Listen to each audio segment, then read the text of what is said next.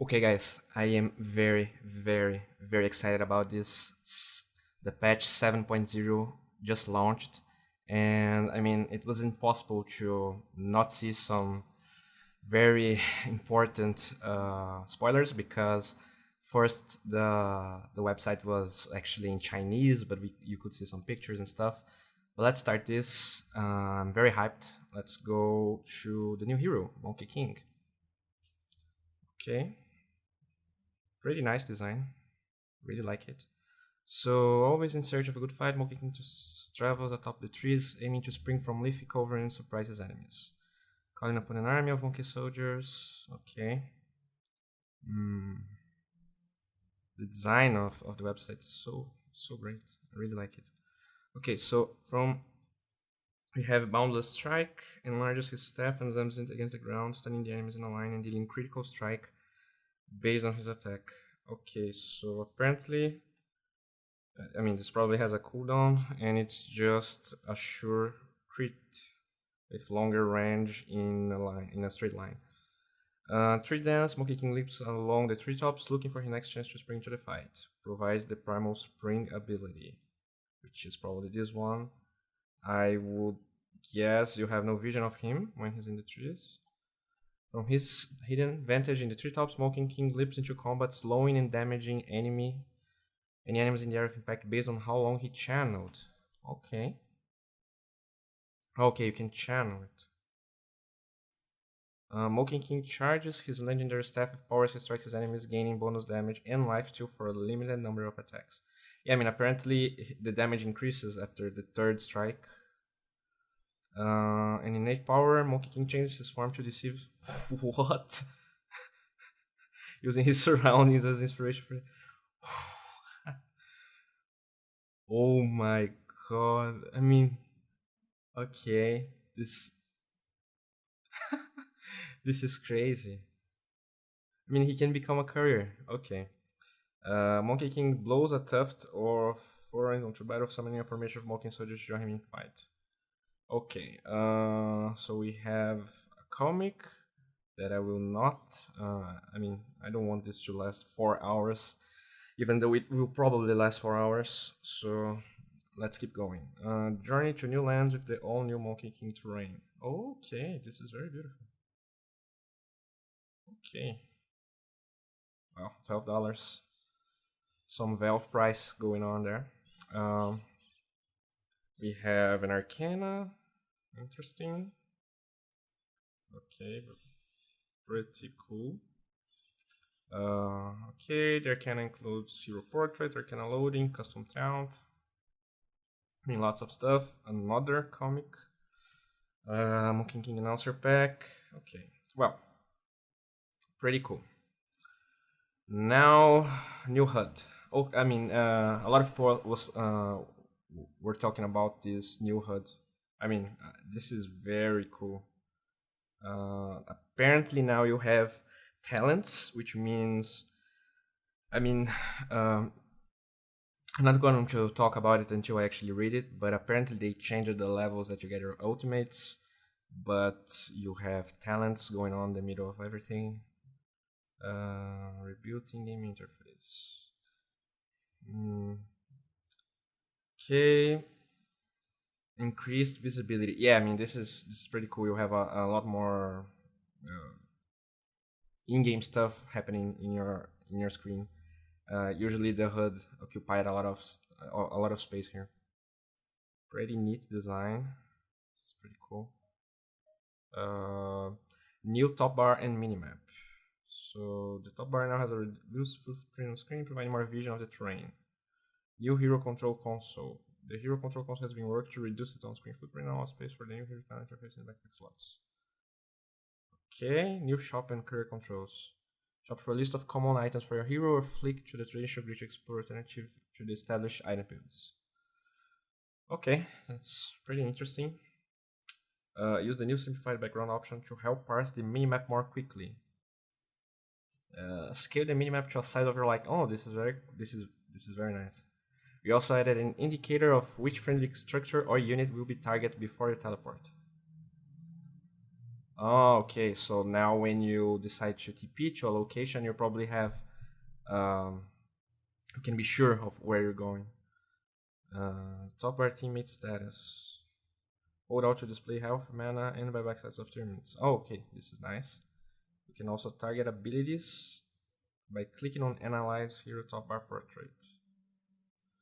Target abilities? I mean, can I, like, tell my teammates that my ally skill is on cooldown or something like that? Access settings in games. No need to seek the safety of your fountain just to change controls and options. Oh, okay, this is cool. Yeah, this is very important. It's very annoying. I mean, sometimes you just want to change something, your resolution, or I mean, your hotkeys, and then you needed to actually go to a safe place, or else you would be in risk of dying. Hero Control Console. One click level up. No matter how chaotic the fight, easily upgrade your hero's abilities with one click. Ah, not sure how this works. I guess. Oh, okay, you can actually click here instead of the skill. Is that it? And then I guess it would be something like that. And this is the talent, the talent tree that people are talking about. Hero talents and backpack. It's more than just a design change. We've added new features. Read more about hero talents. Okay. The unit query panel. With the side aligned unit query, you can gather info on other heroes. Okay. And buildings without sacrificing any actions on your hero. Not sure how this works. Not sure. I'm not sure I understand how this works. Okay, this is cool. I mean, people were asking this for a long time. Okay. Custom hero interface. Dynamic HUD elements add flexibility for custom interface designs. Check out Morphin's new side display for agility and strength morph gains. Okay, so you can actually see how much you're morphing. This is very cool. This is. I'm pretty sure this is very important for top tier play to know exactly how much you're morphing. Equip legacy skins. Even with all these changes, you can still equip. Oh, that's nice. If you're not comfortable with the new HUD, you can just go back to the old one. Shop and courier. The shop view has been simplified and tailored to your hero. Okay. Common items and grid view. In addition to hero specific items, the default shop view also includes a quick access to selection of items regularly purchased by all heroes. For anything else, just click the traditional grid. Yeah, this is cool. It's just, I mean, it's probably hero tailored. So I mean, if you're playing a support, it will show more consumables and stuff, and if you're playing like a carry, it will show the common items. Items with limited quantity now show available stock on their in-shop. Yeah, this is nice. This is nice. Usually you would have to put your mouse over to see if it was available or not. Buyback status indicator. Okay, another cool thing. Press out to display your buyback statuses, including gold surplus or deficit. Right-click career options. Career logistics get complicated in the heat of battle. If you interrupt someone's delivery or just want to expedite a pickup, use the career's right-click menu.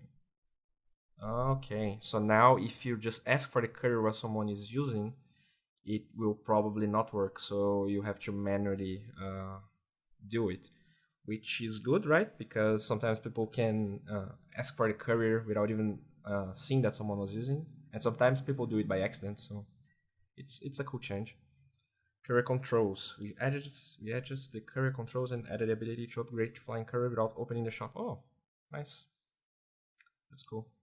I mean, if your courier is about to get killed at 3 minutes, you can just go to the courier and upgrade it immediately. I guess it's something cool. I mean, a lot of quality of life changes. Pretty nice. Oh, okay, yeah, I saw about this new pre-game. You can now buy your items before you start the game. A staggering number of possible heroes to choose from and combinations and strategies to discover. There's a lot to consider when preparing a squad to take down an ancient. Okay, so the new selection screen matches the layout of the heroes gallery, so you can use the common hero filters, type a name to quickly locate a specific hero. Okay, this is nice. You can kind of sort by support, carry, and stuff. Familiar filters. You find the same filters available. Try search by complexity rating for a simple indication of the difficulty in executing a hero's ability mechanics. Yeah, that's nice. Hero highlight. Okay, the remodels ladder. It actually looks sick. Click on any hero to display their abilities, areas of strength, and short description of their playstyle. Once you're satisfied with your choice, lock it to move to the strategy phase. That's cool. Uh, each combination offers different strengths and weaknesses, and effective planning relies on knowing the capabilities of a group of heroes. Use the new team composition window to help gauge the cumulative strengths of your selected heroes. That's nice. I mean, not that people will actually, not that a lot of people will change their picking playstyles because of this, but it's a nice feature to be added. Sometimes, I mean, you only notice that you have 4 melee heroes when it's your last pick, so actually talking about it is interesting. It would be cool if you could see the enemy team composition like this to actually tailor counter picks and stuff like that. I'm not sure if this is how it works. Okay, so now you can add hero suggestions. This is very nice. I love this. Alt click a portrait to suggest the hero your team and select the hero portrait will be highlighted for their consideration. Okay, this is cool. Strategy phase, 30 seconds. Once you've locked in a hero, start playing your lanes and ward spots. I mean, this is very nice. I hope you can't actually. I mean, I don't know how this works for your team. I mean, can they change stuff or, I mean, just troll this? I hope not. After everyone has selected a hero, you'll have 30 seconds of guaranteed strategy time to make final preparations. Okay, so now when the draft ends, you have 30 seconds to play. I mean, this is cool. Uh, Especially in ranked games. I mean, you can. I hope you can do this while the draft is going on, because then you can tell your team about the lanes and maybe they can change their picks and stuff. But apparently it's only after the draft ended. It's like a new phase. So I mean, it's cool anyways. Enhanced strategy map. Draw up your battle plan with the updated strategy map. In addition to clicking your lane preference, use the new options to drag and drop enemy hero icons. Okay, yeah, this is what I'm talking about. I hope this is not only to this strategy phase. Yeah, no more scrambling to purchase items and get into position for that pre-horn smoking. Now you can purchase your starting items before you even spawn. Yeah, this is cool. It would be good if your team could see this, but they probably can't. But it's cool regardless. Okay, new gameplay. Now here, now this starts getting interesting, right? Okay, so the new journey. Take your first step into the lands of the new journey with new features like hero talents and backpack slots. A host of map changes. Okay, so let's start with hero leveling. So apparently now, from level 10 to level 25, you have you can select you can make choices based on your hero to tailor how you're going to approach the game. So, for instance, Vengeful Spirit can choose at level 10 to please. Okay, so you can get plus 45 attack speed or 8% magic resistance. So it's kind of like you can play her as a carry and get more damage, or of course attack speed, or you can get magic resistance if you're getting focused. It's not like, I mean, you can pick the magic resistance even if you're playing carry, but it's very interesting. I mean, you have 100 plus magic damage with the magic missile. I mean, level 25 you have magic missile pierces spell immunity. This is so big, man. And at the same time you have 24% vengeance aura damage. So both are great, and at the same time you can choose what's best for the game. This is very interesting. I'm not sure how balanced this stuff is, so we're going to actually see as we go on. Apparently every hero has this now, so there's no way to really gauge how the game will change. I mean, it could be crazy. Choose your branch. Select your hero talents at levels 10, 15, 20, 25 to gain special bonuses for your hero or their abilities. Each level offers unique branches. Okay, whatever. Okay, no reincarnation mana cost. This is cool, man. I mean, a lot of stuff that people were suggesting as X upgrades can now be added in this talent tree spotlight. So, I mean, the heroes can be completely different now. I mean, if you can have no ring, I mean, it's level 25, so it's not like this will be easy to get, but at the same time, in really, I mean, ultra late game, this is huge.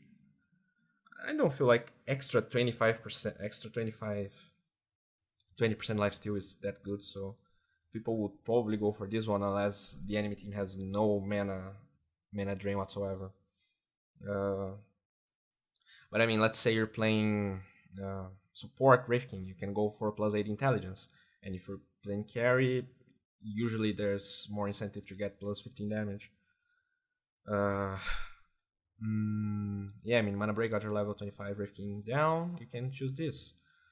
Okay, so we have Vengeful Spirit, we already saw it. Okay, Jakiro. I mean, 15% experience gain, this is huge. And it's actually cool because I actually saw Crystal Maiden, the Crystal Maiden one, and you get 50 plus damage. So you could play Crystal Maiden carry now if you want, or you could play Jakiro core if you want. I mean, not that Jakiro core is unheard of, but this actually makes it way more viable because you can get more levels and then more of your talent tree. I mean, 50% less respawn time. This is crazy. I can't even. I don't know how I'm going to do this because things are so huge that it's hard to know what's balanced or not. I mean, everyone is getting so much power creep that there's no way to really know. So Shadowfin, we have plus attack speed or movement speed. Okay, so additional hero level changes. Ultimate levels. So yeah, that's what I'm talking about. Now your ultimate is a level 12 and 18. And this is huge because the experience to get from level 10 to 11 was very small, and the experience to get to level 11 to 12 is actually pretty big. So, oh, heroes no longer have the attribute bonus ability. Okay. So, this is weird. What? Heroes now have 4 talents that can be leveled at level 10, 15, 20, 25. Each level gives you 2 bonuses to choose between. Each hero has their own. Okay. Okay, so now it makes more sense because the bonuses were huge. So now you don't have the extra stats from your bonus attributes, but you get these bonuses. Okay, at least it's not entirely power creep. They took something away. Okay, so they changed the required experience. So XP required to reach level 12 is the same as previous level 11. Okay. So it's not that hard to get level 12 now. Okay, so from level 12 to 18, I mean, the experience you need to reach level 18 is the same as level 16 before. So it's easier to get to level 18, but now it's way harder to reach level 25, I would say. Okay, XP required to reach level 25 is the same as previous level 23. Okay, so they basically decreased the amount of experience you need to be level 25. So this is actually big. I mean, so it's a little bit easier to get those bonuses than it was before since you needed more experience. Okay. Okay, I would like to see this. Let's see the. Okay. So yeah, you need less experience overall. It's a lot of less experience actually. Okay, this is cool. In a way, this actually increases the pace of the game, right? Because you will have, I mean, heroes that are very reliant on levels will be stronger faster, but at the same time, yeah, I guess. I mean, in a way, heroes that needed like a hero that needs level 8 to be very strong, like Lina, or let me think of an example here. Like Batrider, those heroes will get there sooner, which means they will be stronger compared to the last patch, right? I guess this is it. I mean, at the same time, heroes that are not experience dependent, they will get more levels, but their farm will be static compared to before. So, yeah, I would say that this actually works very good for some heroes that are, heroes that need like level 10, level 10 Murana that has max Starstorm and level 2 or level 3 Arrow. In a way, this is a buff to heroes like Zeus and Lina because they kind of cap their damage at around level 8, 9 to 10. And since they're going to read it faster and your overall HP is the same, yeah, I guess that's it. I feel like this is a buff to those heroes. To int heroes in general, right? They are more experience dependent than they are gold dependent. Updated respawn timetable. Ultimate levels, roughly same respawn time now as before. Okay, I'm not sure I understand this. It's a little bit smaller. It's it's basically almost smaller until level 16. Until level, yeah, I don't know. It just, the beginning and the end is almost the same, so it really didn't change that much. It's a matter of 2 seconds, 4 seconds. Okay, gold bounty. So gold bounty is smaller now. So at the same time that they are increasing the strength of these experience dependent heroes, they will get less from kills. Yeah, you're going to get almost, this is an 20% reduction, right? It's 10 to, it's not exactly 10, it's not exactly 20% because you have this fixed 110, but in a way killing is less valuable than before because a big change from patch 6.87 to 6.88 was that farming was less important and you usually wanted to fight and have these high tempo games. So this is a little bit of a nerf to it. Death cost. I really like this change because now the amount of gold you lose is based on whether you're a carry or a support. So dying as a carry now dying as a core is way bigger. It's a way bigger deal, and dying as a support is a smaller deal. So I like this. It makes support players want to give their lives to fight and stuff and not run away. And at the same time, I'm sorry for this sound. And at the same time, it punishes cores that just keep feeding because it's based on their net worth and not on their levels. I guess this is cool. This is interesting. Um, Adjusted hero kill experience per table starts to ramp up at level 8 instead of level 6. Hero kill experience. I mean, at level 6, you get way less experience. Those early kills, they are way less valuable than before, right? Because at level 6, you get it's almost 1/3. It was 280 and goes to 200, so that's pretty big. Level 7 to the level 7 is actually a lot. And then it starts to get back on track with the old patch. The percentage difference gets smaller. Okay, AoE gold per hero adjusted. Yeah, you get less AoE gold as well. So basically, early game kills in general are less valuable, but at the same time they buffed heroes that get kills inherently, I would say. Okay. Yeah, this is huge as well. We have a backpack now. So heroes now have a backpack that allows them to carry 3 additional items. While backpack items cannot be activated and grant no bonuses, they can be used to complete recipes. Okay, so I mean, you have those items with you, but they don't give you anything. But you can carry recipes, and players can swap items from backpack to inventory slots with a short item cooldown. Okay. So you have a 6-second cooldown on the backpack. And as you can see here, he had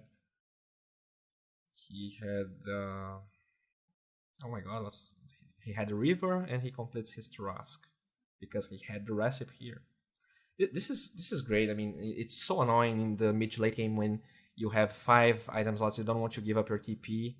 I mean, this is great for those late game situations where you really need a TP. So you can just swap your threads for TP, and you don't need to sell them in the side shop to go back to base and stuff like that. Items that are in your backpack are inactive. Okay, item cooldowns at only half the rate when they are anywhere except your main inventory. Okay, calm down. Items cooldown at only half the rate. Okay, so let's say you TP to a lane and then you put your TP in the backpack. Instead of having 70 seconds cooldown, you're gonna have 140-second cooldown. This is huge. I mean, at least it balances out the backpack, right? Because it really does change stuff a lot here. So I mean, if you have a dust in your backpack, the cooldown is going to be bigger as well. So you really have to think about how you're going to do stuff. Cannot put gem, rapier, bloodstone, and ages on backpack, which makes sense. Items can always be moved out of backpack with no inactivity timer when near a shop. Okay.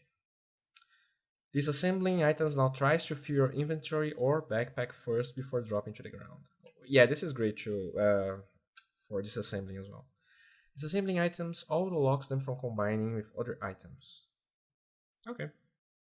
I mean, this is cool.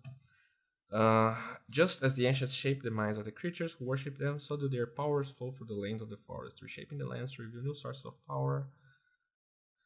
Okay, Roshan moved to new area near top power rune spot. Power up rune spot. Okay, so now, I mean, I have no idea where this is. Roshan attack range now increased. What face? Roshan armor. He has 3 times the amount of armor as before. Roshan. Oh, okay, but the HP is reduced, so they are nerfing heroes that have physical damage against Roshan. So I don't know if the effective HP against physical damage is the same here. 5 to 15 is a lot of extra armor. Let's see this. EHP calculator. There's probably an EHP calculator somewhere, right? So, okay.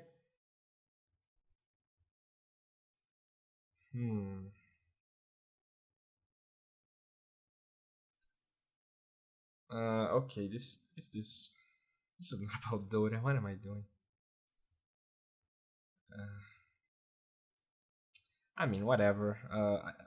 I can do this later, but my guess would be that it's harder to kill him with physical damage. They buffed magic damage on Roshan, so this is probably I mean, it's a nerf to Ursa and heroes with physical damage that kill this very fast. Roshan HP gain per minute reduced, so he doesn't get as strong as before as time goes on, but at the same time he has tons of armor now. Roche armor gain increased. Okay, so he gets a ridiculous amount of armor now. This is basically more buffs to Roshan. There's been steady buffs on him since, I mean, a lot of patches. So I guess this was expected.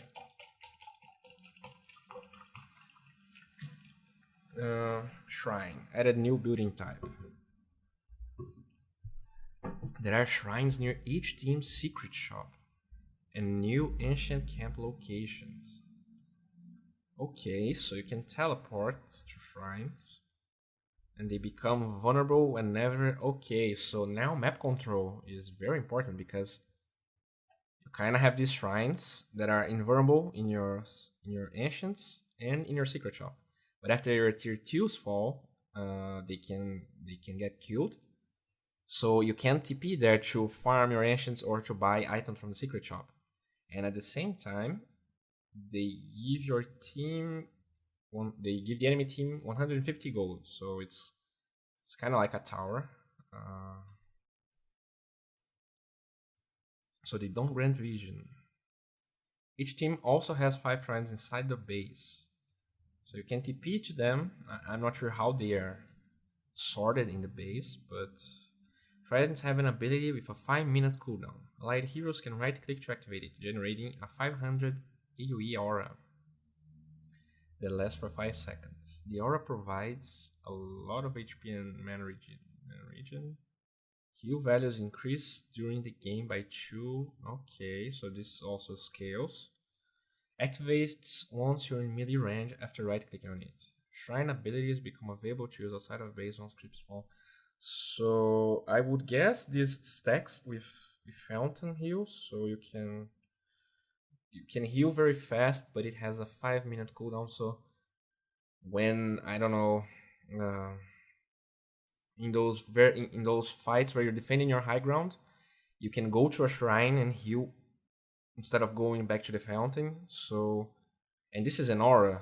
So, I mean, high ground defense. This is a huge buff to high ground defense if I'm getting this right. Of course, it only lasts for 5 seconds, but I mean, if you can go to one of those and then blink into your teammates, you're getting a lot of heal. If this is a 60-minute game, for instance, you have 240 HP aura, 240 HP regen for your team. So I mean, this is like 1k HP for 5 seconds. But this is huge. This can change a lot of fights. And yeah, this is a. I mean, depending on how they are sorted in the fountain, I mean, if they are very, if they have constant distance between each other, the enemy team can try to push once, and then you won't have the cooldown again. So interesting. This is cool. They do not grant vision. I mean, this changes a lot of stuff. Like I said about map control, you don't want to give this gold. So this is in a way another objective you can take. So this gives a lot of. At the same time that fighting is not that. I mean, you can see that they reduce the gold for kills, the experience for kills, and stuff like that. Getting kills and getting map control is has a new incentive, which is killing those shrines. So not only you're getting gold, but you're also making the enemy team have less control over the map. So yeah, this is very important. Runes are now 2 different categories: power-up runes, haste, double damage, and bounty runes. Bounty runes are no longer located in the river. What?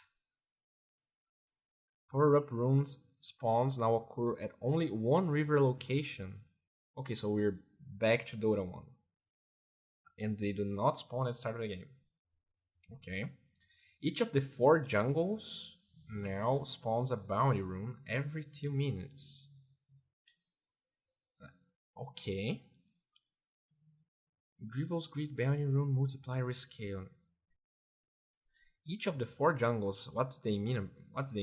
It's like the left side of the radiant, like the ancient area and that large camp area and the normal jungle. So okay, at the same time they nerfed the Grievous Greed bounty rune multiplier to a constant 2. Okay, so I mean, at the same time, now it's less risky for alchemists to go for a bounty rune, because you know where it's going to be, but you get less of an incentive from doing so.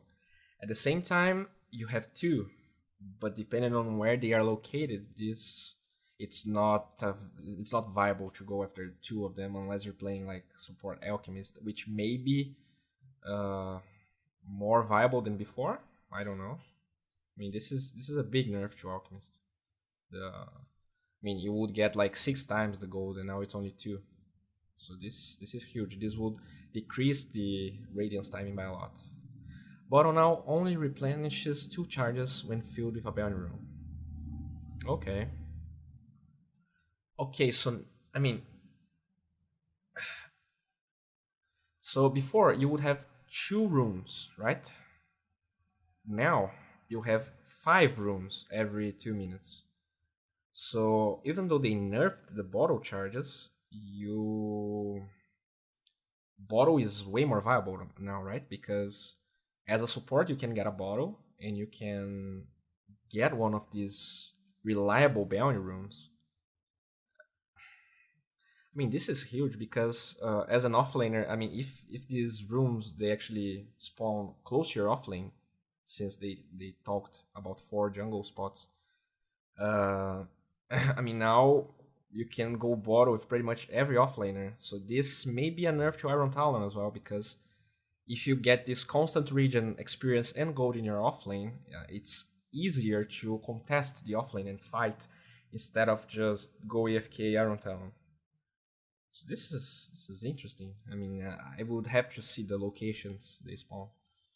Rework the entire jungle terrain for Radiant and Dire, both primary and secondary jungles. Okay, so maybe this is what they're talking about. Rework the entire terrain for Radiant and Dire. Okay, so this is pretty much a new game. The primary jungle for each team has now 1 ancient, 2 hard, 2 medium, and 1 small camp. Okay, so yeah, they were the primary jungle is like the right side of the map, and the secondary jungle is the left side. So we now have ancients in the right side. Okay, so they just added an ancient. The rest of the stuff is the same. The secondary jungle has 1 ancient, 1 hard. Okay, so now you have even more camps in the offlane slash secondary jungle. Okay. I mean, this is crazy. I have no idea what's going on.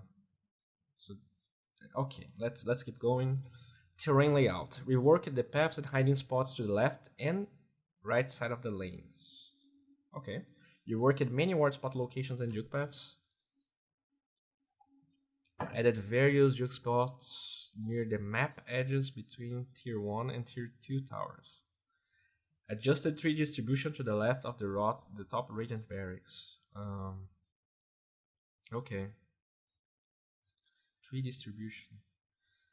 I mean, this is very. I mean, this doesn't explain a lot. I have to see to draw conclusions.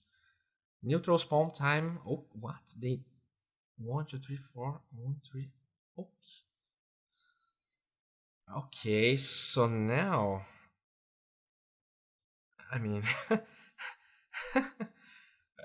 Okay, so before the spawns were every other minute, and now it's every 2 minutes, and they are. I mean, a rune spawns at 2 minutes, and you get stacks at 3 minutes. So in a way, this makes the game. I mean, when you rotate to get a rune, you're not. I mean, you can't stack anymore, so you can't have this type of efficiency. But at the same time, it's easier to predict when your enemies are making stacks. And it's actually a nerf to heroes like Alchemist and Tinker and heroes that rely on stacks. It's a nerf to Sven as well, Luna and all this stuff. I mean, the implications from this, I mean, you have less farm in the jungle overall. So even though they nerfed getting gold for kills, it's not like you can farm that much. This is very interesting because I would I mean, maybe the new camps, if you farm the entire jungle, the amount of gold you get per per minute, if you get like 10 minutes doing this non-stop, it's still the same. I would really like to make this calculation. Let's make it. So let's okay, Dota camps. Um, so I mean, this calculation is gonna be kind of bad, but let's get the average here. So we have the average gold for an ancient was like 20 and 50, 230. It's okay. So we had this, then we had uh, we had 3 large camps. So I don't know, I'm gonna use like 120 here. Okay. Then we had 2 medium camps, which I'm gonna, I guess 90 is a good average. And we had 1 small. 70 gold seems okay. So we had 840 gold average per minute available in one side of the map. Okay, so I'm going to, let's just write 840 here. Okay.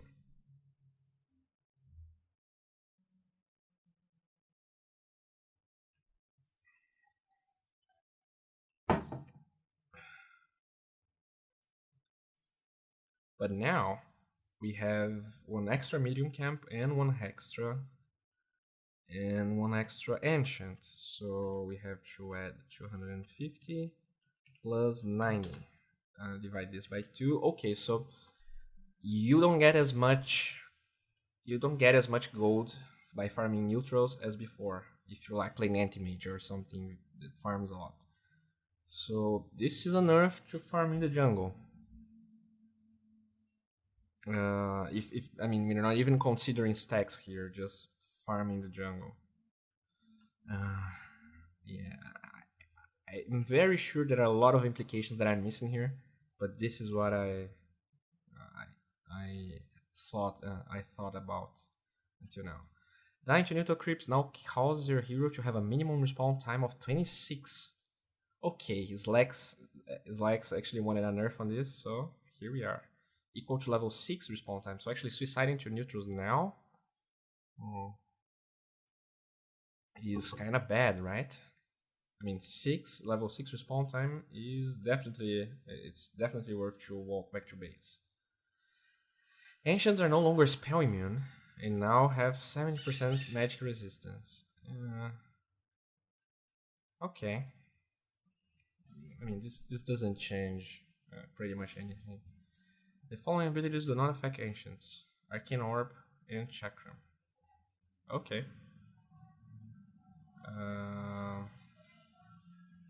Neutral creeps have mana regen. Swapped order of ancient Thunderhide abilities. Okay. New ancients. Okay. Added a new ancient neutral camp. Provides a stacking aura. 10% lifesteal, 10 HP regen. That's cool. 0 magic percent resistance, 10 armor. Okay, so I mean it's cool. 10 HP regeneration is pretty decent. I mean, the 2 heroes that make use of this would be Lifestealer and Chen. At the same time, I mean, when Chen has Zags, it's not like 10 HP regeneration is so big. But since it stacks and since it also gives lifesteal, I guess it's okay. I guess I'm not sure if this is better than the Black Dragon. I mean, the Black Dragon has the active, so it's good on clearing waves. But maybe for pushes, this is better. At the same time, this is not magic immune, so I don't know. Yeah, I guess this is a decent ancient. Oh, he has a passive outcast. Causes next attack to root the enemy for 2 seconds. What? Okay, so this is the Prowler Acolyte. And this is the Prowler Shaman. Okay, so he has a 15-second cooldown and hoots the enemy. This is pretty huge actually. Can cast in a 300 AoE effect around him. This is passive, by the way. Reducing base physical armor by 15% and dealing 200 physical damage. What? Both abilities will be used by neutrals against enemies. Both abilities will be used by neutrals against enemies if there's a nearby hero. Okay, so this makes taking actions very hard, right? 50% physical armor, reducing base physical armor. So Luna will have a hard time farming this. 0 match resistance, 11 armor. They all have a lot of armor. Okay. Other map changes. Tier 4 towers now have the same regeneration as the Ancient. Okay, so now your tier 4 is regen. This is cool. This is nice. Using TP scrolls no longer destroy nearby trees. Okay, so you can't get stuck. Okay, so I mean, I'm not sure if they before you could TP in ways to actually in ways that the enemy couldn't see that you were TPing, so that you could surprise them. I'm not sure if they changed that. Glyph cooldown refresh is now granted 1 second after. Oh yeah, this is pretty cool because it's so annoying when you wanted to use glyph, but you were actually using the refresh glyph when tier 1 failed. Ancient building vision increased. Okay. This is cool. This is a cool buff. Reduced effigy building count in each base from 15 to 5. So yeah, they changed some buildings because of the new. It's founding. What's the name of that? It's shrine.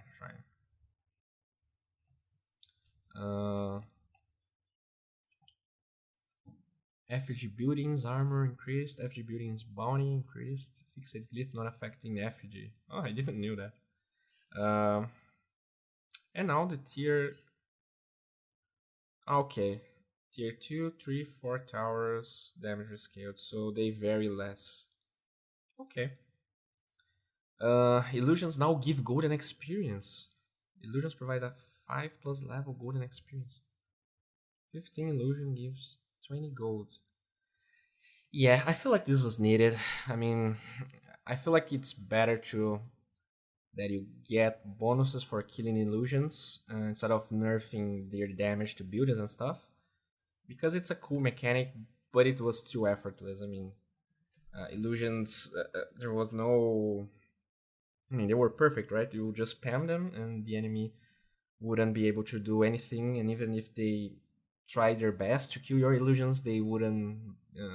They would get cheaper damage on their buildings, and they wouldn't get anything from it. So it's a good change, I guess. And it's not like it's so much.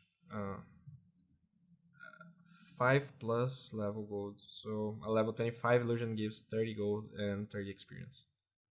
Which is, I mean, it's not ridiculous. It's not ridiculously strong, but at the same time, PL that was such a bad hero. I mean, I hope he gets lots of buffs this patch, or else he's going to be even worse than he already was. Illusion's attack damage penalty increased. Okay, so they still nerfed that. Attack speed bonuses now work on illusions. Okay. So now you get the attack speed bonus from threats on your illusions. Okay. Magic resistance bonus no longer work. So pipe worked on illusions and now it doesn't. I guess it's something like that.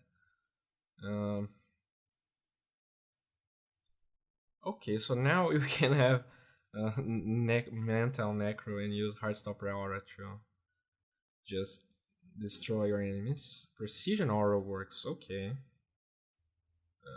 This is cool. An essence aura. Okay. This is interesting. Essence aura. I mean, if you as a Morphling can make a replicate and fight with your team having essence aura, this is huge. This is cool. Illusions no longer benefit from Dragon Blood armor bonus. Okay.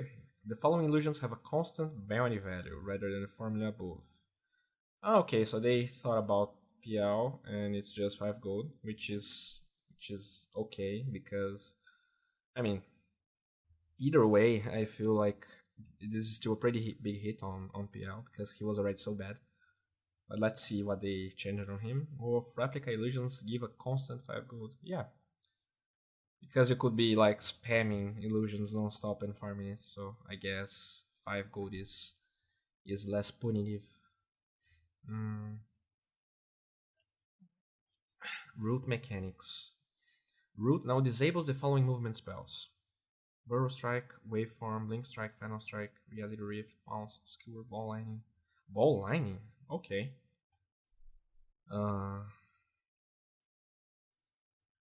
So, I mean, this is a buff to the New Ancient, this is a buff to Lone Druid. What else roots? I guess these are the two big ones. Dispel mechanics. Standardized dispel mechanics. Okay, this is cool. This was something people were asking for a long time. Abilities that dispel now list what type of dispel they apply. This is another quality of life change. The following skills are no longer undispellable. Oh, okay, yeah. Soul Catcher is... I mean, Shadow Demon got a lot of nerfs. Seriously. It may seem like he doesn't...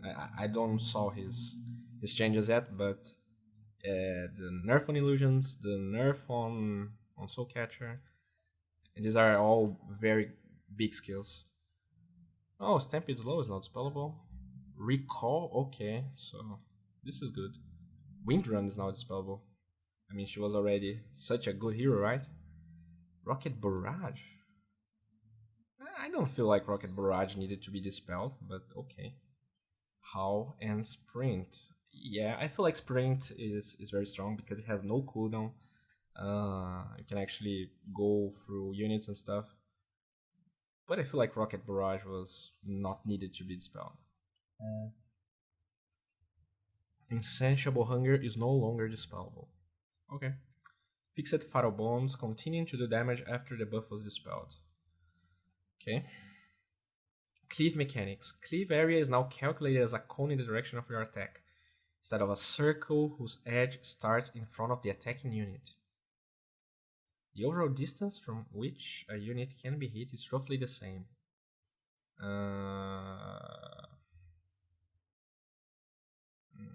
I'm not sure.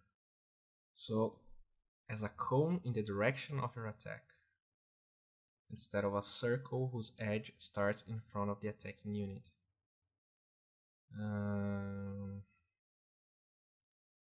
Okay. I guess... I mean, I'm not sure if I really understand this. Max movement speed increase. Haste rune duration reduced again. I guess this is cool. Not sure if this is very big or not. Turn rate cap increased. Turn rate ramps up over time as you start turning. The max values that it reaches while you turn are increased by 15%, not the initial value or acceleration deceleration rate. What? Turn rate ramps up over time as you start turning.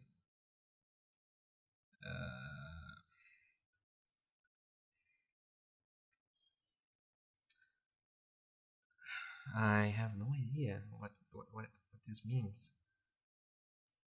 The max turn rate ramps up over time as you start turning. The max values that it reaches while you turn are increased by 15%.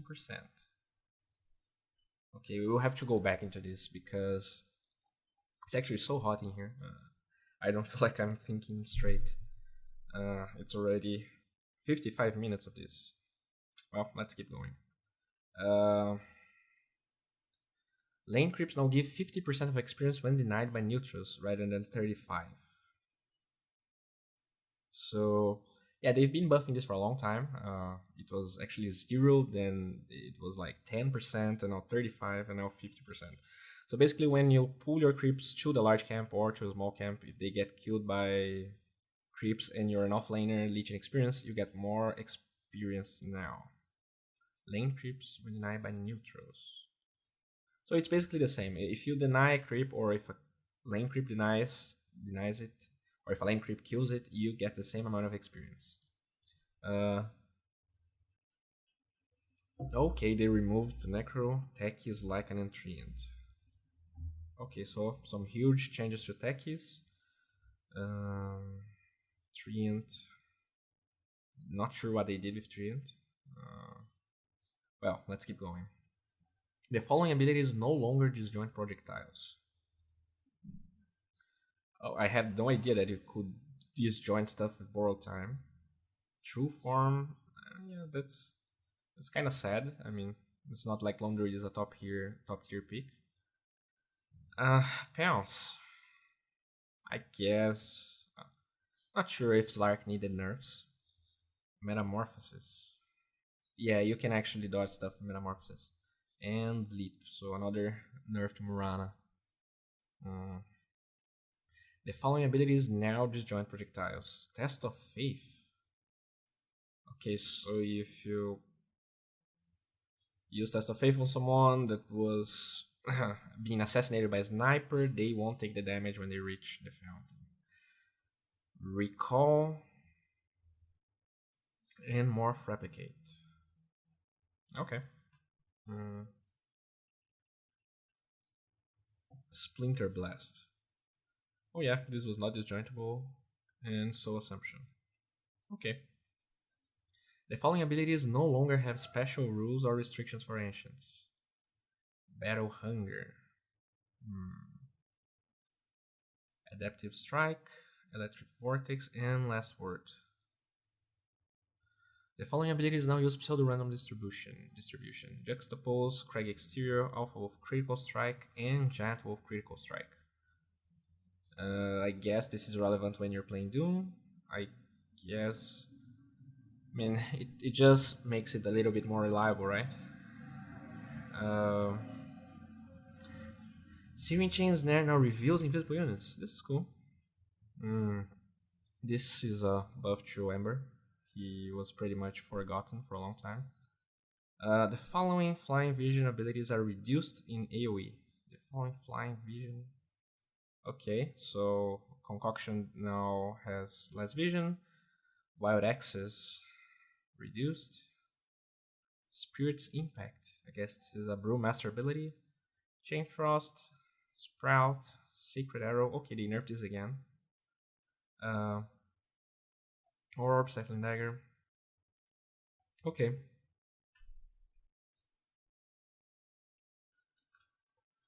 Oh, this is huge. Big nerf to Sven and Luna. I mean, actually, Cleave heroes overall, but spell amplification. So this means that when you get more intelligence, it won't get amplified by it. I guess that is actually not that big because these heroes don't get a lot of int regardless. Spell lifesteal does not trigger heal for things that don't receive spell amplification.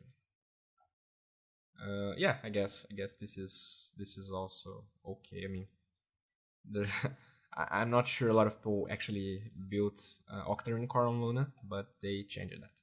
Fix that the following passive is not being disabled by break. Golem Flaming Fists.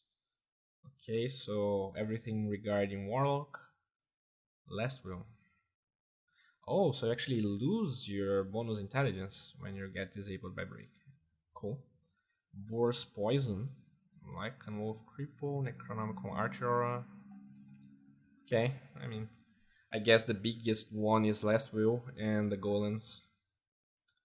So, passive block chance reduced from 100% to 50%. Passive block increased. So, it's a nerf, it's a slight nerf, right? Because because 100% block is very good against small stuff.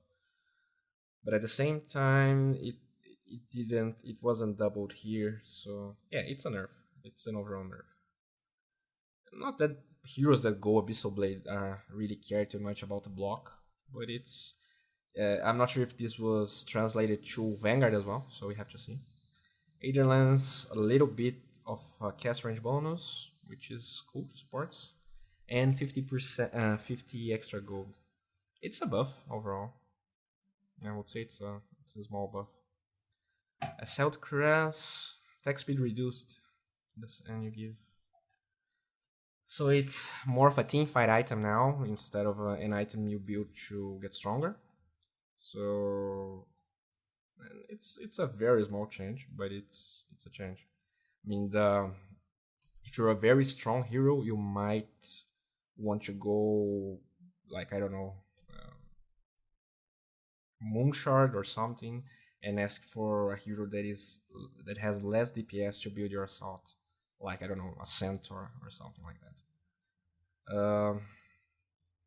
Yeah, there was this bug with Bloodstone that your respawn timer was different with Bloodstone, so they changed that. Regeneration now behaves like Blink and only dispels if actual damage was taken, and only if the damage source is from a player or Roshan. So you can basically bottle against towers, against creeps, which really changes the mid lane dynamics, right? Especially now that we have more runes and bottle is more important. I don't know how this change, and if I'm not wrong, yeah, I mean it's actually clarity, clarity potion, healing salve, and earn. So you can earn against towers, you can salve against creeps and towers. So if you're like a hero with a lot, so I mean if you're a Lina or something, you can deal a lot of harass while at the same time using items like clarity and healing salve. So it's interesting. It's this really helps ranged heroes more than it helps melee heroes. So maybe this is a buff to ranged mids in, overall, because we have been seeing a lot of Timbersaws, DKs, Alchemist, and other melee heroes mid. So this is kind of a buff to ranged mids. Bottle not only replenished to charge, yeah, they already said that. Slight buff to Bracer. Mana Restore increased, so buff to Storm. Buff to Int cores in general.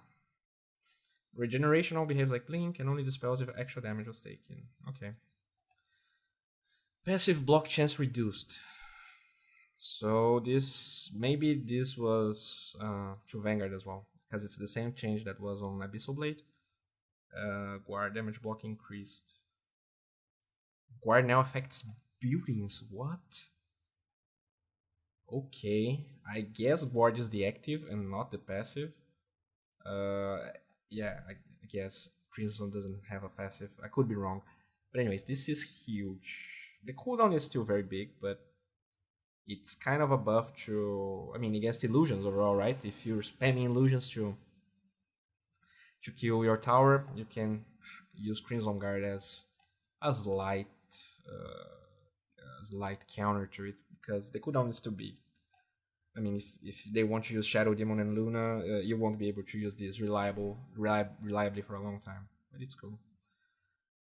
They increase the crit, they decrease the bonus damage. I guess this is a buff, because I'm not sure I want to make this calculation, but if you're past a certain amount of damage, this is a buff, because your average damage will be higher because of the crit. But in the early game, I guess your damage will be smaller, because you won't have a lot of damage to crit, and then this increase doesn't make a lot of difference. Diffusal Blade can only target enemies. Okay.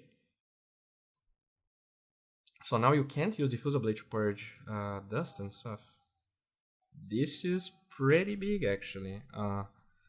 Mana break on illusions reduced. Mana break on heroes increased.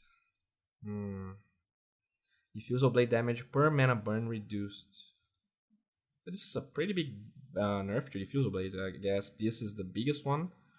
But, I mean, PL already got hit with a lot of nerfs. So I'm really curious to see what he's going to give PL, because overall he's pretty much destroyed as a hero. I mean, Diffusal Blade is a core item on him, and if you're making illusions give bonus, give golden experience, and now the illusions damage is reduced, the damage on buildings is reduced. I mean, and you can even purge stuff like slows with Diffusal Blade, so it's pretty much an aggressive item now, which makes sense because they did buff the cost of the item a lot, so it's a very cost effective item.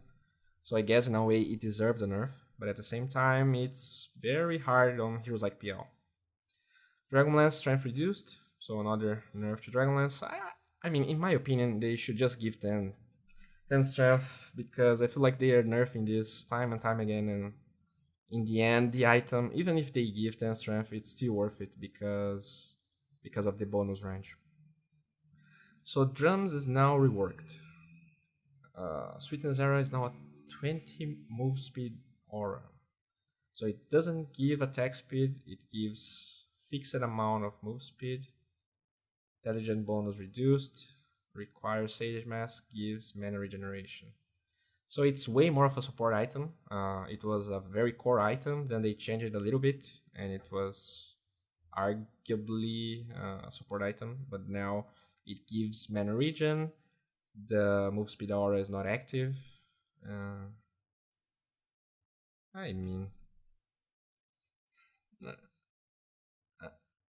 it was like 6% bonus move speed, and now it's a fixed 20. So let's see, if you had 350 MS, you would get 20 move speed. So it's basically the same thing,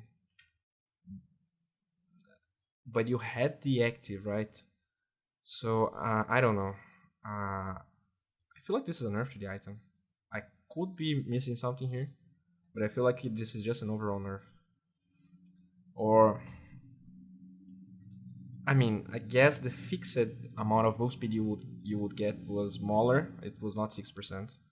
So maybe the average move speed you get is better. I could be wrong.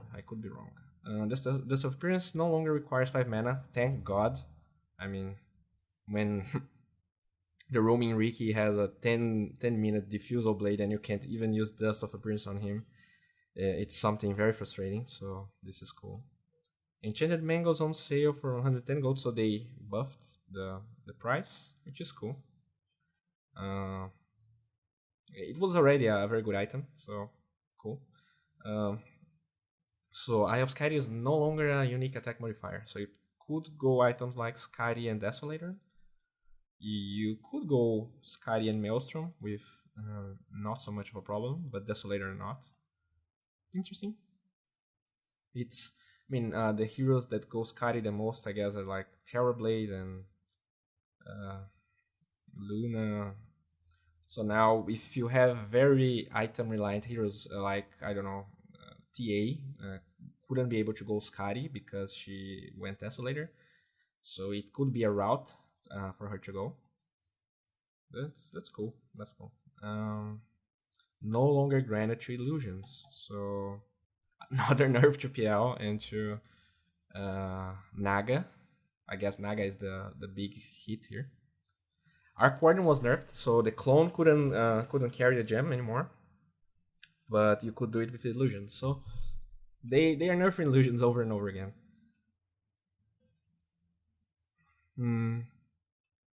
Small buff to Glimmer Cape. Oh my god. So Heart of Tarask is very, very, very buffed because, I mean, 7% regen is ridiculously strong. So strength cores, and with this backpack stuff that now you can just exchange your items to heal, you could just carry a heart with you and swap it to regen and then swap it back. So in late game situations, this is huge. If you're sieging with a hero that is getting harassed a lot, you could just retreat a little bit and regen in like 5 seconds. Okay, we already know this. Heaven's Halberd's low duration increased from 4 to 5 seconds. Um, Heaven's Halberd's low duration. Okay, so they increased. Okay, so this is the proc. This is when you attack, the main passive. Heaven's Halberd main chance increased from 20 to 24. I mean, to be honest, most of the heroes that build Heaven's Harbor don't really care about this. So the item, I mean, in my opinion, will still be pretty much just forgotten unless they nerf like Echo Saber and other items. But we'll see. It's a buff, but I don't feel like this is what the item needed to become relevant. Helmet Dominator reworked. No longer requires mana. The unit has 425 movement speed. Okay, this is a lot. Dominate can only have a creep active at a time. Okay, so you can't make those cheeky 500 Dominator creeps and then just push with them in the ultra late game. Okay, reworked recipe and bonuses. So now it gives attack speed. Okay, let's take a look at this. So you don't get the extra HP, right? You the creep was very strong with the old Dominator, but now he's very fast. So I mean, you can use it aggressively, like to set up stuns with centaurs and slows with the halberd, with the tomato. It doesn't give armor anymore, which was not needed in heroes like Sven, but it was good on heroes like Luna. Provides my 6 draw stats, 10 attack speed, 10 attack speed aura. Attack speed aura? Plus H HP regen aura. Okay, so it doesn't have lifesteal anymore. Okay,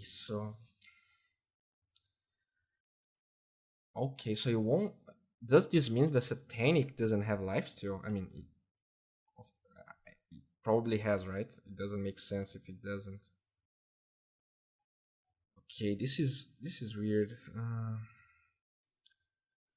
I'm trying to think the heroes that actually pick this item. What's going to be the changes? So this pretty much nerfs Sven because even though you have 8 HP regen aura, I'm going to guess that if you're farming stuff like ancients, you won't be able to keep your HP up. So this is good in team fights now, but it's definitely worst as a farming item overall. So I mean the common heroes that build this are Sven and Luna. I'm not thinking of anyone besides them. I would, in my opinion, Luna is not going to be affected that much because she's a ranged hero, right? So she's not taking so much damage anyways. But it's a better teamfight item now, and it gives you stats. The heroes that picked up this item, it's probably going to change. But and now you have this ability to get creeps.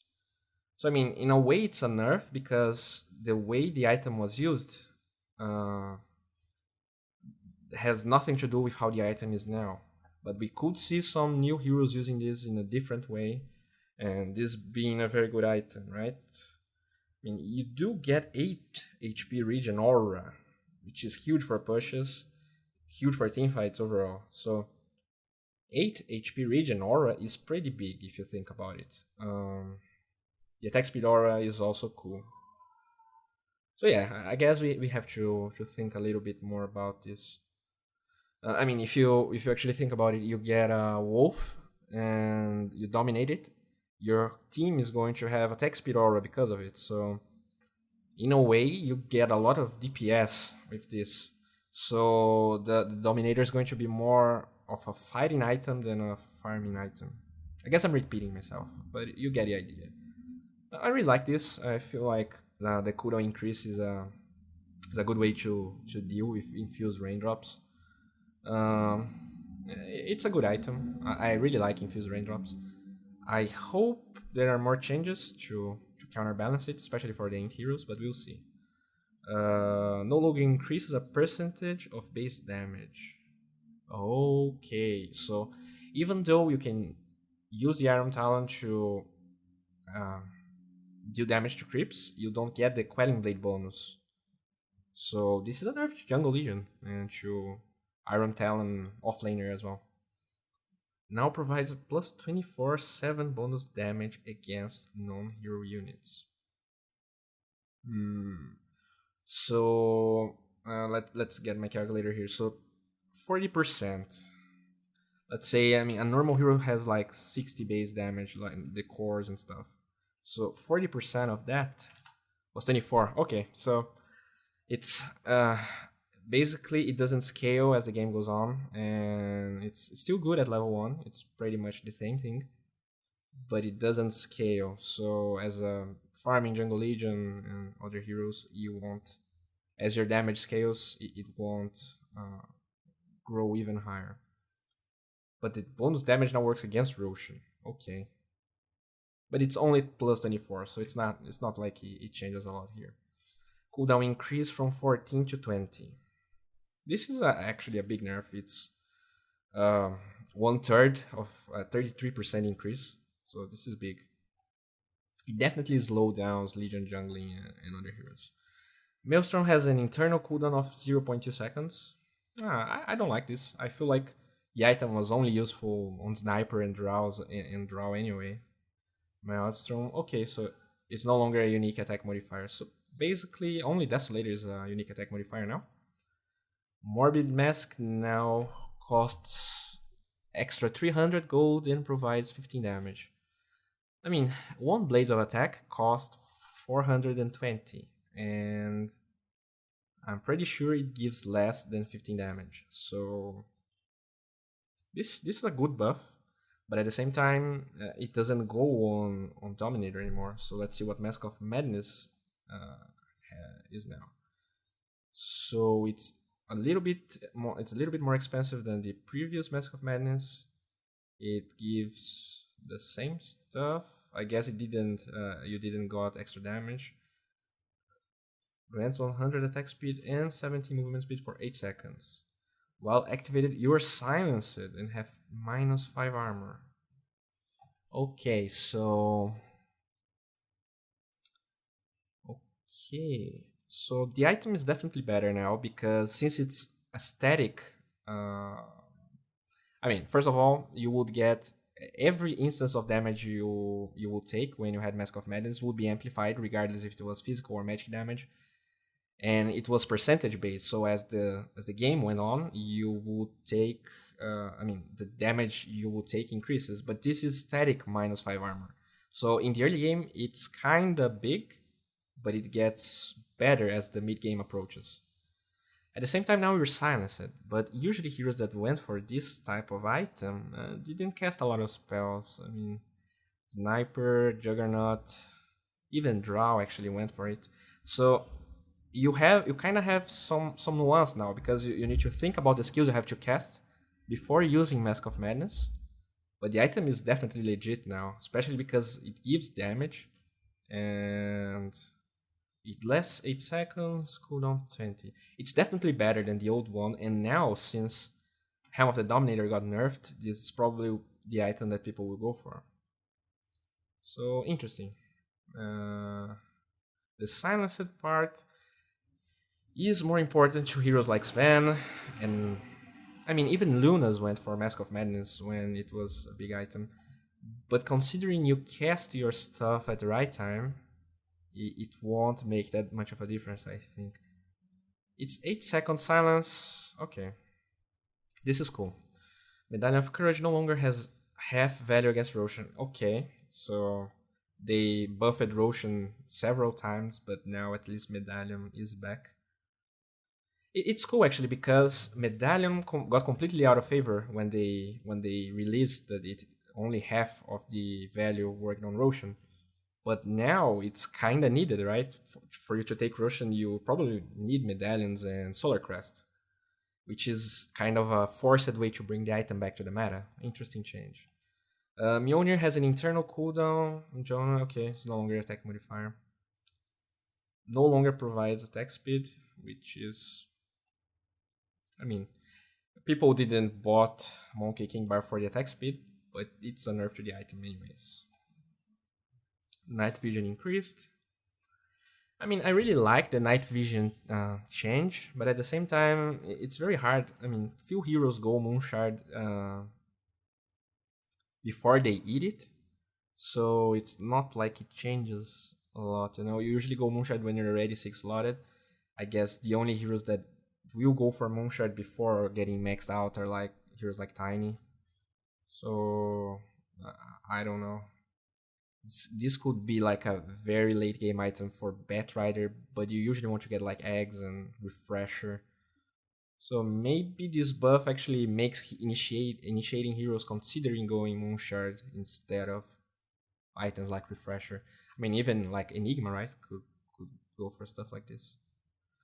Necronomicon War attack type changed. So they deals less damage versus building, more versus heroes, much more versus creeps. So they buffed the damage, but since it's piercing now, you don't. It's not so much of a pushing item. It could be more of a fighting item.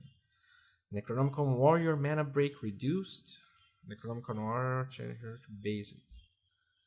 So I would guess they take more damage now. I guess. Necronomicon Archer mana burn cooldown reduced from 20. Okay, this is huge, man. This is very huge because I guess the Necronomicons they last like 30 seconds. So you could use this like 4 times during a team fight and you can break Lincolns with it. You can take a lot of mana from heroes like Wraith King, Medusa. I mean, any hero actually. So very cool. This is a good change because it actually buffs people that are very skilled because they will be using the actives. So I really like this change. Oblivion Staff attack damage reduced from 15 to 10. So a nerf to Echo Saber, I guess. Oblivion Staff intelligence increased. So you get more int, you get less damage. So the strength melee heroes that built this will get a slight nerf. And it's a slight buff to Orchid because I think this will be translated back to Orchid. So kind of a small buff to Cop. Octarine Core no longer provides mana regen. Okay, I don't like this because I would usually go Octarine Core on Storm for the mana regen as a 6 item because I'm greedy as fuck. So, yeah, I mean, people didn't go Octarine for the mana regen, but it's a nerf regardless. And it's also a nerf to Alchemist, right? Because he's the biggest hero right now that goes for it. Non-hero proc chance reduced. Non-hero proc chance. Very small nerf to Permanent Shield. Okay, so Quelling Blade also does increase. Okay, so this is a very big nerf to like any melee heroes the hero that goes jungle. Because this is a very big nerf. If this actually translates to Battle Fury, now anti-mage, pretty much any hero that almost every melee hero that farms with Quelling Blade will get hit by it. This is a huge nerf, at least in my opinion. I mean, especially heroes like Drow and Morphling and that were ranged heroes that use the bonus damage. This is a big nerf to them. Small buff to Radiance. Ooh. Radiance damage on illusions reduced. Okay, so it has a different damage on illusions now. Okay. Small buff to PL, guys. Road of Atus item rework. It applies a root. Okay, so now the root change makes some sense. Preventing the target from moving for 2 seconds. Cooldown increased. Yeah, I mean, it should probably increase. So If we go back, I mean, you can use this on Storm so that he can't wall lightning. So this is huge. This is very huge. Uh, Cast range reduced, but it's still very big. Active now uses a... okay, so it's a projectile. Okay, so the item is balanced, but it's very good against any blinking heroes like Quap. Okay, so Quap is completely destroyed now, but Morphling can't morph, can waveform. So the item is very interesting now. I actually I thought the root change didn't make a lot of sense because there's like two heroes that use the mechanic, but now that Athos applies it, this will definitely be a more picked up item than it was before. Uh, this is cool. I'm not really sure which heroes could build the item. I guess heroes like Sky will still build it, but I don't know. Some people used to build Athos on Slash and used to build Athos on. I mean, pretty much any int core can go for this item and even supports if you have a Storm in the other team that is not going BKB, for instance, you can use this. This is interesting. I mean, this buff is so useless. I mean, Sand will still be a very forgotten item. It doesn't matter if you increase the duration and the chance, because to me, what killed the item was the BKB change, where it doesn't apply on BKB anymore. So I don't know. Unless they nerf Echo Saber, yeah, we still need to reach Echo Saber here. But since it's in alphabetic order, I guess we already went past it, right? So pretty much Echo Saber is probably not nerfed. Okay, and Satanic. It has lifesteal, even though the okay, it doesn't use the Helm of the Dominator anymore. So now it doesn't have a recipe. It's a little bit more expensive. 50 damage, lifesteal, strength. 55% lifesteal. So how the build up changes now? In a way, it's worst because Helm of the Dominator was a very good item, and the item itself had a lot of value. So when you were building up from Dominator to Satanic, it was kind of a smooth transition. Now, I mean, you pretty much going to have to choose between going Mask of Madness or carrying a Morbid Mask for a lot of time during the game, and then deciding to go Satanic way later. So I guess this is a nerf to Satanic, an item that was not purchased by a lot of heroes anyways. So at least this is my read on this. I can be wrong, but you're never going to carry a casual Mithril Hammer. If the new Mask of Madness is really this good, you're probably going for the item first anyways, and you're not going to carry a Morbid Mask for 40 minutes and then transition to Satanic. I don't know. Especially now that Heart got this huge buff, I don't know if Satanic is really useful anymore. We'll have to see. A buff to the Fate time. Cooldown on allies reduced. I mean, no one actually uses this mechanic too much, so maybe with the buff we see more people using it. Solar Crest no longer has half value against Roshan, no longer provides 50 mana percent regen. So, kind of a buff nerf to Storm, which is, and other Bloodstone heroes, but pretty much Storm.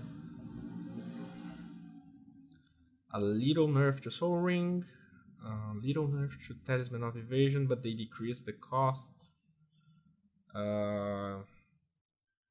Yeah, this is a buff to Solar Crest, right? Because it's cheaper now. And Butterfly is cheaper as well. I guess this is a buff because 5% evasion is not that much. Okay, so they nerfed the evasion here, but the evasion you get from Solar Crest is probably the same. So this is pretty much a buff to Solar Crest, and I guess it's a slight nerf to Butterfly because when you're going Butterfly, you're farming very well anyways. So I guess reducing the cost is not. I mean, finishing it 250 gold earlier is probably not better than having extra 5% evasion. I don't know. This is my opinion at least. So, Tome of Knowledge rescaled. Oh, okay. So you get more experience as the levels go by. So this is cool. You already have more experience since level 1, and it keeps increasing. So experience is being buffed, right? It's easier to get, and you need less experience to get level 25, probably to make an incentive for the talent change. Um,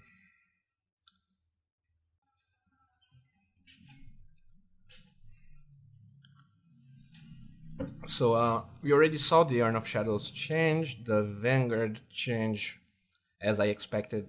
The Abyssal Blade and the Crimson Guard change also affected Vanguard. Which, I mean, this is a nerf. To me, this is a nerf because I feel like blocking 100% against very weak stuff. I mean, this is probably a nerf to the early game, but a buff to the late game, right? Because in a way, in the early game, everything has lower base damage, so has lower base damage, which means that when you're blocking 100%, this is huge. It's not huge anymore. But as the damage instances increase, this is better. I guess this is my take on the change. And Vladimir's no longer has a 300 gold recipe. Slight buff to Vladimir, cool. And nerf to Windlace, which I guess it's expected. It's a very good item. Okay, so this video will be so big, man, because we're getting to hero changes now, and it's already 1 hour and 34 minutes, right? And every hero now has a tree with stuff you can choose from. So I'm going to try and actually sip more coffee here. And I'm going to try to go over everything. So we have a buff on Miss Coil's cast point, very good. Abaddon has been seeing some competitive play lately, so this is good. It's now a fast projectile, a very fast projectile, so it's very hard to dodge it. And the cooldown is so low that it's not like heroes will be able to dodge it a lot during team fights. And they also buffed the cast point on Aquatic Shield, so I mean Abaddon keeps getting buffed. Now let's take a look here. We have 15% experience gain or 25 damage. So I guess this is only viable when you're playing a carry role because I mean carry Abaddon is not even common, right? But at the same time, if you have more experience gain, you can get the other trees faster, which means you could get cooldown reduction, strength, plus 200 HP shield. This is huge, right? It probably doubles the amount of damage you can prevent. I mean, I have no idea which trees are better than the others and what is viable for each role. 25 damage is okay. But I mean, considering Abaddon is going to still be played as support, this is definitely the better one first. This is probably the better one at level 15. Because I mean, you're already invulnerable, right? You can use your ult to pretty much dodge any disable, and then you can use your skills to save your teammates. So 200 mana seem better than 5 armor, unless you're playing some weird core rule. Movement speed can be good, but at the same time, 15% cooldown reduction is huge. To be honest, maybe the movement speed is better because Yeah, you can get cooldown reduction, but with this move speed, maybe you can reach. I mean, if your ally is going to be exploded, if you have that extra move speed to cast the first shield, it could be the difference, right? Because it doesn't matter you have a slightly faster shield and at the same time you don't have the mobility to actually reach your ally. I mean, Aetherlands has increased range buff, but still, I feel like maybe the movement speed is better. Uh, this is pretty much if you're playing some carry role. This is huge if you're playing support. Uh, okay, let's take a look here. You can get extra damage or armor. I guess, I mean, considering Alchemist has such a low BAT, probably damage. You will probably get armor if you're getting very focused and feel very threatened. This is more of a defensive build, maybe if you're playing support Alchemist. I guess the move speed is better than 6 in all stats. If you're playing carry Alchemist, you will be tanky as hell anyways, you will have a lot of items, but maybe if you're playing support, yeah, I mean, it's interesting, right? The tree really, apparently, it's like if you're playing some sort of support role and if you're playing some sort of core role, yeah. This seems to be the choices you have, you know? It's not like 2 DPS builds and then you can choose one from the 2 DPS builds. They are very different. They are usually very aggressive, very defensive. I mean, like mana -4 acid spray armor is definitely something a support would go. Whereas if you're playing a core, you would want 30% lifesteal, which is huge, right? Especially it probably stacks with other items. So Cold Feet cannot target a unit already affected by Cold Feet. Okay, so you can't cast Cold Feet on someone that got stuck on Cold Feet. Plus 60 gold per minute or 8% spell amplification. Well, now this is a little bit harder to choose, right? The gold is interesting if you want to farm a fast eggs, but maybe you can get way more kills with 8% spell amplification. Intelligence or 25 health regen. This is huge. I mean, Instant Apparition is not a hero that uses that much mana, so probably health regen is better at level 15 than intelligence. I mean, you get a little bit of spell amplification, but I don't feel like this is worth it if you're looking here. This is very good for support Ancient Apparition. You can die and then be alive faster to cast another ult. I don't feel like move speed is very important unless you're playing some sort of mid Ancient Apparition or some core role. You're pretty much going to stay behind the fight anyways. 80 chilling touch damage or 3 charges of Cold Feet. I don't know, man. This is crazy. Anti-Mage has a Scepter now, which is basically Linken's plus Lotus Orb like a Murana Scepter every 12 seconds. Okay, this is... Now you can play like offlane anti-mage with eggs and just teamfight all game. Is this viable?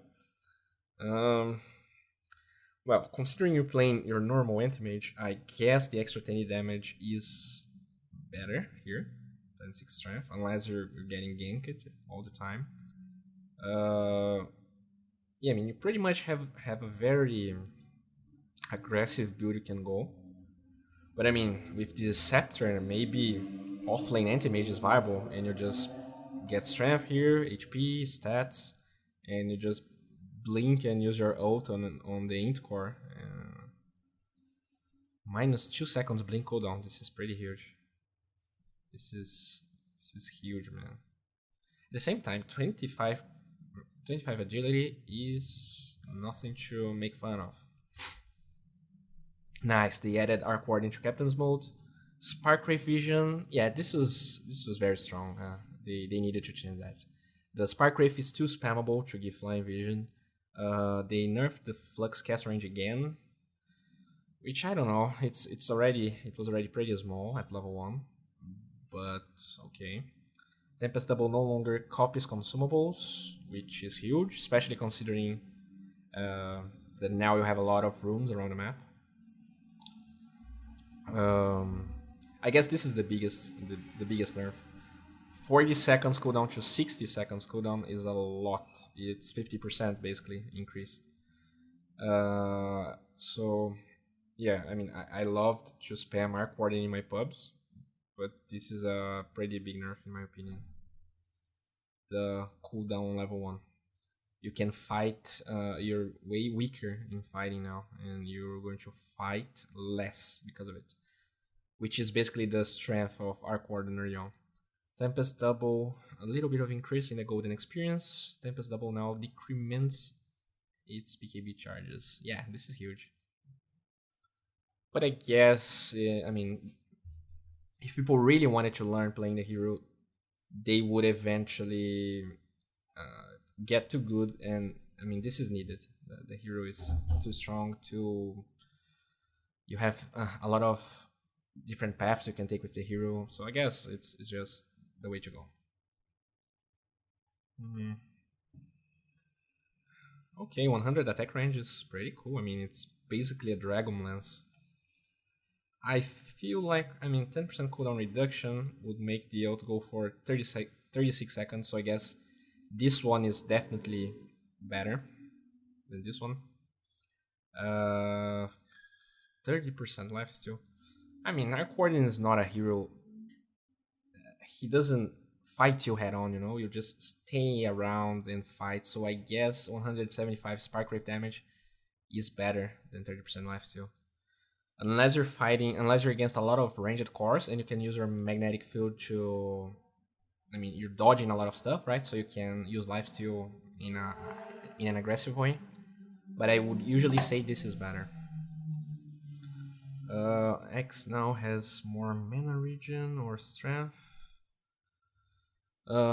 This is probably, I don't know.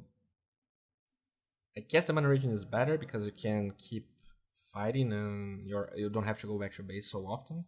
Because 6 strength is like 120 HP. You don't usually care about that because you go items like Vanguard.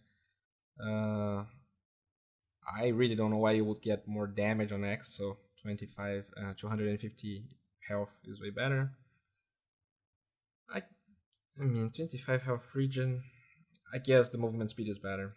I mean, for initiating, it's better. It's not, I mean, usually when you're playing X, you're not like farming the jungle and you don't need this regen. You also have Vanguard, right? So you will have a lot of HP almost every time.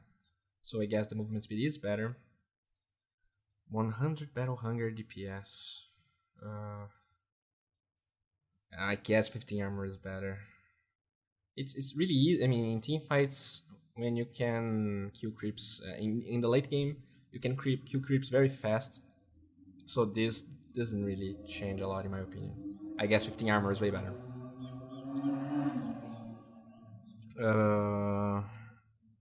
6 armor, 200 mana. We'll probably go for mana. Now this is a little bit harder. In my opinion, if you're playing support Bane, you're probably not going to reach the level 25 anyways. I mean, when you get this extra experience gain at level 10, it's probably better because there's a lot more experience to be gained, right? And then it's not like the level 25 is so good. I mean, level 20 is pretty good. You have a lot of extra cast range.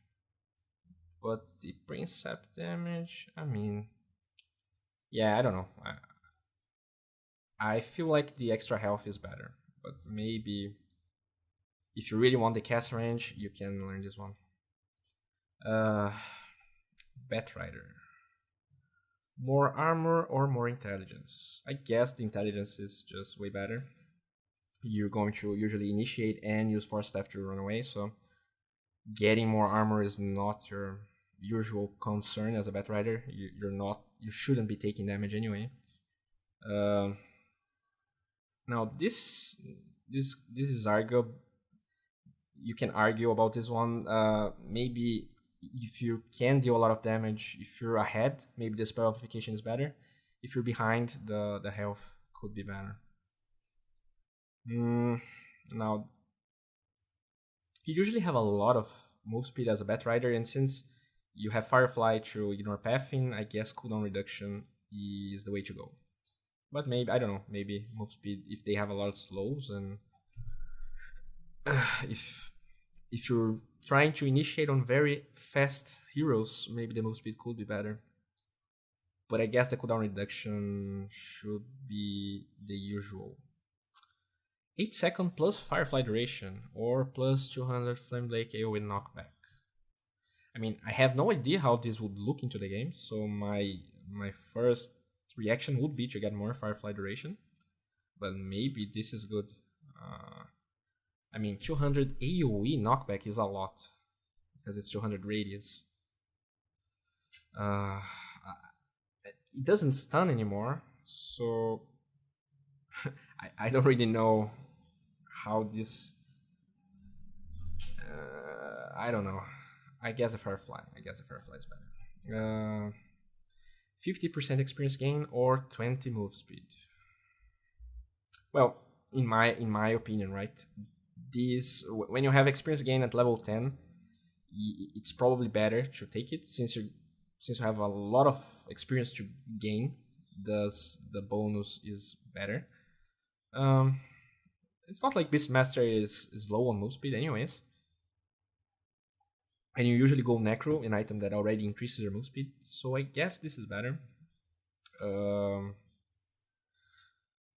This is arguable. If you're very far behind and you're dying a lot, maybe the less respawn time could be better for your team, so you can just be back and help them. If you're ahead, I guess the strength is better. I would go for cooldown reduction always, because I mean, Beastmaster is a hero that wants to initiate, right? So you don't really want the health unless you're playing some weird carry role, and now with the 3 talents, everything apparently is possible.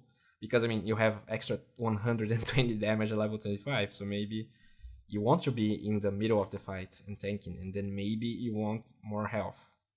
But usually, I guess...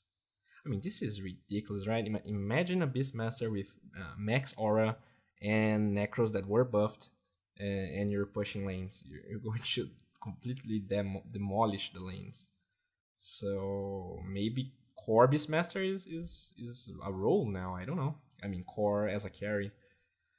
Bloodseeker thirst downlink is for 2 seconds. This is very good. I hated when I was like chasing someone with a lot of move speed and then I kill them and then I'm really slow and I just feed right after. So this is a good buff to Bloodseeker. Well, as I said, if you're ahead, damage. I mean, if you're playing some sort of support Bloodseeker, you probably want the health more than attack speed. But if you're playing like, if you're very ahead and if you're a core, you can go for attack speed. Not sure about this. I mean, both are not. To be honest, 10 plus stats at level 20 is not great, so you probably want this. Minus 7 seconds Blood Rite cooldown or 30% lifesteal. I guess 30% lifesteal is better, but I could be wrong. Because the cooldown on this is not very long, right? So you could spam this. Yeah, I guess this is kind of like the support dilemma. If you're playing support, this is definitely better. If you're playing core, this seems to be better, but maybe I'm wrong. So Bounty Hunter now has a scepter. The bounces twice on each hero. Bounces on everyone. Okay. I'm not sure if I'm reading this wrong or not. It bounces twice if they are tracked, or does it bounce twice always? Because if it always bounces twice, then this is retarded. But if it's... And that would mean that if they are tracked, it bounces... Yeah. I don't know. Okay, so when you track someone, if you throw it on a creep, it will bounce to someone, right? Now, if it bounces twice on each hero, Does it means that the heroes don't need to be tracked? Or, I mean, I guess they have to be tracked, right? It would be too strong. Um, okay, so again, I would definitely go for more experience gain here, especially because you always want your level 3 track, right? This would only be, I mean, this is pretty much useless. As a bounty hunter, you're just tracking people, and you shouldn't be dying anyway. So this pretty much is better. There's no way you're going to get attack speed on bounty hunters, so move speed definitely. I mean, now you can go carry bounty hunter because you have this stuff. But if you're playing, if you're still playing 6.88, you should probably go something like this, and damage amplification, and Jinada cooldown. Okay, so if I'm not wrong, Jinada has a 6-second cooldown, right? Which means you at level 25 you could become a carry bounty hunter. But this is just dumb, you know. If you're doing this in pubs, because it's like when you reach level 25, it doesn't matter anymore. You're not going to reach level 25 that fast, so I guess evasion would be better. I could be wrong because the experience was changing and everything, but this is my opinion. And we're pretty much close to 2 hours, right? And we are still on letter B. We are pretty much on half of the patch. Earth Brewling's Demolish increased from 150 to 300. This is a lot. Another buff against Warlock, because you can pretty much destroy the golem with this. I mean, it can probably kill any summon besides the golem, right? With just one dispel. Drunken Haze is now a proper projectile. Drunken Haze. Okay, so the skill that makes you miss. They reduce the cast point. Has different duration for heroes and creeps. Oh, I didn't knew it had a different duration. No longer has a 200 radius. Okay, okay. So before it was an AoE skill, so now it isn't anymore. But then they decreased the slow, but at the same time you have a 70% miss chance at all levels. So Brewmaster is back, boys. This is a huge buff. The duration was reduced, but still, if you're, I mean, it's 25 mana, right? So if you're playing mid with it, you can destroy the enemy mid if he relies on less hits, on right clicks to actually get less hits, and with it being 25 mana, I'm not exactly sure about the cooldown, but it's not very big, so you can pretty much cast it each wave, I guess, making him lose like 1 or 2 less hits every time. So this is good. Expect Brewmaster to be back.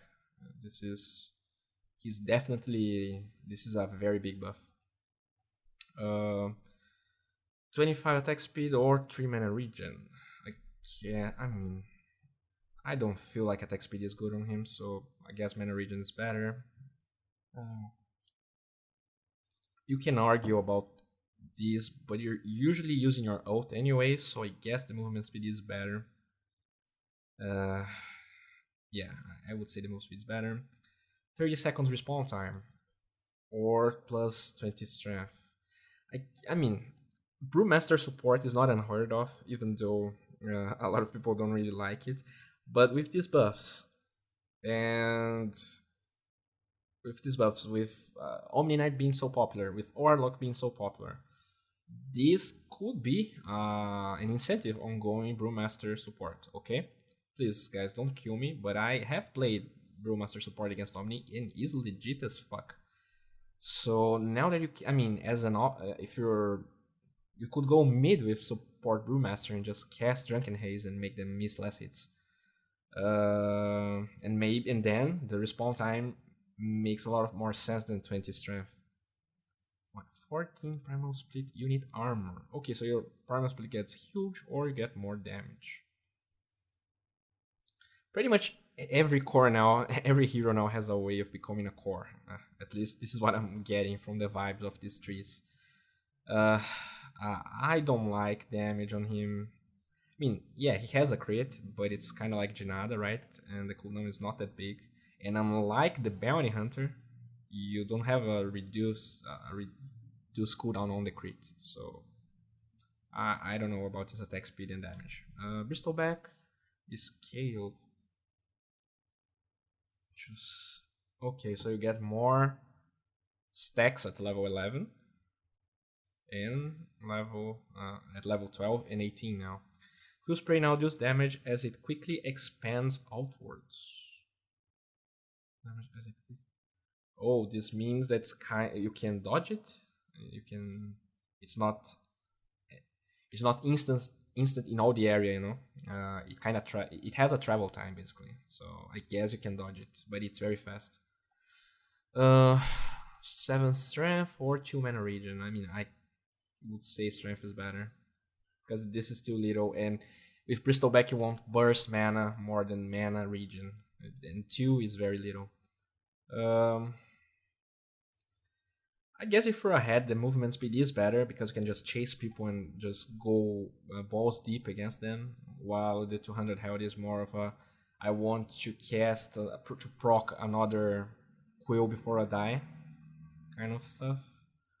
I guess the attack speed is way better than this one. I mean, unless I don't know, maybe you bought back at level 29 and then you want to get the respawn time tree to respawn faster. So maybe this is a change you can go for. But usually I think they would get attack speed. Health regen or 4 plus max goose stacks. What this means? Okay, this is this is so huge. I don't think the health regen is good, especially because now that Heart was so buffed, you probably go Heart on Bristleback anyways. So the max goo is huge, right? Especially if you go eggs.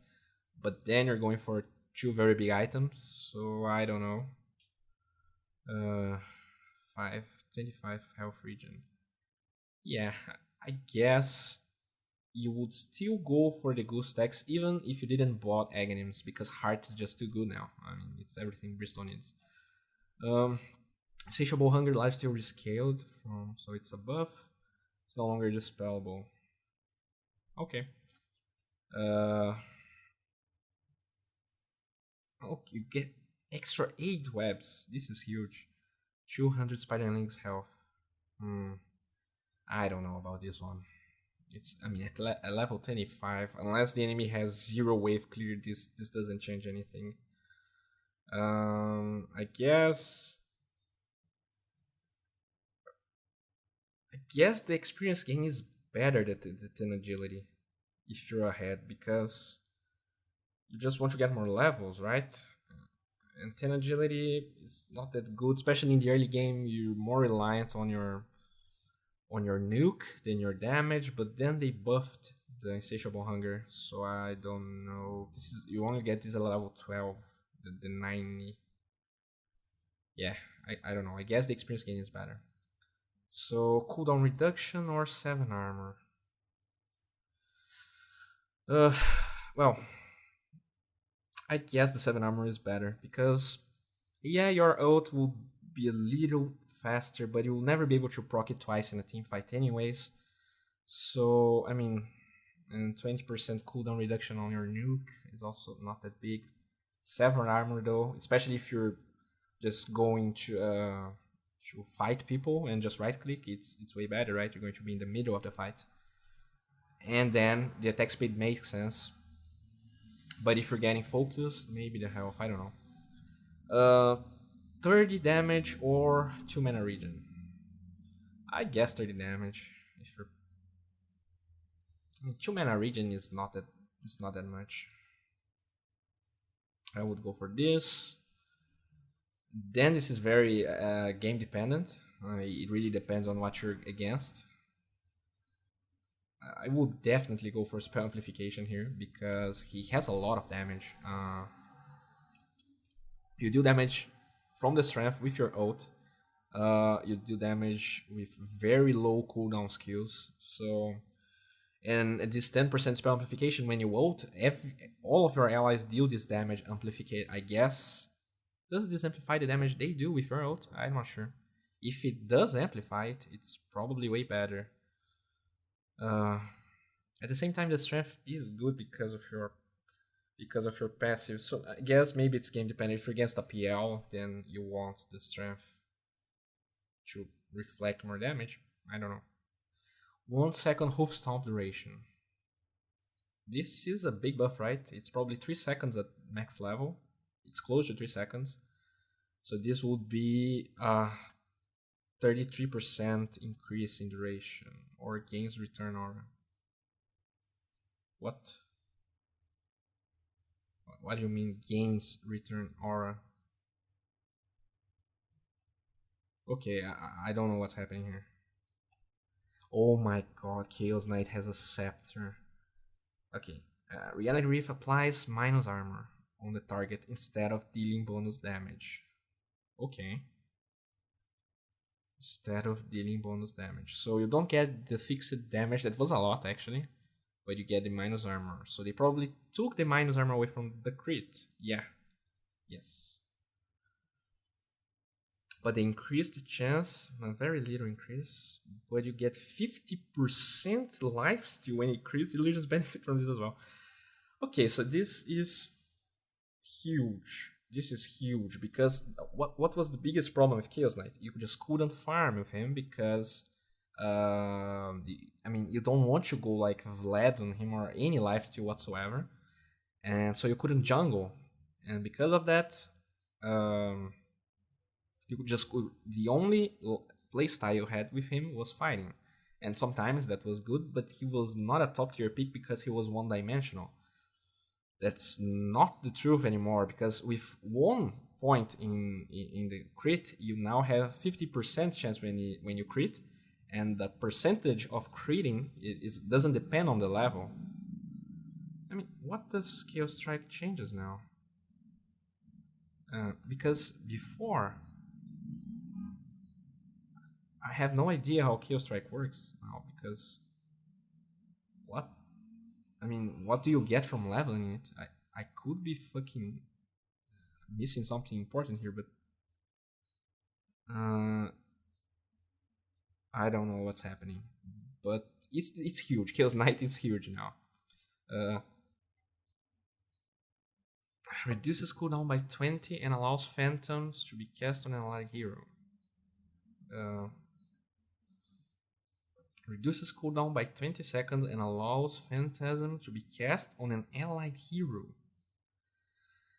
Okay, so Chaos Knight can be a support now because if you farm your eggs and you have like a Morphling, you can cast on an allied hero. I'm trying to think of the repercussions of this. I guess heroes that usually want to go for illusions anyways, like Morphlings, you would have 5 Morphlings that deal the full damage. So yeah, this would be very, very strong. And it has look at the cast range of this. Okay. Well. Well, if you're playing carry, this. If you're playing support, this. This is arguable, right? Because you always want move speed on illusion heroes because you don't want to be kited. And Chaos Knight, even though he has a skill to not be kited, he can get kited. I would say that move speed is even better than the 10 strength, but I guess it really depends on the game and what you're against. So here you can choose more gold per minute or stats. So 120 gold per minute. How good is this? You usually get like 90 gold passive, right? So this will kind of double the amount of... I guess if you're playing support and you're using your scepter on your allies, you don't need the stats, so you want more gold. to get more items. If you're playing core, you want more stats so that your ult is stronger and you will farm faster anyways, right? I guess this increase is lower than what you can actually farm with more items. This is my take on it. This is huge, piercing spell immunity. This is very huge. Or 25% cooldown reduction, which is probably better for support, right? Because I mean, if you're playing support, you don't want to aggressively use Reality Reef, especially because you won't deal any damage because you're a support. So this is pretty much for a core hero.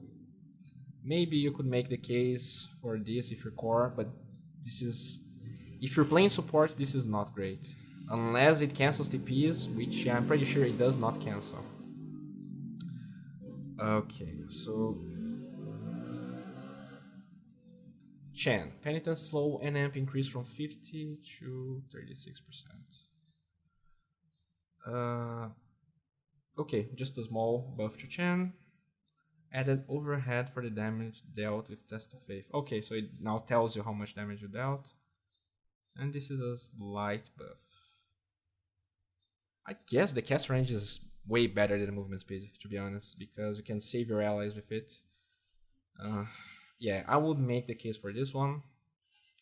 I mean, if you're playing Chen, you shouldn't be getting caught anyways. And it doesn't affect your creeps. You usually want your creeps to be faster, so yeah, I would say this is better. The spell amplification, it's not like deal a lot of damage with Chen, even though they buffed this. I'm not sure how this works, if this is multiplied by this. But I mean, if you're like stomping, this could be a good change, a good thing to go for. But this is probably better if you're like even against the enemy team. I guess this is better than the minus respawn time because I mean, if you let's say you die, your creeps stay alive, and your ult has a huge cooldown. So unless I mean, I guess this is really big when you had to buy back, and then you can learn this so that if you die again, you can respawn faster. But I don't feel like this is something you would go for because I mean your creeps are still alive, you can do stuff with them, and unless you died before casting your ult, respawning faster doesn't really change a lot. I mean, unless you're trying to push, right? So I mean, you're trying to get a push, then you respawn faster to push. But this is level 20, so it's not like this will. I mean, when you're level 20, a lot of time has passed, right? Yeah, at least that's my take on it. Level 25, 2 Holy Persuasion max count. It's 2 Holy Persuasion max count. Okay, so you get more creeps, right? Which means you can have all of the new ancients. Plus 200 Hand of God heal, which would be 1k gold extra heal.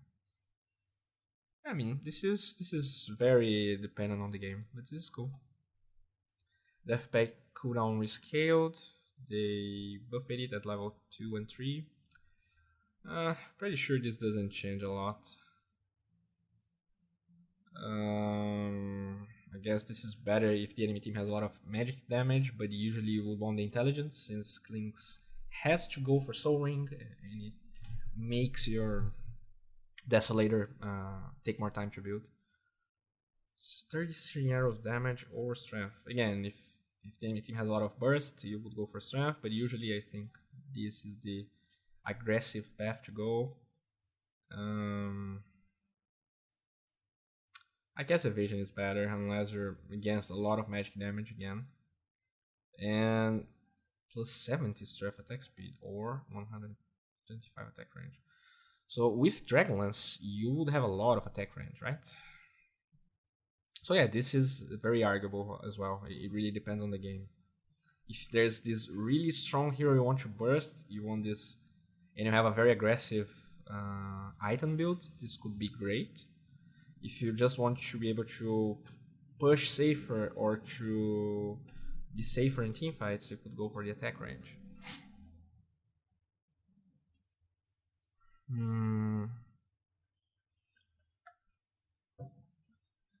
4 armor or 200 mana. I don't know. I guess the mana is better. It really depends. Clockwork is a little. He's a mana starved hero. Plus armor at level 10 is. I mean, unless the enemy team has a lot of physical damage, I guess this is way better. This is useless. This is less useless. 25 respawn time or yeah, I mean, it's actually weird because usually in the 3 talents you have this less respawn time at level 20, but I mean, unless I'm not sure if I really understand how fast you get levels now because they definitely reduced it, but at level 20, um, the minus 25 respawn time doesn't seem to be that good. I could be wrong here, but I guess the magic resistance would be better. I mean, in late game situations, it could be the difference, but to me it feels like you're playing not to lose, while this is like, okay, let's go aggressive, and Clockwork is that type of hero, so I feel like the magic resistance would be better. 10 seconds battery assault duration, so kind of have infinite battery assault. I guess this could be useful, especially, I mean, when those BKB charges start to get pretty low, you can just cancel everyone's TPs and stuff. The 400 health can help if you're initiating and dying always. So I guess it depends on how you're in the game and what you're up against. I really like this scepter. Now, if you stay in the freezing field area for over 2.5 seconds, the enemy gets affected by frostbite, by the level of frostbite, right? Applies frostbite to any unit. So this means that they can be stuck for extra 2 seconds in the freezing field, which is very interesting. Because I mean, you would get more damage with Crystal Maiden's X-Scepter, but the problem with it is that anyone could just walk up to you and kill you. So when you have this type of interaction, if you can ult after the BKB is ended, you can completely change the flow of the fight. While, I mean, only extra damage, I really like these changes that Ice Rock is doing on the scepters, making them less, tweaking the numbers a little bit less, and just adding new mechanics and stuff like that. Yeah, this was what I was talking about. You can get 50 extra damage with Crystal Maiden, so maybe now you can play this core Crystal Maiden, rush BKB, and win team fights because no one can stop your ult anymore. Or you can go for the support build and get the magic resistance. Yeah, I mean, this is pretty much what you would go. I guess if you're playing core, the cast range can be good, but I guess this is better anyways, unless you're just dying every time. But if you're dying every time, you want to be farther back, right? So maybe the cast range. I guess this is just better. I'm having a hard time with this respawn timer. I'm not sure if it does decrease your respawn time by a lot, which means that I don't know if you have a push lineup and all of your allies are tailored in getting less respawn timers, even though let's say you have an even team fight, everyone responds way faster than the other team, right? So you can push again.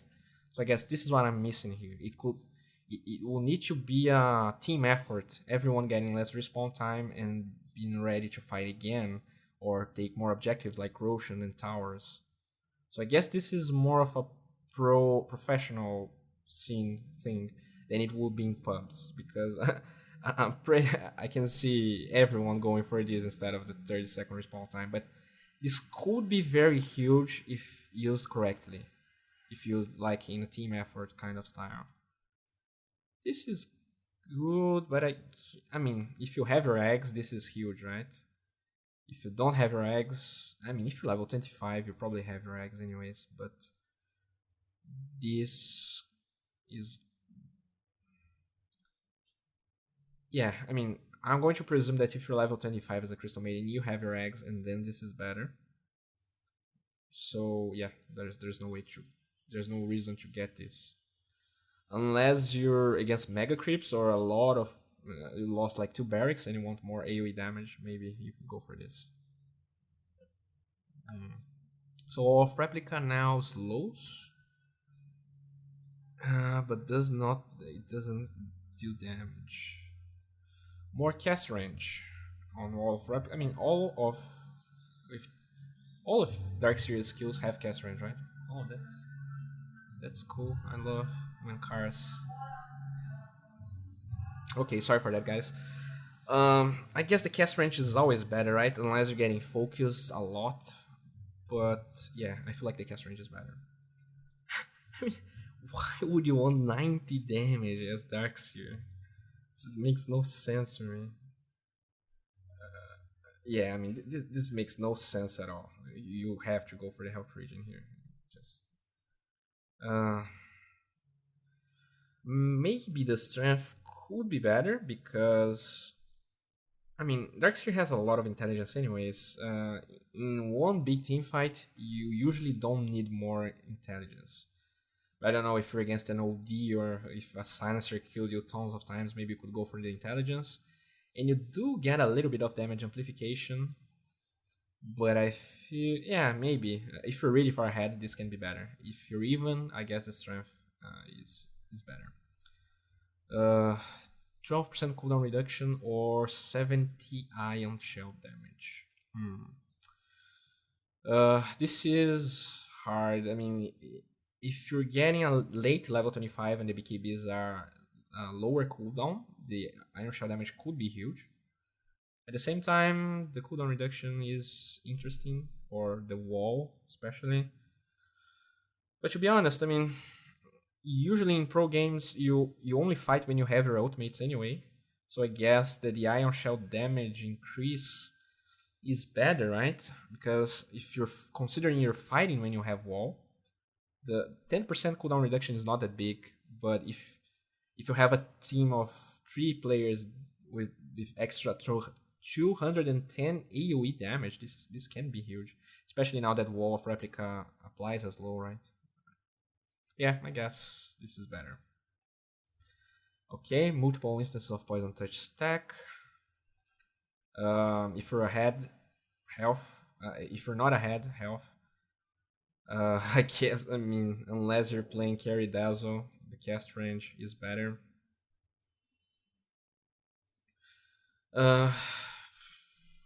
I guess as a support that has a very huge cooldown, 30 seconds respawn timer is good. Yeah. If you're dying a lot, this is definitely better, right? This is good if you're ahead. You can disengage faster. You can cast grave easier. So I guess I mean, this respawn. I want to see what the other people say about this respawn timer change.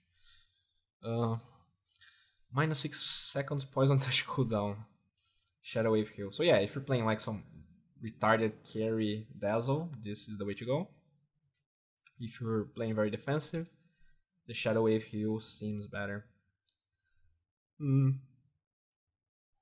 Yeah, I guess there's yeah, I feel like the heal is better. 4% spell amplification or 6 strength. Spell amplification if you're ahead, 6 strength if you're getting ganked or just dying a lot. 8% magic resistance or 75 cast range. The cast range is useful for most of the skills, with the exception of exorcism. I guess the magic resistance if you're far behind, and the cast range if you're okay. Cooldown reduction or move speed. 10% cooldown reduction is not that big, but if you can stack it with Octarine Core, it could be better. Especially considering Death Prophet is a hero that goes for Octarine Core anyways. So maybe cooldown reduction here instead of movement speed. You already have a lot of movement speed as Death Prophet. you go for items like Q Scepter and Phase Boots and Drums. And, oh, yeah. 6 extra spirits. This is pretty big. It probably increases your DPS by, I don't know, like 30%. If I'm not mistaken, you have 18 spirits at max level exorcism. 400 health could be useful if you're dying a lot, but I guess this is the aggressive take on the hero. This is cool. He has the cast range at level 10. This is pretty nice. Especially now, I mean, getting level 10 now is faster, right? So you would have even stronger glimpse at level 10. Or you could choose this to get a faster eggs, for instance. So this would be more of a greedy build on Disruptor, and this would be more of a team fight every time Disruptor.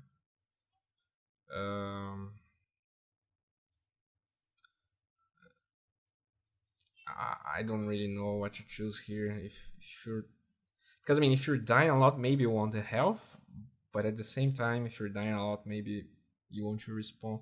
I guess you want the health if you're dying a lot, right? Because you don't want to respawn faster to only feed more. At least that's my take on this. Cooldown reduction or spell amplification.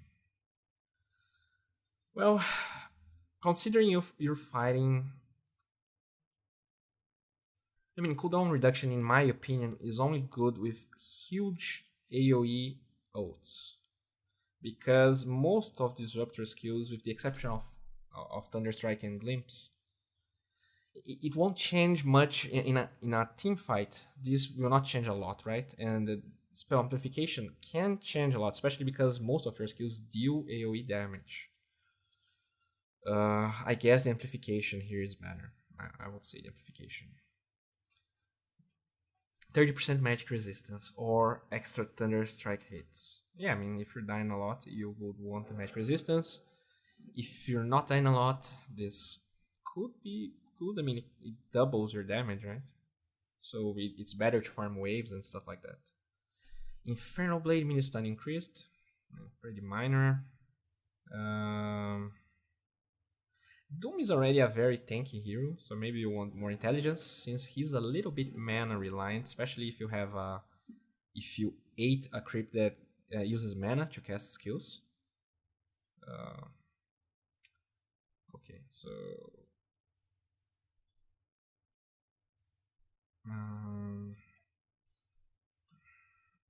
he doesn't have a lot of armor, so this could be better than a move speed. Especially because you already have a move speed, a skill that increases your move speed. He has a horrible BAT, so I guess the health regen is better. You don't stare at right clicking. And this tree is not very synergetic, right? You're getting 50 damage and then what? You don't get more attack speed with any of these changes. Plus 2% Infernal Blade damage. This is very huge.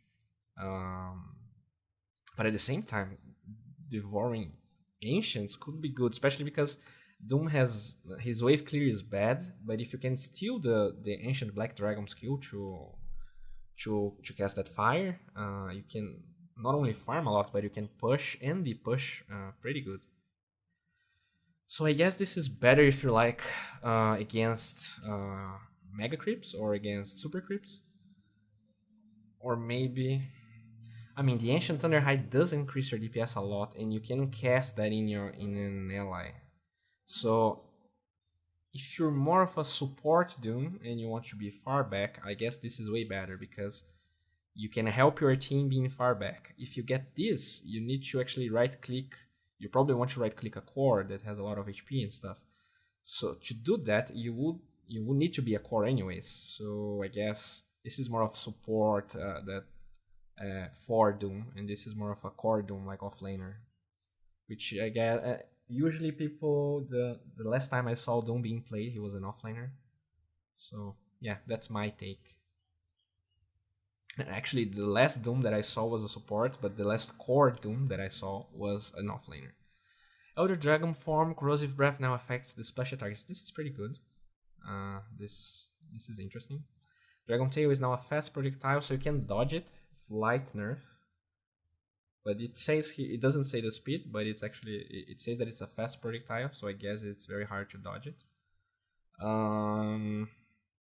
I guess the attack speed is pretty good on him, especially because you usually go more Dehian, which gives you a lot of strength, does attack. This is probably if you're struggling, dying a lot. But 6 strength is not even a lot, so I don't know. 40 damage or more experience to get more levels. 2 times Dragon Blood regen and armor. Maybe if you're against an Ursa or Rapier, Ember Spirit or something like that, this could be good. This is definitely the aggressive. I mean, I'm fighting and chasing everyone. 50 move speed is a lot, and you already have a built-in Skadi when you ult, so this is great. I don't really see 100 gold per minute. I mean, yeah, Dragon Knight is a hero that doesn't farm a lot, so maybe if you're in that kind of a stalemate game, no one wants to push, no one wants to do anything, you could learn this, considering this is reliable gold. Maybe this would be good. If you're fighting a lot, maybe, probably the health is better. Yeah, I guess that's it. A slight move speed nerf on Drow. I guess she still needed some nerfs. But you get a little bit of the move speed back here, or plus 5 to all stats. Well, if you're in a game where you have a lot of heroes to tank for you, you're not being chased, you probably want this. If not, you probably want the move speed. Again, this is usually the I'm ahead, I want to push, I want to take towers, and this is the I'm struggling, I'm dying a little bit. 6% extra aura damage, or if you're just dying a lot and you want to tank, this could be useful. Plus 350 distance knockback. This is actually huge. To be honest, you already get a lot of agility with marksmanship. So, considering this is 350, I would say this is better than... Because if you get level... if you see how much agility you get with level 3 marksmanship, I'm gonna say that 25 is not even 30% of how much agility you get. So, yeah, 25 is probably 33%. And I guess this is more than a 50% increase on the knockback.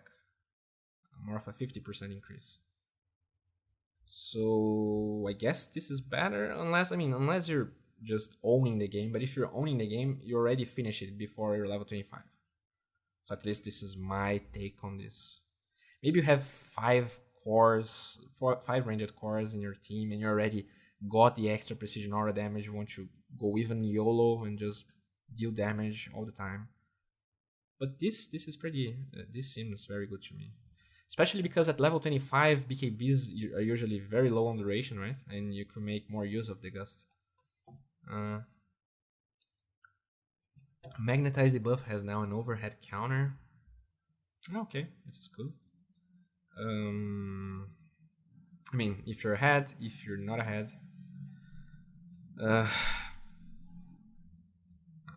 This you can be ahead, but you need magic resistance because the enemy team has a lot of nukes. And this is more of a greedy build, like I want to build eggs. So I'm going to pick this and try to build eggs on our spirit. This would be the greedy route. And this is probably the even greedier route because you get more spell amplification, and with Magnetize you can probably do a lot of damage with this, especially if you already have a Veil. And this is I'm struggling as support. I'm on 300 health at level 20. Rolling Boulder damage. Plus 300. Rolling Boulder does have a very low cooldown. But at level 25, if you can cast it a lot of times, you're probably ahead. You're probably very ahead. So maybe this is better. I don't know. I guess if you're level 25, you really want this more than you want more damage here. Yeah, I guess. I'm not an Earth Spirit player, but it. I mean, at level 25, you can initiate and cast a lot of rolling boulders during a team fight. You're probably very, very ahead, and the game is probably over by now. Unless you're a core spirit, which is something we didn't saw a lot, but maybe these changes could maybe put the hero back in the spot. I don't know. Mana or strength? Well, if you're ahead, definitely you want definitely. This is basically the Arcane Boots mana, which means you could go Tranquils, have more move speed, more regen, and still have that mana even though you don't have the active. This is probably the core Earthshaker route. Well, this is the support route. I mean, this makes no sense. If I guess this would be base damage, and so it would be useful. I mean, no, this is the core route. There's no way you're gonna get plus 50 damage as a support unless you're far ahead.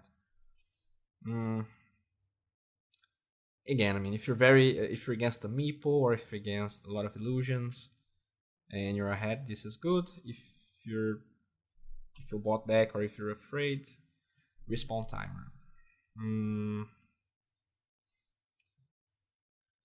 Yeah, this is actually, I mean, for as a support of Shaker, you could potentially get 500 health at level 25. This is a lot. So I mean, if you're a core of Shaker or if you're not losing, this is great because you can pretty much stack stuns for a long time. But this is good as well. 500 health is not to be left. They increased the damage, Astral Spirit attack damage per hero. Okay, so you get more damage when your Astral touches heroes.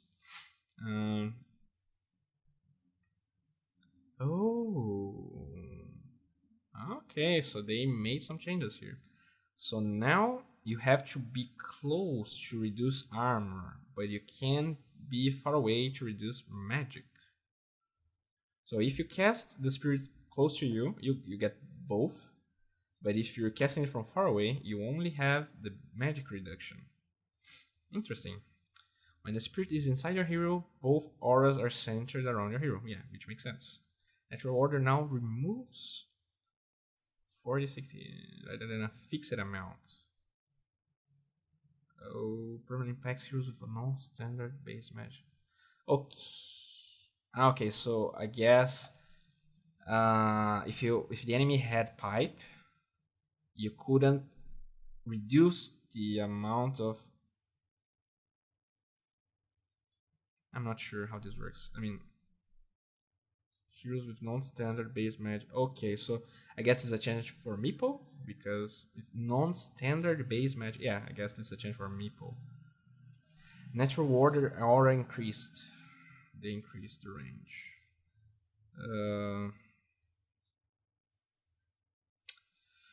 So you could choose strength or less respawn time. I guess if you're getting pushed very early on and you just want to be able to always be up to, I mean, if you get picked off, you respawn very fast and you can use your spirit to delay the push. And I mean, if you're ahead or if you're doing great, you can go for strength. I mean, this is a lot of health, but at the same time, you play very far back with other titans, so maybe the experience gain is better. Let's see what you get.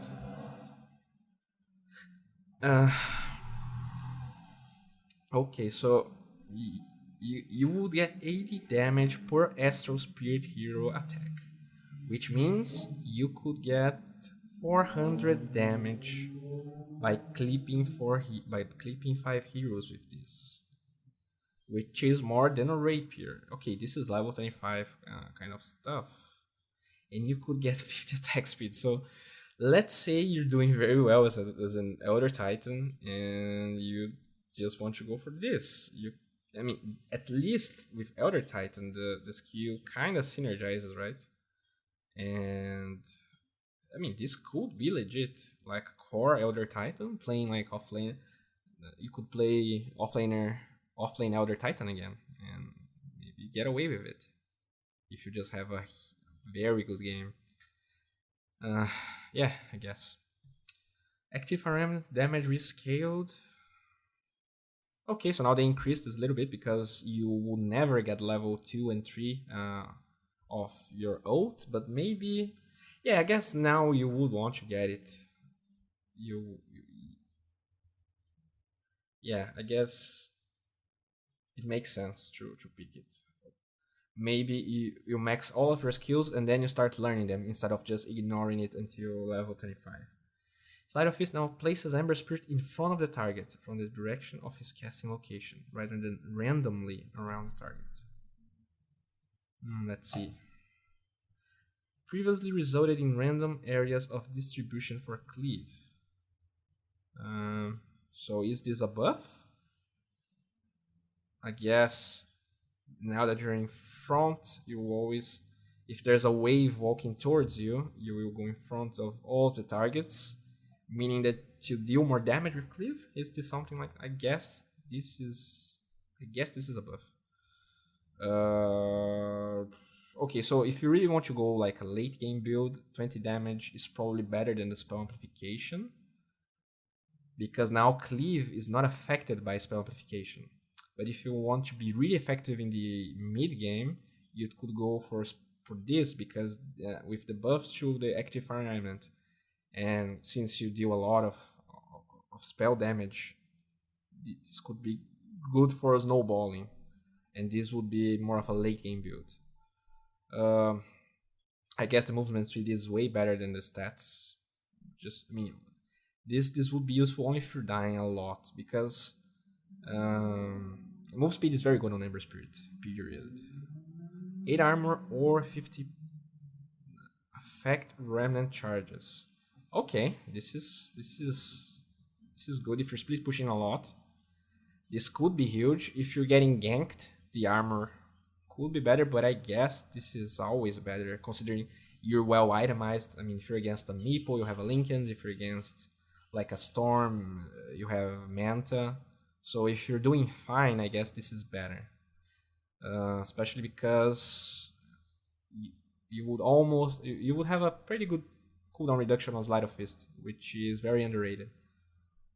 More Flame Guard, plus 500 Flame Guard absorption, plus 2 seconds Searing Chains. This is hard. I guess it really depends on the game.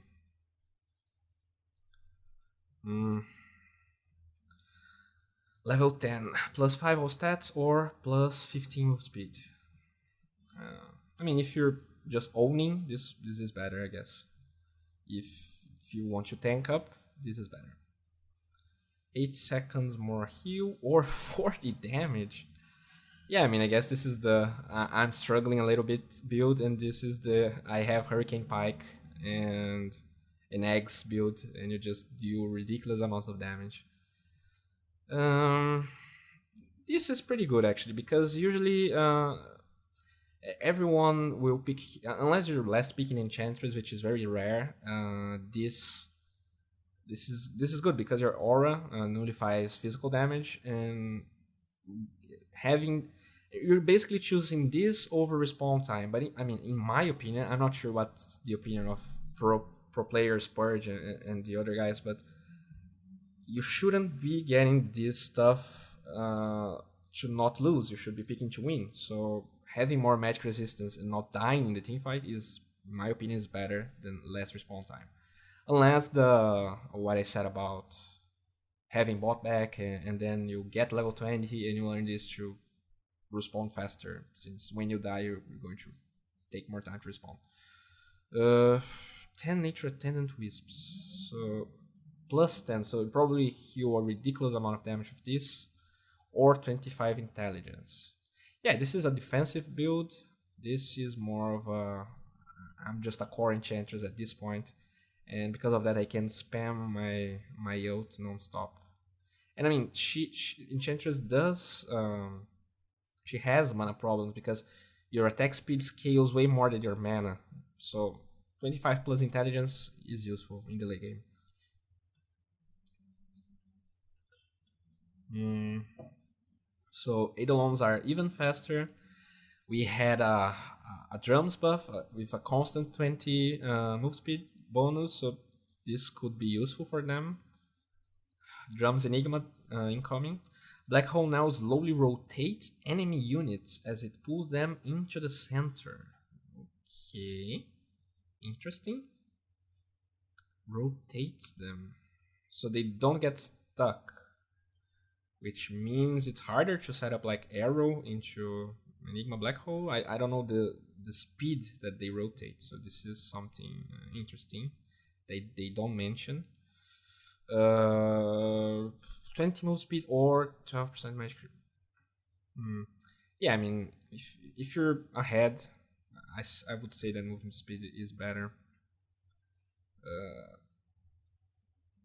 I mean, 15% cooldown reduction in a hero like Enigma is definitely huge, and I don't feel like you really need gold per minute here. Usually you just farm the items you need early on, unless you know the game is going to take a long time and you have like Medusa in your team and PL in the other team and stuff like that. But I guess this is better if you want to play aggressive. Uh, I don't know. This is hard. 8 demonic conversion Nadons? What? I mean, I'm not sure if... Does this mean that you have 8 and then they become 16? Or does it mean you have 4 and they become 8? I don't know, man. This... I don't know. This is... This seems so retarded. If this is really 8 becoming 16, I don't know why I would get 12 armor. So, I mean, you shouldn't be getting hit if you're in Enigma, right? So, this seems way better. But I could be wrong. Attack speed, I mean, if you're ahead, I guess you really want attack speed if you're struggling. Extra strength can mean that you can leave and then use Time Walk and heal a lot of HP. Again, you have a very defensive, struggling talent tree and a very aggressive DPS build here.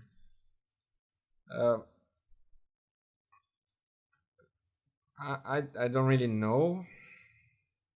I guess Void doesn't farm a lot now. I mean, he can farm fast, but he used to farm way faster. So maybe if the game is very very slow paced, you want the gold per minute. If not, you want the health to fight and survive.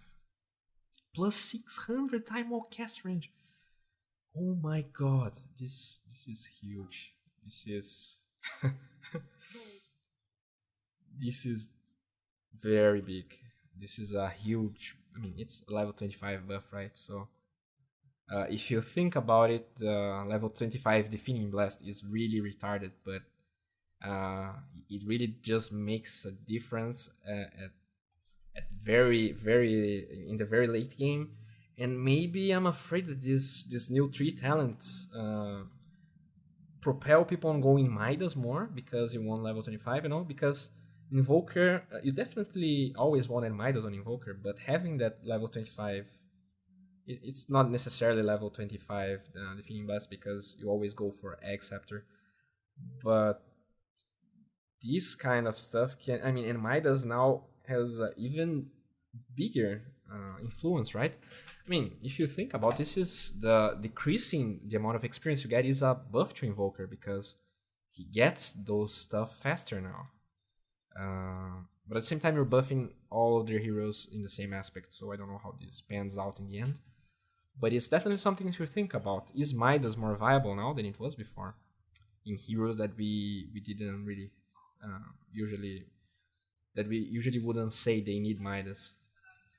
Scepter attack interval. Okay, so gyrocopter, scepter attack interval. I mean, the scepter is really garbage. I don't like this. Uh, this really doesn't change anything. 6% spell amplification, so he deals more damage with rocket barrage and more damage with his ult and the missile. So maybe now support gyrocopter is viable. I mean, I used to play it when gyrocopter wasn't that garbage because they nerfed a lot of the rocket barrage damage, but with this spell amplification and with the buffs to homing missile, maybe 10% magic resistance or 30 damage, 25 movement speed or 20% cooldown reduction. I mean, the cooldown reduction on your okay, gyrocopter is off the meta for so long that I don't even remember the name of the skill that attacks in area. So yeah, I would say this is better than move speed because you're usually, I mean, yeah, sometimes you're chasing as a gyrocopter, but in the late game you're just standing still and trying. Yeah, it's flat cannon. Okay, extra 4 flat cannon attacks. So this is like definitely a standard core gyrocopter build. At least in my opinion, you would get cooldown reduction to get flat cannon faster. And I mean you want more flat cannon attacks. And this is more of a support. I mean, you want the move speed to chase people and cast your skills, and 3 homing missile charges. So you can cast 3 homing missiles at the same time. I mean, this could even be okay as a carry gyrocopter. I mean, I don't know how much time this takes to charge. This is retarded, man. What the fuck? Okay, a lot of changes on Invoker, but let's focus on Huskar. Movement speed is very good on Huskar. At the same time, health is also something good. Okay, so the Huskar ones are very hard to choose from. Lifesteal or damage. I guess if you're ahead, you want the damage. If you're struggling a little bit, or if you're farming, lifesteal is okay. I don't feel like attack speed is very good on him, since I guess the strength is just way better, right? I could be wrong here, but I feel like you get a lot of attack speed. Okay, you get attack speed without losing HP, but the hero thrives on losing HP anyways. You want to be on that sweet spot where you just attack, where you're just alive sufficiently low to do a lot of damage, but not sufficiently low to get bursted. Okay, 400 life break cast range. This is huge. At the same time, this is also pretty good. So I guess, I mean, the usual choice would be this one, but I mean, this is so big that I guess someone in a professional game will eventually get this one, because it doesn't double the amount of your range, but it increases by a lot. But the attack range is pretty good, especially because you already go Dragonlance on him, and I mean it makes you less kiteable. But at the same time, this makes you less kiteable, and you can like purge stuff with it from further away. So yeah, I don't know. This is interesting. So EMP is magic now. But they increased the mana burned, damage per mana burn. Invoke is no longer an upgraded ability. What? Invoke cooldown rescale to 6. What? Invoke mana cost rescale to 60. What is happening here? Invoke no longer consumes mana when only slot positions are updated. Okay, this is actually pretty big. Okay. I mean, these are all good changes, so I'm expecting a very big nerf here. Invoker no longer has a +6 attribute bonus ability at level 25. Defeating Blast is no longer automatically upgraded when reagents are level 7. Okay. It's no longer automatically upgraded. Forged spirits no longer spawn multiples. Oh, okay, so this is the big nerf. No longer spawn multiple when quasi exalted level 4. This is a big nerf. Invoker no longer gains passive attributes when leveling reagents. Okay, so this. Okay. So they. All the stats you get from learning, I mean, you don't get more HP when you learn Quas, and you don't get more intelligence when you don't get strength when you learn Quas, and intelligence when you learn Exhort. So this kind of changes everything, right? Because the Quas Exhort build is kind of useless if you don't have Forge Spirits, double Forge Spirits. Active Exhort instances, damage bonus increased. Okay, wait a minute. Okay, so you get damage instead. So you get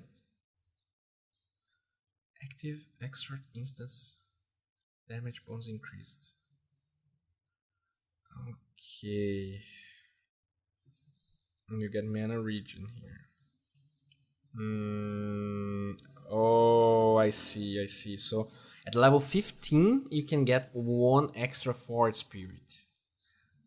Before, you could get it at level 9. So this is a huge change. This changes a lot of the stuff, but at the same time, maybe you want more experience gain to get to level 25, and you actually need to learn this instead of the minus 15 seconds tornado cooldown.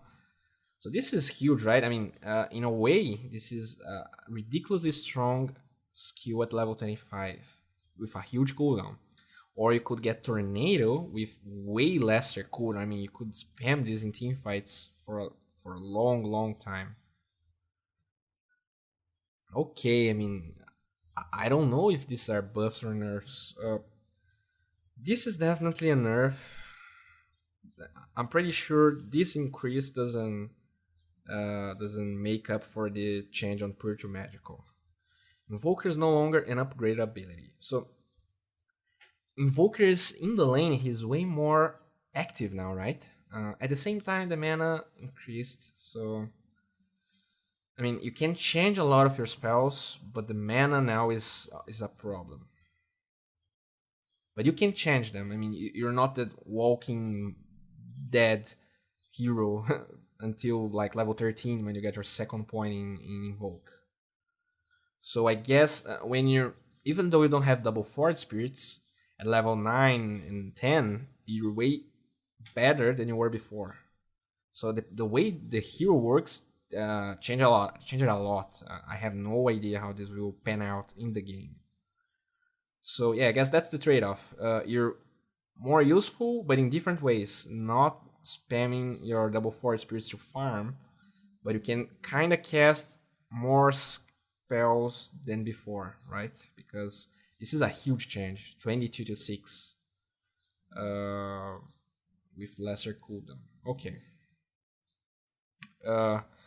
And at the same time, when you get your scepter, you already have the 2-second cooldown, which is huge because usually you would get the scepter before having enough levels to learn this. So this changed a lot on the hero. Invoker no longer has a 6 attribute bonus. I mean, this doesn't change a lot in my opinion. It's a level 25 change, so it's no longer automatically upgraded when reagents are level 7. Okay, this is also okay. Forge Spirits no longer spawn multiple. Okay. I mean, this is a nerf. We just can't know if this can be balanced by these changes here. Invoker no longer gains passive attributes when leveling reagents, which is pretty huge considering this is huge. They did buff a little bit of this active instance stuff, but I'm not sure if this is enough, especially because it's like raw damage instead of stats. And Invoker is a mana reliant hero, and they did increase the cooldown on Invoke. Even though they gave you the chance of casting more spells, you have more mana, you have less mana. So yeah, I don't know. Oh yeah, this is the train that I talked to you guys about. So okay. I mean, I guess the 15 damage is usually better, but now that you fight a lot with Invoker, maybe the health can be good. At the same time, now you can choose to have a better mid game with more Forward Spirits, or can kind of bet on your late game and go for a more experience game. I mean, at the same time, this probably works on Midas, right? So this is pretty huge if you go Midas. I don't know. Um, I guess the stats are better than attack speed. Seriously, I guess it's better than attack speed. Now, this new tornado. I mean, you have the. This is pretty cool. I mean, you have the chance of choosing. So in a way, Invoker is more flexible. I would say. I just don't know if he's as strong as he was before. Pretty cool changes on Invoker. Very interesting. 10% magic resistance or 6 armor. Yeah, I mean he's very low on armor, so I would say unless you're against a lot of magic damage, this is better. Uh, 10 mana regen is a lot, and I mean okay, so this is great, right? You could get 10 mana regen and health regen, which means that when you tether, you have this fixed amount, and it also makes you never really have to go back to base. Of course, this is a level 20 change, so I don't know how this will work. And I mean, you don't really need that much gold on IO, so maybe if you're getting bursted a lot, this is better than the 10 mana region, but this is definitely good if you're ahead. This is definitely better. Now, relocate has kind of a low cooldown in the late game, so maybe the smaller response time here is better than the spirit damage. If you're like playing that very defensive protect your core role, I think that this is definitely better. Maybe if you're playing carry IO, it was more common. Now it's not that common, but maybe this could be useful. I don't know. Liquid Fire's attack slow increased. Liquid Fire. That's good. I mean, Jakiro is basically an attack speed slow hero. They are definitely taking this path on the hero. It's no longer a unique attack modifier. Not sure if this makes it doesn't change anything. Macropyre radius increased. I mean this is like a less than 10% increase, so 15% experience gain or spell amplification.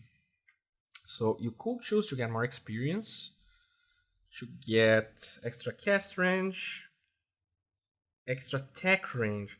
Okay, so if you're playing core Jakiro, this is huge because you can siege from very far away. I mean, if you have this in Dragonlance, you can, I don't know, build Desolator on Jakiro, and with Liquid Fire, you can slowly siege towers without the enemy having much of a counterplay, right? Because you just attack once and it deals damage.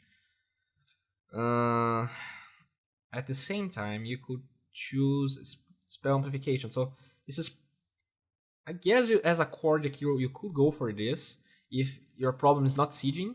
If your problem is fighting, this is also good. And I guess this is the I'm dying a lot, so I'm going this route. But I guess the cast range is, I mean, Jakiro does have a lot of cast range, right? So maybe this is always better. But I'm kind of addicted to cast range. So I don't know. Maybe this is useful. Health or damage? Guess this is better if you're ahead. This is better if you're ahead. Now this could be argued. You don't get more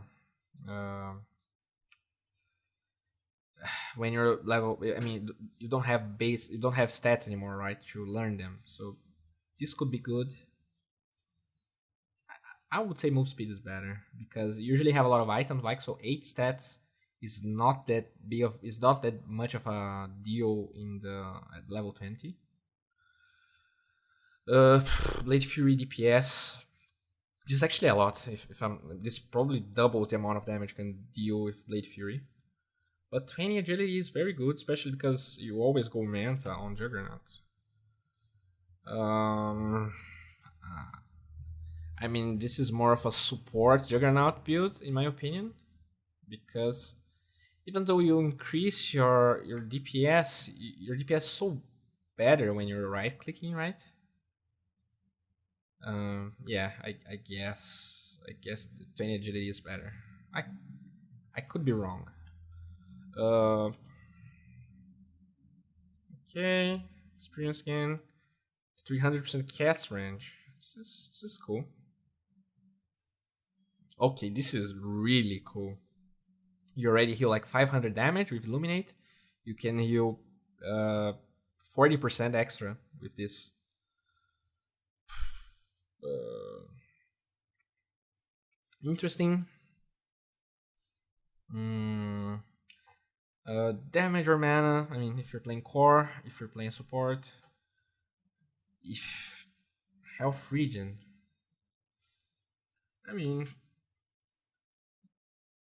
this can make you more. Uh, this can make you never go back to base. But if you're playing support Kanka, you usually go for. I mean, you can go for earn. Um, I guess the movement speed is better here. Yeah, I would say it's better. 300 health or 100 gold per minute. And yeah, if you want to be greedy, if you're dying a lot. This is pretty good. 200 torrent AoE. And the 25% magic resistance could be the difference between you casting your bolt before dying or not. And this changes a lot of the game. So, I mean, both are very good. I guess in the late game, as a Kanka, you don't really care about the AoE of Torment that much. You're more preoccupied with your damage. So maybe magic resistance is better because you will be alive. While the Torrent AoE, I mean, at the same time, 200 radius is a lot. So I don't know. I mean, we will see what's better or not here. Overwhelming odds increased. This is a pretty big buff. I mean, at level 1 is 50%.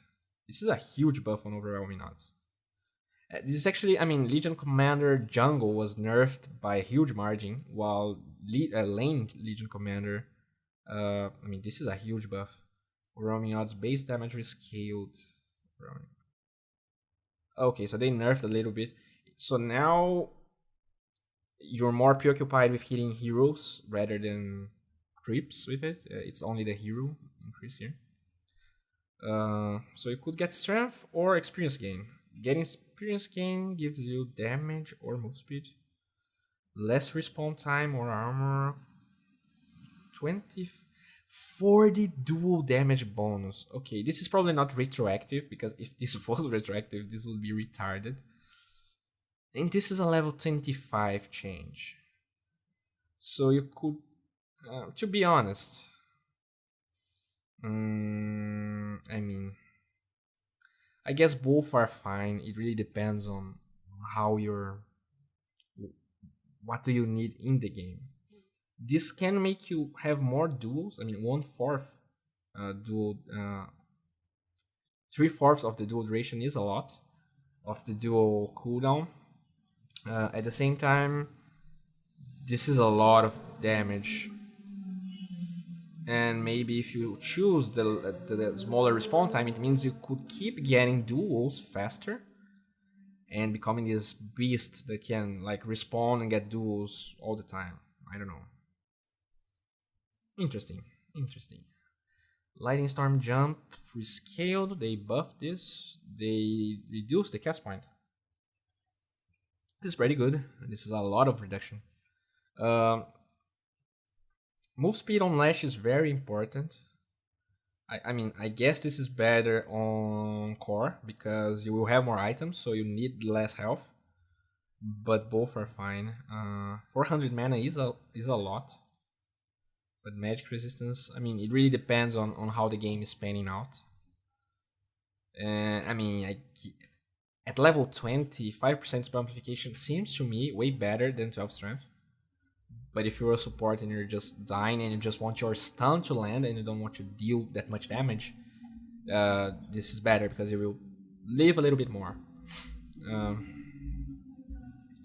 I'm not really sure how much damage the explosions do, but they do a lot of damage, so extra 50 seems like a big buff. Plus 2 seconds lightning storms, low duration. Oh my god, this is retarded. I mean, both are great. This is so spammable. This is so spammable. This is really big. It's very interesting the way he's trying to balance the late game of these intelligence heroes, right? Because he did kind of buff their early game a little bit, even though the rewards of getting kills are smaller. But at the same time, you get this ridiculous power spike at level 25. So getting level 25 now is huge.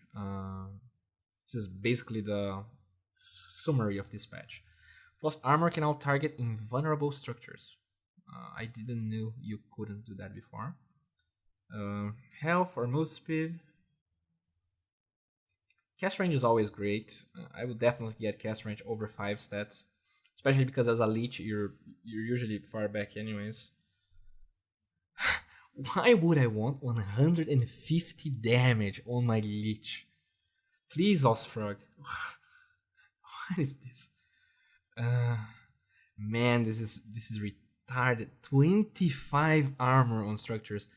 This is huge. I mean that EG versus Alliance game would be way. It wouldn't be nearly as close with this. At the same time, I'm pretty sure Lich was not level 25 in that game, so I don't know. But this is actually huge on Lich, right? He actually gains experience faster because of his skill, and the amount of experience you need to reach level 25 decreased. So maybe Lich is actually a hero that he will get a lot from these changes. At least I think. Or attacks apply 35% MS. Attacks apply 35% MES and attack speed is low. So you basically have a Skadi on Lich. That's it. I don't know. This is only on structures. I guess. I mean, they are both great, but not that great. You know. Okay, you get probably as a support. This is the faster level 25 you can get. But at the same time, the rewards are not as great, probably because he already can get it so fast comparison with other supports. I mean, as a support, you don't want to be right-clicking anyone, and at the same time, if you got that fast level 25, do you really need that extra frost armor on your buildings? But they're great. I mean, if eventually you need them, it's cool. I guess I would get this, unless I'm really far ahead. But if you're really far ahead as a Lich, you're not level 25 in the game. I don't know. Okay. You have this very aggressive build with attack speed and damage. Eventually you can choose between move speed or evasion. I mean, if you're getting killed, you could go for evasion. If you're getting kited, you could go for move speed. 1 second raid duration. I mean, it's good, but 15 armor is a lot, man. I don't know. Because the downtime on rages is reasonably high. So, I guess 15 armor is better. If you're very far ahead, I guess rage duration could be okay. Okay, let's see Lina. More mana or damage. In a way, if you go for a passive build, the passive on Lina, the damage synergizes very well with it. If you're a support, you could go for the less respawn time, but cast range is pretty good. 5% spell amplification or more attack range. She already has a lot, but I mean, maybe you can go Dragonlance and go carry Lina now with more damage and cast range and attack range. I don't know. Or you could, I mean, this would synergize even more because you would get more attack speed and move speed. Or you could go for the Dragon Slave cooldown, which is more of a support slash magic damage build. Okay, I'm a little bit afraid that I don't have enough space in my computer for this video, but let's keep going. Let's keep going. Finger of Death Scepter AoE increased, a small buff. More health or 45. I mean, Crystal Maiden already also have something similar. So he's kind of trying to push ways of playing supports as cores now. I mean, but I don't know, man, because as a Lion, usually, I mean, Lion deals magic damage. Even if you go him as a core, he's not a right clicker.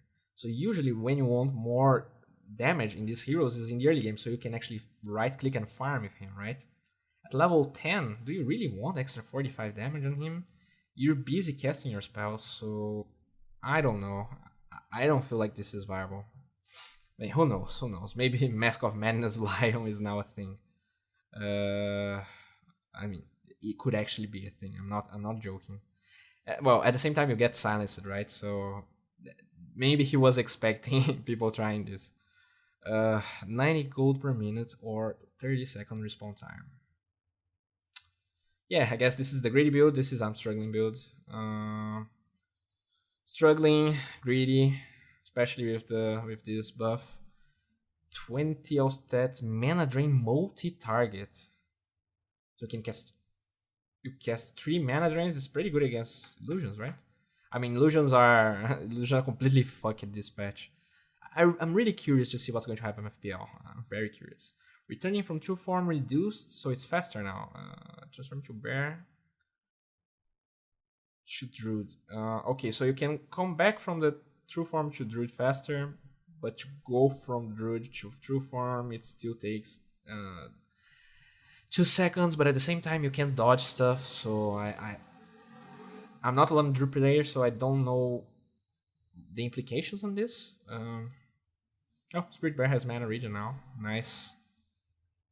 You could get attack range on him, but do you really want to right click with your druid?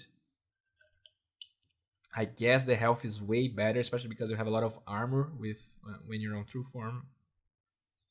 You could get more damage. I mean, apparently now you can go for this like right clicking with your hero build. Actually, it can't. You have this attack range here and 65 damage here. I don't know. I guess the Spirit Bear damage is better, especially because it's very good at pushing, right? It synergizes with Demolish. The reduced respawn time is interesting, but at the same time, you're still stranded to your bear cooldown, right? It doesn't matter if you respawn faster if your bear is dead. So 7 Spirit Bear armor. I guess it's a play style. It's a game decision. Both could be okay. If they have a lot of physical damage, you just want to give more armor to your bear. More duration on the entangle or 10-second savage roll. I guess this is way better. But I could be wrong. I mean, savage roll is just a ridiculous skill.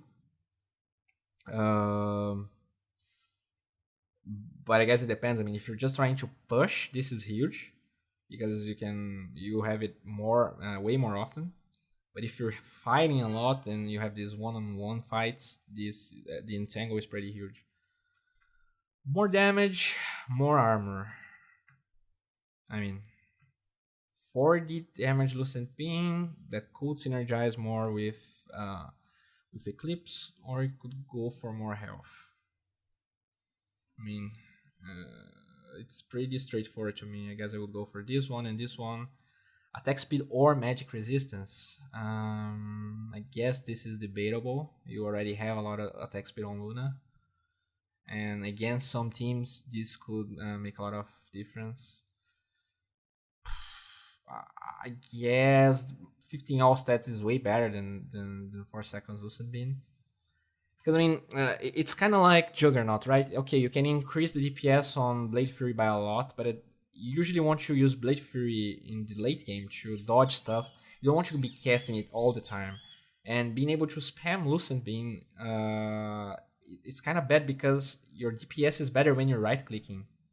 So I don't know if this is really relevant. Maybe to cancel TPs and stuff, but at level 25 you do so much right-click damage. I mean, it could be useful, to cancel channeling spells and stuff like that if they have like Witch Doctor and Enigma in the same team. This could make a difference.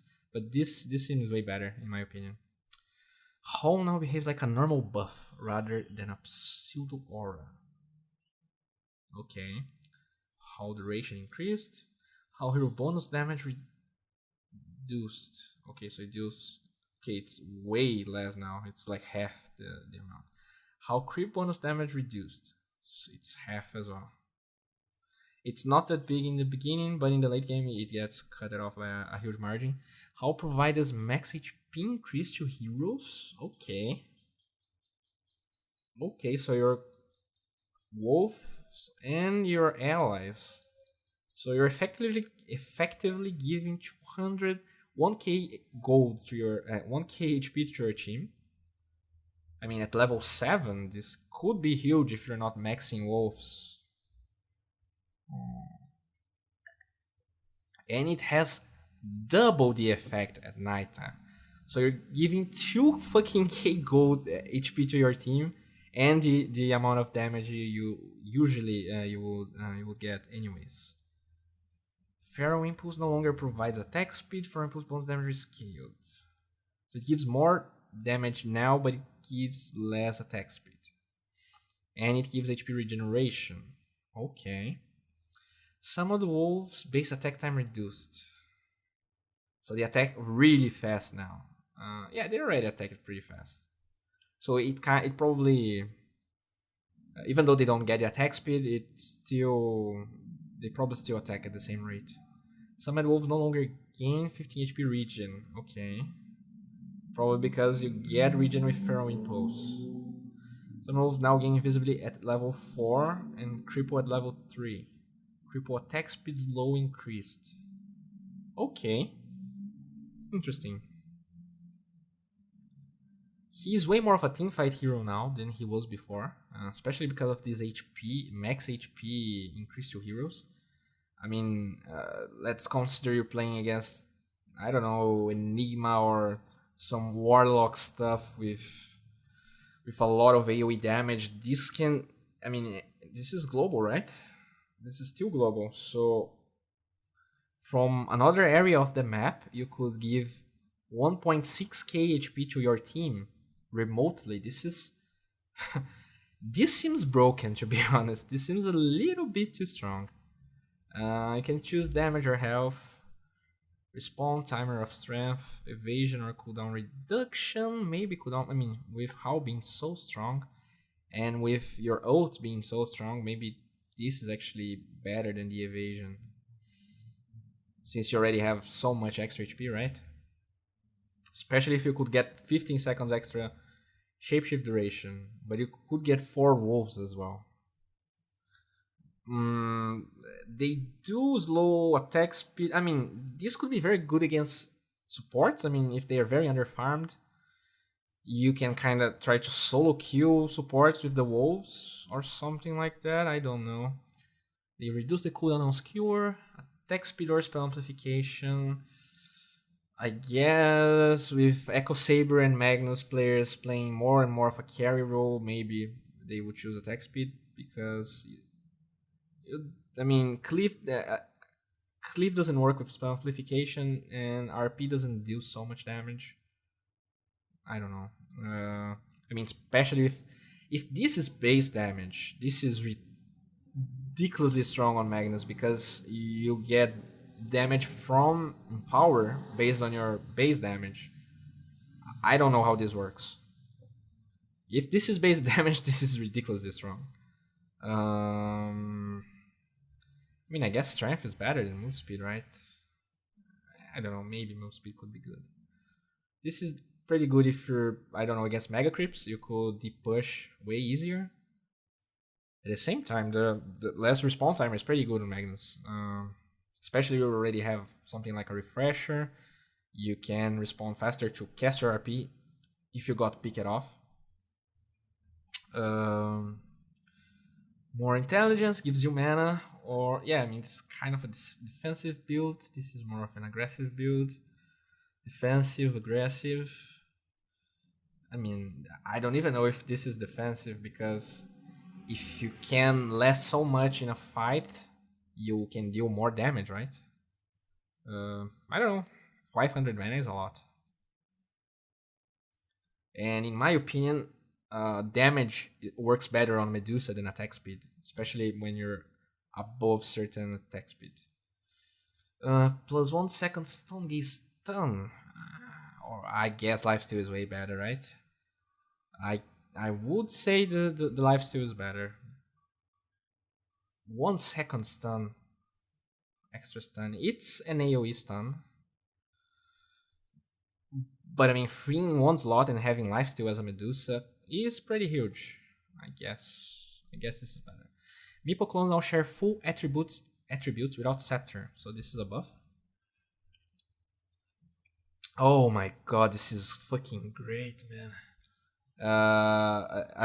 I hope that a TP is a channeling spell, because then I can actually TP when Meeple just blinks in with me and slowly kills me.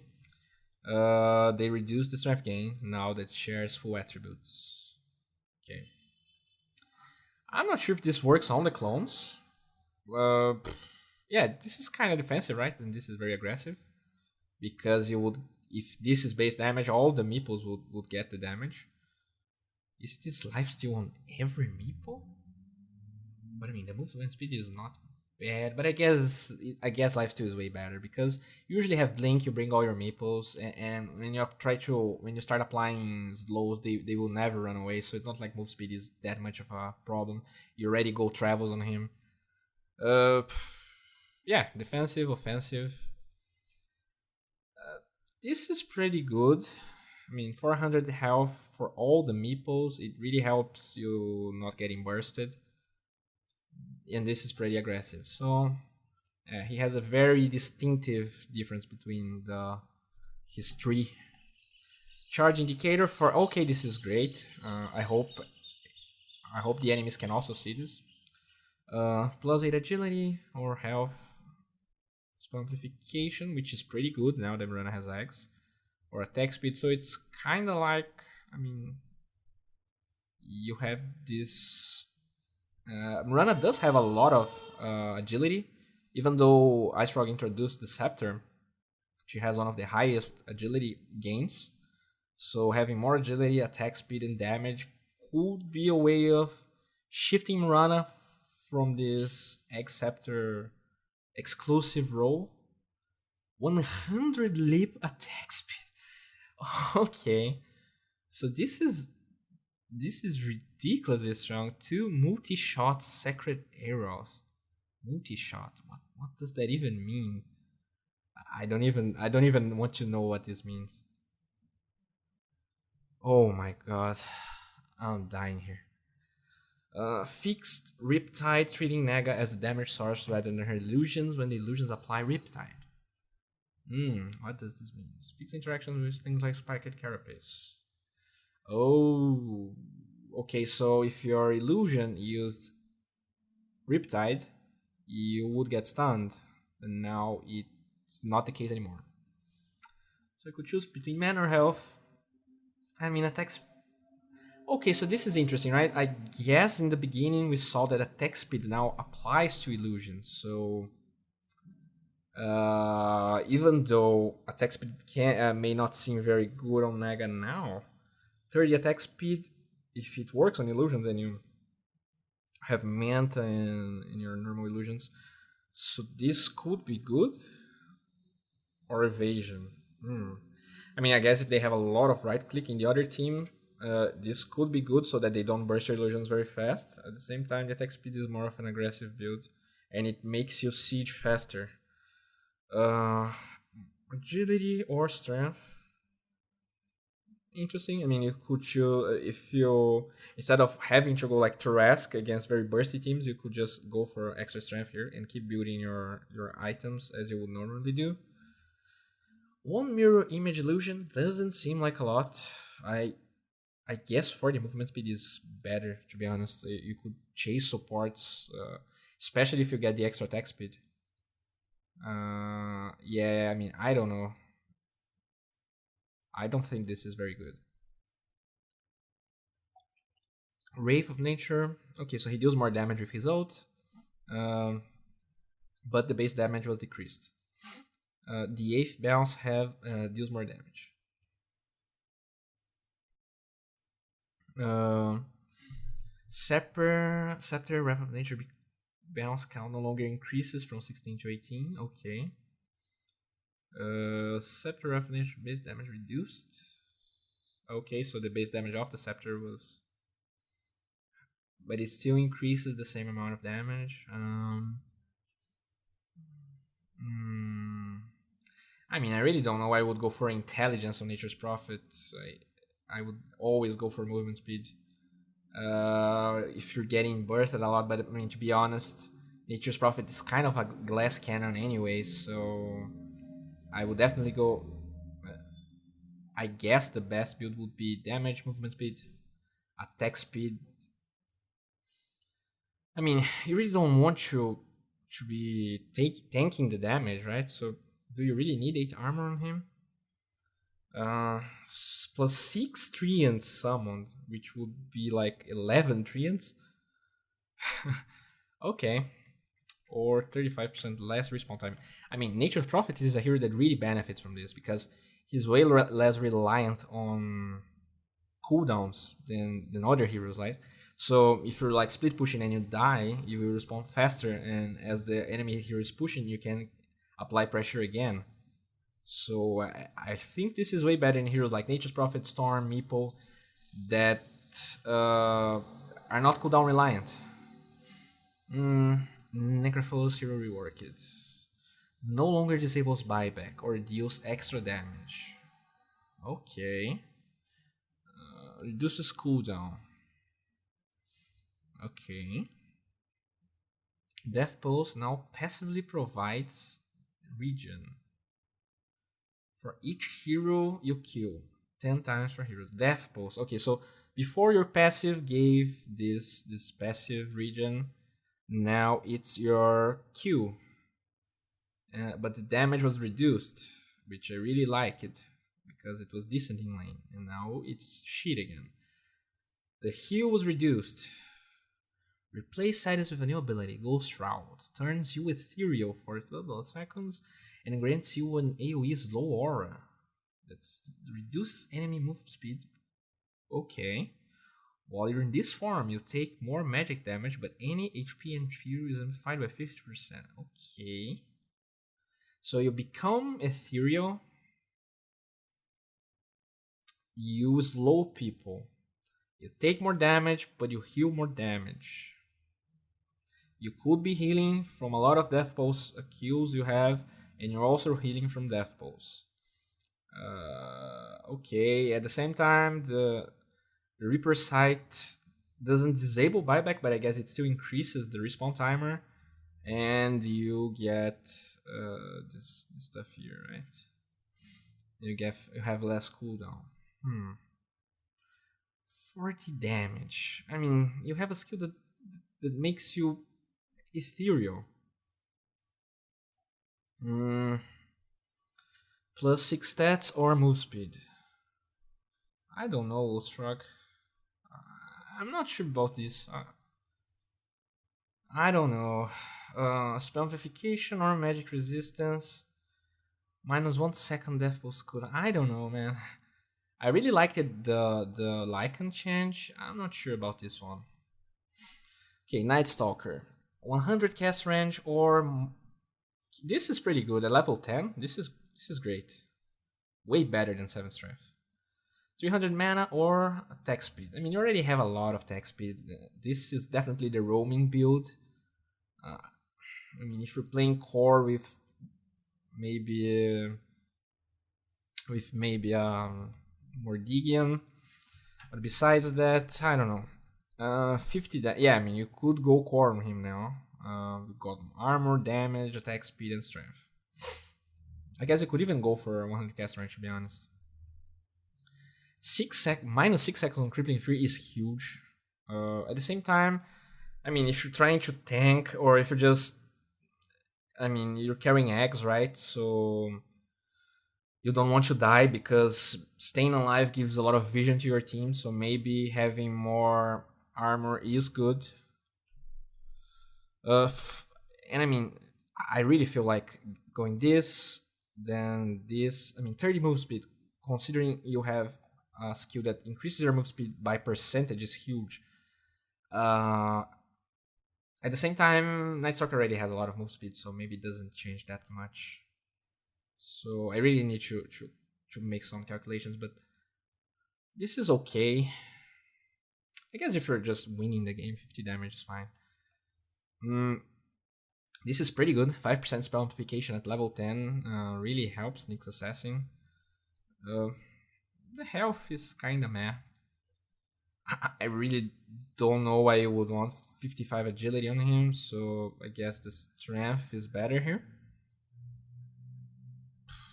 I guess gold per minute is also better than the magic resistance. I mean, he's kind of an initiator, right? So you just want to explode people, or you want to counter initiate with your spiked carapace. I don't know. Whoa, this is this is so good. I mean, imagine against this Van that can control the damage he does, or against Mirana is not the best example, but like heroes like Necrophos, heroes that go Dagon. This has a lot of potential. I'm not sure about this 40 movement speed, especially because you go eggs on him anyways, right? But this is great. This seems very cool. Uh, I mean, as an ogre, it's fine. It's good to have more gold per minute. Cast range is good, but since ogre shifted for bloodlust, it's not like you always need the cast range, right? So I guess going this and buying an item like Glimmer Cape to help your team is better. Probably one of the only heroes that I don't think really relies on cast range anymore. Uh, Now, the meta shifted a lot. These illusions are not that strong, and maybe we see less Luna, Sven, and those heroes. So maybe we go back to damage dealing Ogre, and then this is okay again.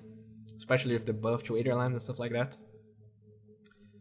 But the 60 gold per minute at level 10, to me, is way better than those bonuses that you get at level 15 and 20, because it makes more of a difference, you know? I don't know, it's just my opinion. Extra health or movement speed, 15% spell amplification or 40. This is huge. Yeah, it's cool, right? You can choose on going the old school ogre, giving bloodlust to everyone. To be honest, it will take a lot of time until you get level 25 on him, but you also can go for the spell amplification route. Repel spell immunity now behaves the same as Black King, but not dispellable. Oh my god. What is happening? Okay, so they reduced repel even more. But you have... And they increase the cooldown, but still, you have an 18-second cooldown BKB. And that you can't cast on enemies by mistake anymore. Okay, this is a buff. Unless... Okay, they decreased the heal. Purification cooldown is scaled. The cooldown is a little bit better. The mana cost was reduced. I mean, this is a buff, man. I don't care if I have one less second of repel. You could argue that in the early game it makes less of a difference, especially because in the early game you couldn't dispel with anyone anyway, because usually nothing can dispel repel so early. So maybe this has some impact.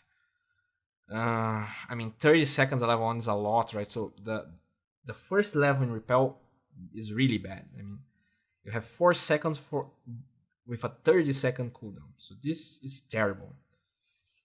Yeah, I mean, I guess it's not...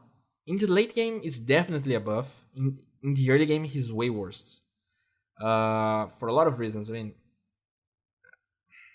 until level 4, it's pretty bad. I mean, I guess level 3 is okay. But the cooldown is still pretty huge. The level 4 cooldown is the level 2 cooldown.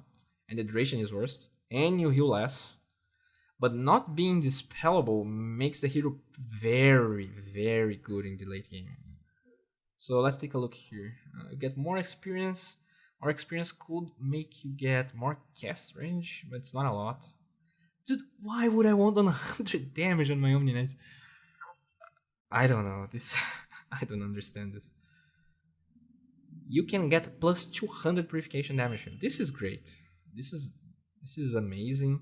At the same time, minus 16% damage in aura is also great. Uh, uh, yeah, I guess my final opinion is this is definitely an early and mid game nerf, but it's definitely a late game buff. Chomny Knight, he's way better in the late game. Less respawn time on Oracle or more experience. I mean, if you're having a good game, the experience gain is way better. It makes you snowball. You want your level 3 out with Oracle. Not sure. Oracle is not that item dependent, so maybe 200 health is better. Move speed is pretty good on him. Plus 20 intelligence. Yeah, I mean, they did nerf the mana cost on his skills, but at level 20, I'm not sure if that's so much of a problem. So maybe move speed. I don't know. 2 extra seconds in false promise is huge, but 250 cast range, considering you can build Aetherlands, is also huge. These are both great. I guess it really depends on the game. Astral Imprisonment, cast range, nerfed. Okay, he really needed that nerf. Thank God, Ice Frog. Thank God. Papa Bless. More mana or more move speed? This is hard, to be honest. I guess you won't move speed because as you get levels, the mana is less important.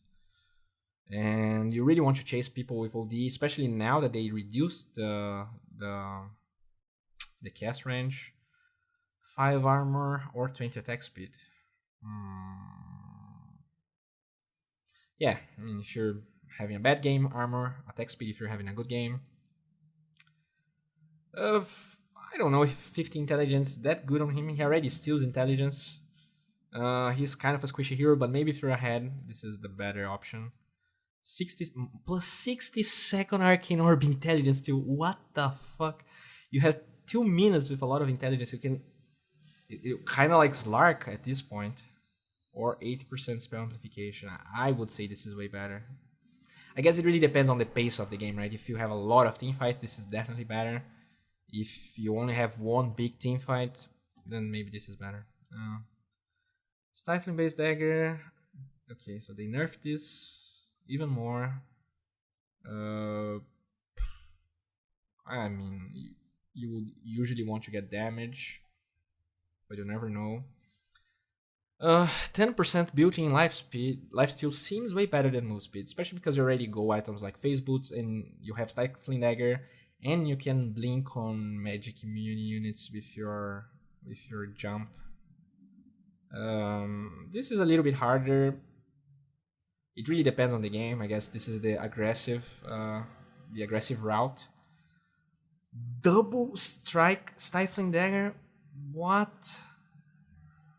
I mean, Phantom Assassin doesn't really benefit that much from agility, so I guess this is way better. Yeah, I guess, I mean, this seems better. I'm not very sure. I mean, you can explode people very fast in teamfights. At the same time, if you have a lot of damage, the agility can make you deal more DPS. Okay, Phantom Lancer has a scepter now. Phantom Rush provides agility when you reach the enemy. What?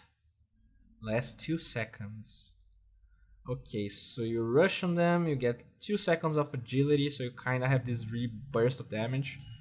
Phantom Rush minimum proc range reduced. Okay. Added Scepter. Causes Spirit Lance to bounce on nearby enemies. So you can create like 5 illusions at once. But do you really want to go Scepter on PL anyways? I mean, you would go like Diffusal Blade into Scepter? Is that it? I don't know. 150 health for attack speed. I mean, with illusion based heroes, I guess the health is more valuable than attack speed. If you're having a great game, the attack speed now goes to illusions as well, so maybe 15% cooldown reduction or stats. Debatable. 50% magic resistance or evasion. I guess they're both good. If you're really aggressive, you can allow Phantom Rush from like more than Dagger Blink range, or you can get strength through. It's kind of like Naga. I guess Naga had the same path here. Sunray changed from pure to magical damage type. From pure to magic. Okay, this is a big nerf. But they increased the max damage increase from 5 to 6.75. So this is a okay, 10% of 5 is 0.5. Okay, so this is a 20 and a little bit percent increase, so that's probably to compensate for the change from pure to magic. But at the same time, the magic damage can be prevented from easily accessible items and pure damage cannot. So this is a nerf anyway, even though they kinda... I mean, you can itemize against Sunray, whereas you couldn't itemize against Sunray before. You could only buy raw HP. Sunray base damage increased. Okay, so at least they buffed the base damage. This was a very big nerf. Icarus dives low. Okay, this is good. Less respawn time or health. Gold or strength, armor or spell amplification. And this is pretty good. Supernova hit count or 1 second stun. That's interesting. 8 intelligence or health. Do you really want 40 damage on your puck? I mean, unless you have a troll on your team, I don't understand why you would want this. The movement speed is okay. Spell amplification or magic resistance. This is definitely the aggressive build. 300 gold per minute. This is... At the same time, you have 7. You kind of double the how much you could travel with it. I guess they both have their spots, but this seems very strong. 8 strength or mana regen, armor or movement speed, gold or respawn time. I guess respawn time is very good on Pudge because his ult is very low cooldown, his hook is very low cooldown, and I mean you really need him alive for these hooks. So when he gets picked off and they go for a push, he's alive. So he's definitely one of those heroes that I really like this tree change. Here you get more strength or get more rot damage. Okay. Nether Ward mana regen reduction rescaled. So they... Okay, so it's now percentage based. Interesting. That's probably very good in the late game. More mana regen. Yeah, Pugna actually has a big problem because even though he has a lot of mana, the items you go on him are X, Airlands, Veil, and neither of these items give mana regen. So yeah, even though this is a static mana regen buff, at least he has some. So this is good. But health is good on him as well because he's very squishy. So I don't really know. What would you go? I don't think respawn time is very good unless you're playing support Pugna. At the same time, if you have a push lineup and you just want him to respawn faster and push again, I don't know. All stats or cast range. I feel like cast range is pretty big on Pugna. Basically, all his skills are depend on cast range, so this is good. 50% life drain heal or 100% nether. Yeah, so this is... They're both aggressive, but this... I mean, if you're playing like a... ambulance Pugna, you can heal your allies better. This is definitely for pushing and dealing with illusions and deep pushing and stuff like that. Okay, so Queen of Pain, they reduce the base attack time again, so they definitely want to push this right click build on her. And now you get extra 20 damage, which is pretty good, or you can get strength if you're getting focused. This is very interesting. Sonic Wave has, I mean, they didn't buff Sonic Wave directly, but 12% cooldown on skills with very big cooldowns like Sonic Wave is interesting.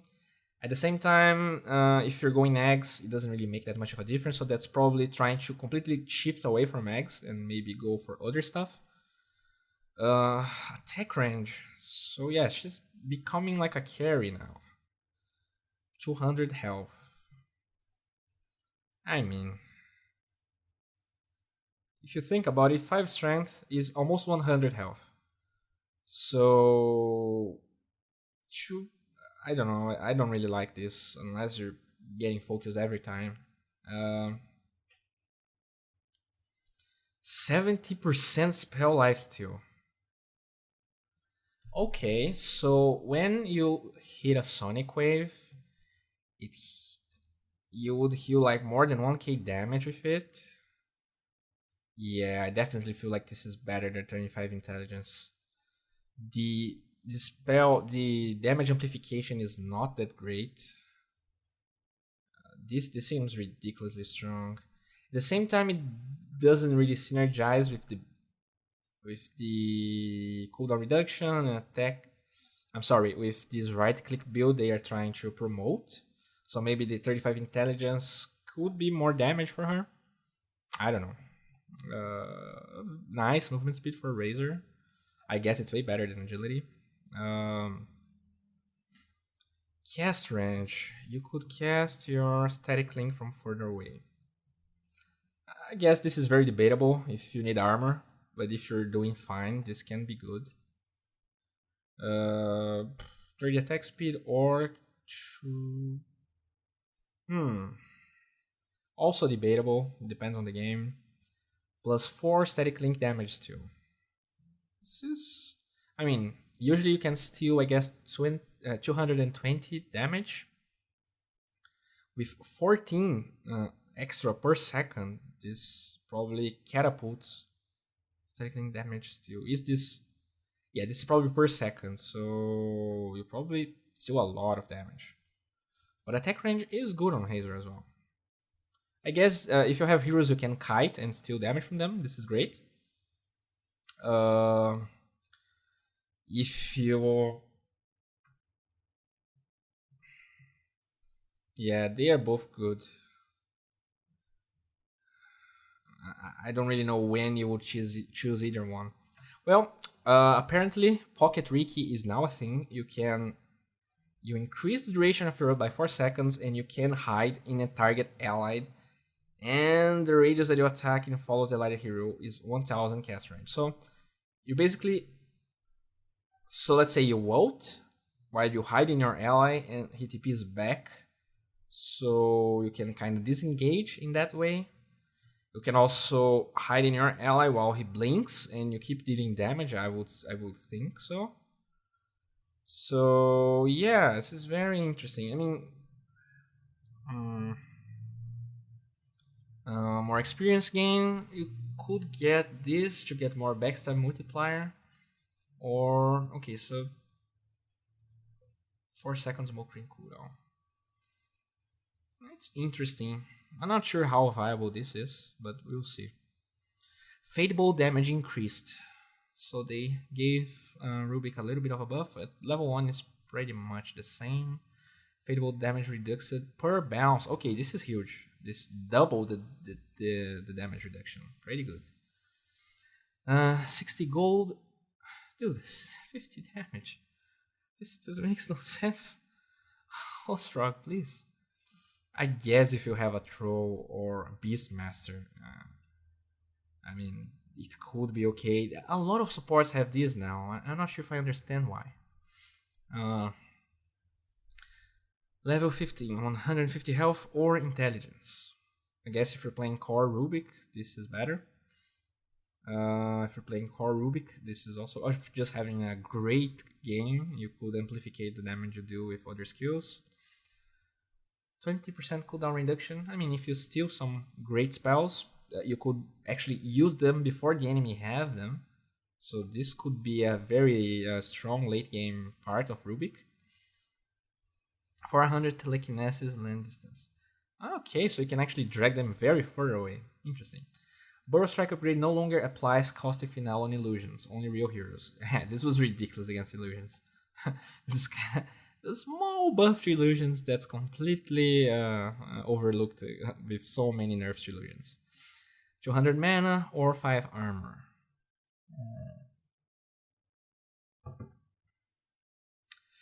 I mean, I guess 200 mana is way better. Magic resistance or move speed. Yeah, I mean, if you're playing very aggressive, this is probably better. If you're getting focused, this could be something you could go for. If you want to go greedy, you can get this and farm X, farm Veil, farm a lot of different items. Uh, you could deal more damage with Epicenter. I mean, this could be interesting against defending high ground. I mean, if you have so much health regen, you can keep applying your. I mean, you can defend against Mega Creeps or Super Creeps without having to go back to base, which is very underrated because you can keep pushing the lanes, right? When you're a very weak offlaner or support trying to push, you always need to go back to Fountain, and then when you go back to the lane, the creeps already they are almost where you left. So this is interesting. This is more of a aggressive build against AoE. I mean, a lot of summons and illusions. 6 strength or move speed. I mean, he didn't have to nerf Shadow Demon. He nerfed so many stuff indirectly. So we have more 400 demonic purge damage, which kind of synergizes with the X, or almost no cooldown Shadow Poison. But this skill was pretty much nerfed a lot, so at the same time, you usually want the demonic purge for the purge rather than the damage. So maybe if you're against Mega Creeps, this is interesting. If not, this is probably better. 10% magic resistance or 25 respawn time. Yeah, I guess it's debatable. This is pretty good aggressively. This is pretty good to be able to cast defensive disruptions and stuff like that. And even your purge, right? You can cast it from further away. So if you're more worried about the placing your skills rather than dealing more damage, and after the changes with Shadow Demon, this is more the cases you usually want to kite heroes with your purge and just create illusions or save heroes. This is probably better, but I don't know. Shadow Haze cast point decreased, so it's now easier to cast Shadow Rays. You could get more move speed or attack speed. You could get spell amplification or be more tanky to keep in the middle of the fight. Evasion or plus damage per soul. That's kind of doubles your damage. Interesting. Minus 7 second Shadow Rays cooldown. So this is very good against anti-push, something the Shadow Fiend lacks in the late game. So I mean, you can defend against Mega Creeps. A lot of these level 25 changes usually kinda try to make heroes deal with Mega Creeps when they are pretty bad. I mean, CM has more AoE damage. You have Shadow Fiend here, and the damage the cooldown reduction on Shadow Demon. At the same time, you could get more attack range. So if you're pushing, if you want to kite heroes, this is interesting. Mass Emperor no longer deals damage in AoE, which was kinda dumb. I mean, it didn't make a lot of sense to me. But they increased the damage in the level 2 and 3. Now Chaos Emperor Watch will have split shot. Okay, so now it's the same as the Medusa attack. Scepter, and they increased the attack range. This is great. I definitely like this more than I like the old eggs. I mean, that only increased the damage rather than having some cool mechanic to adapt in the game. Move speed or health. Cast range is always good on Shadow Shaman, but more experience means you can get your level 3 faster, but it doesn't really change that much, right? You're level 15. But you could get plus 3 second shackle duration. This is retarded. Or plus 1 serpent ward. Okay.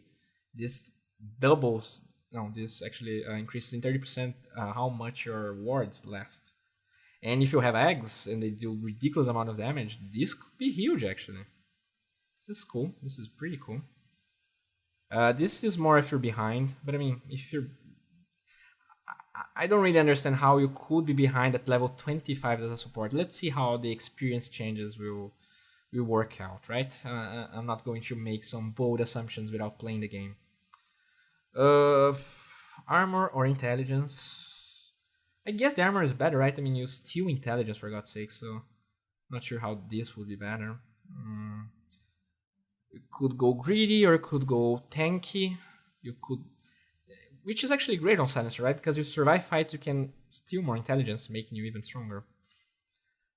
This is definitely for carry Silencer, and this is more if you're just dying every team fight.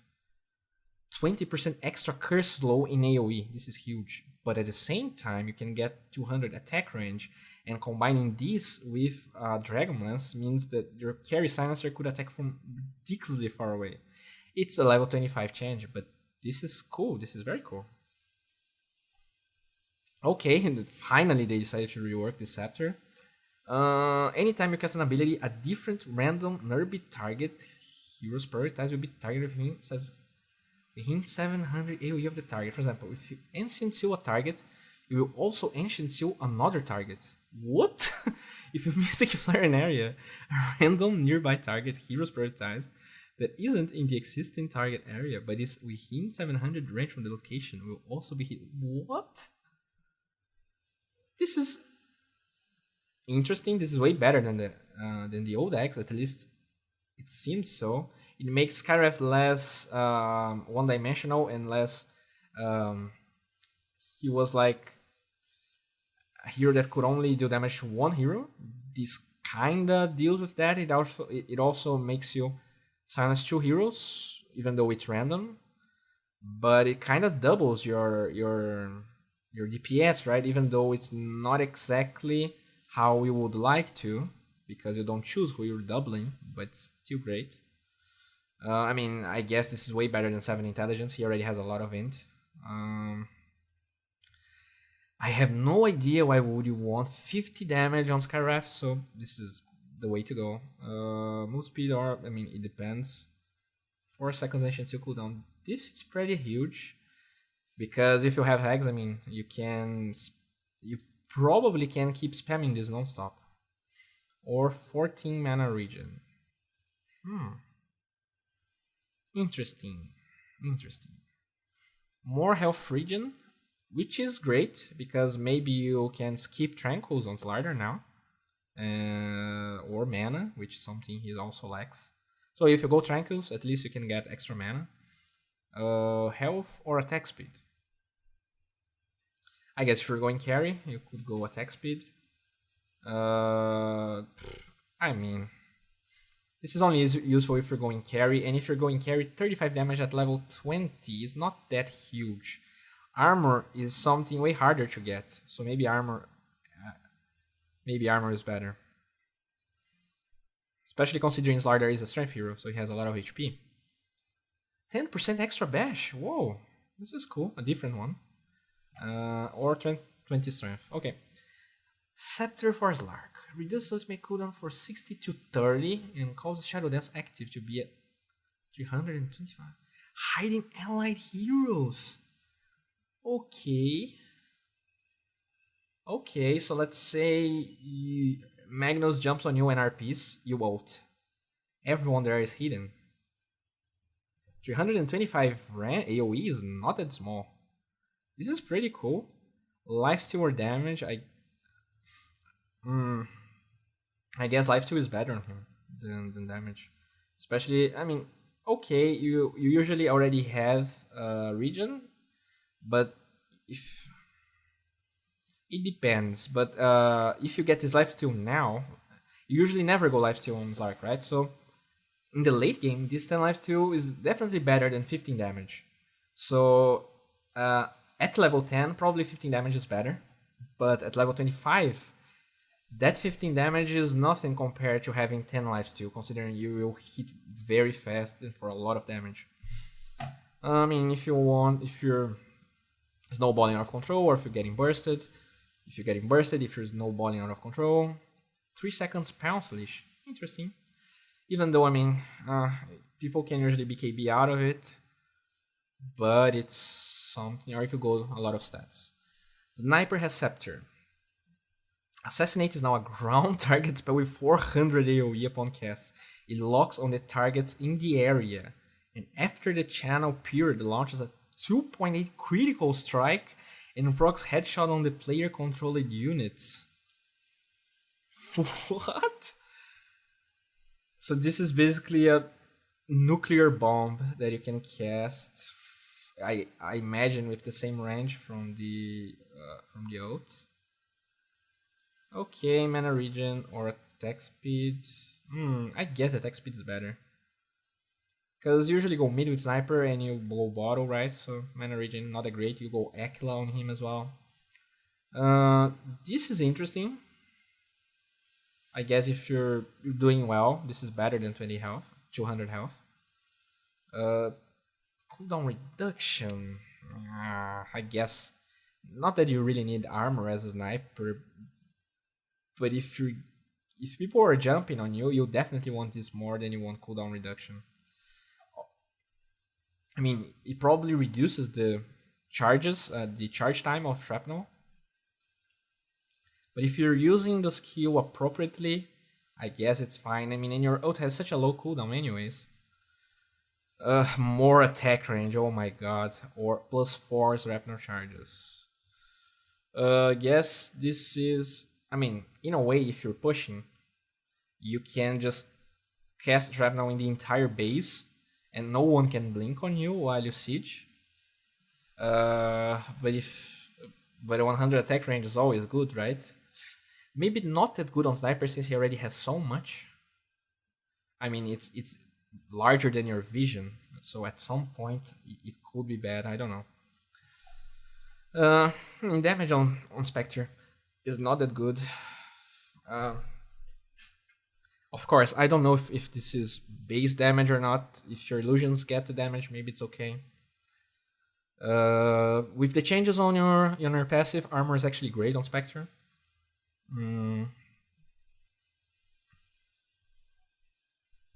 Okay, minus 20 seconds Spectre Dagger cooldown is very interesting. 400 health is interesting because sometimes you want to go hard on Spectre, but you also want DPS. So you could choose to this route and completely ignore Heart, which is okay. But at the same time, you're level 25, right? So, I don't know.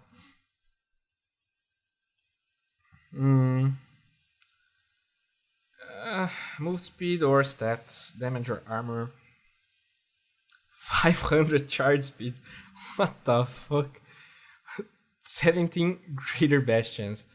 I mean, I guess if you're playing carry, Spirit Breaker, but he doesn't even have a lot of good trees. I mean, he's already such a strong hero, right? I don't think he can't have such strong stuff here.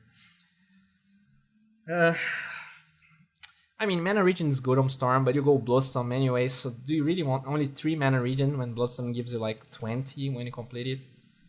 I guess 20 damage is better. I would say so.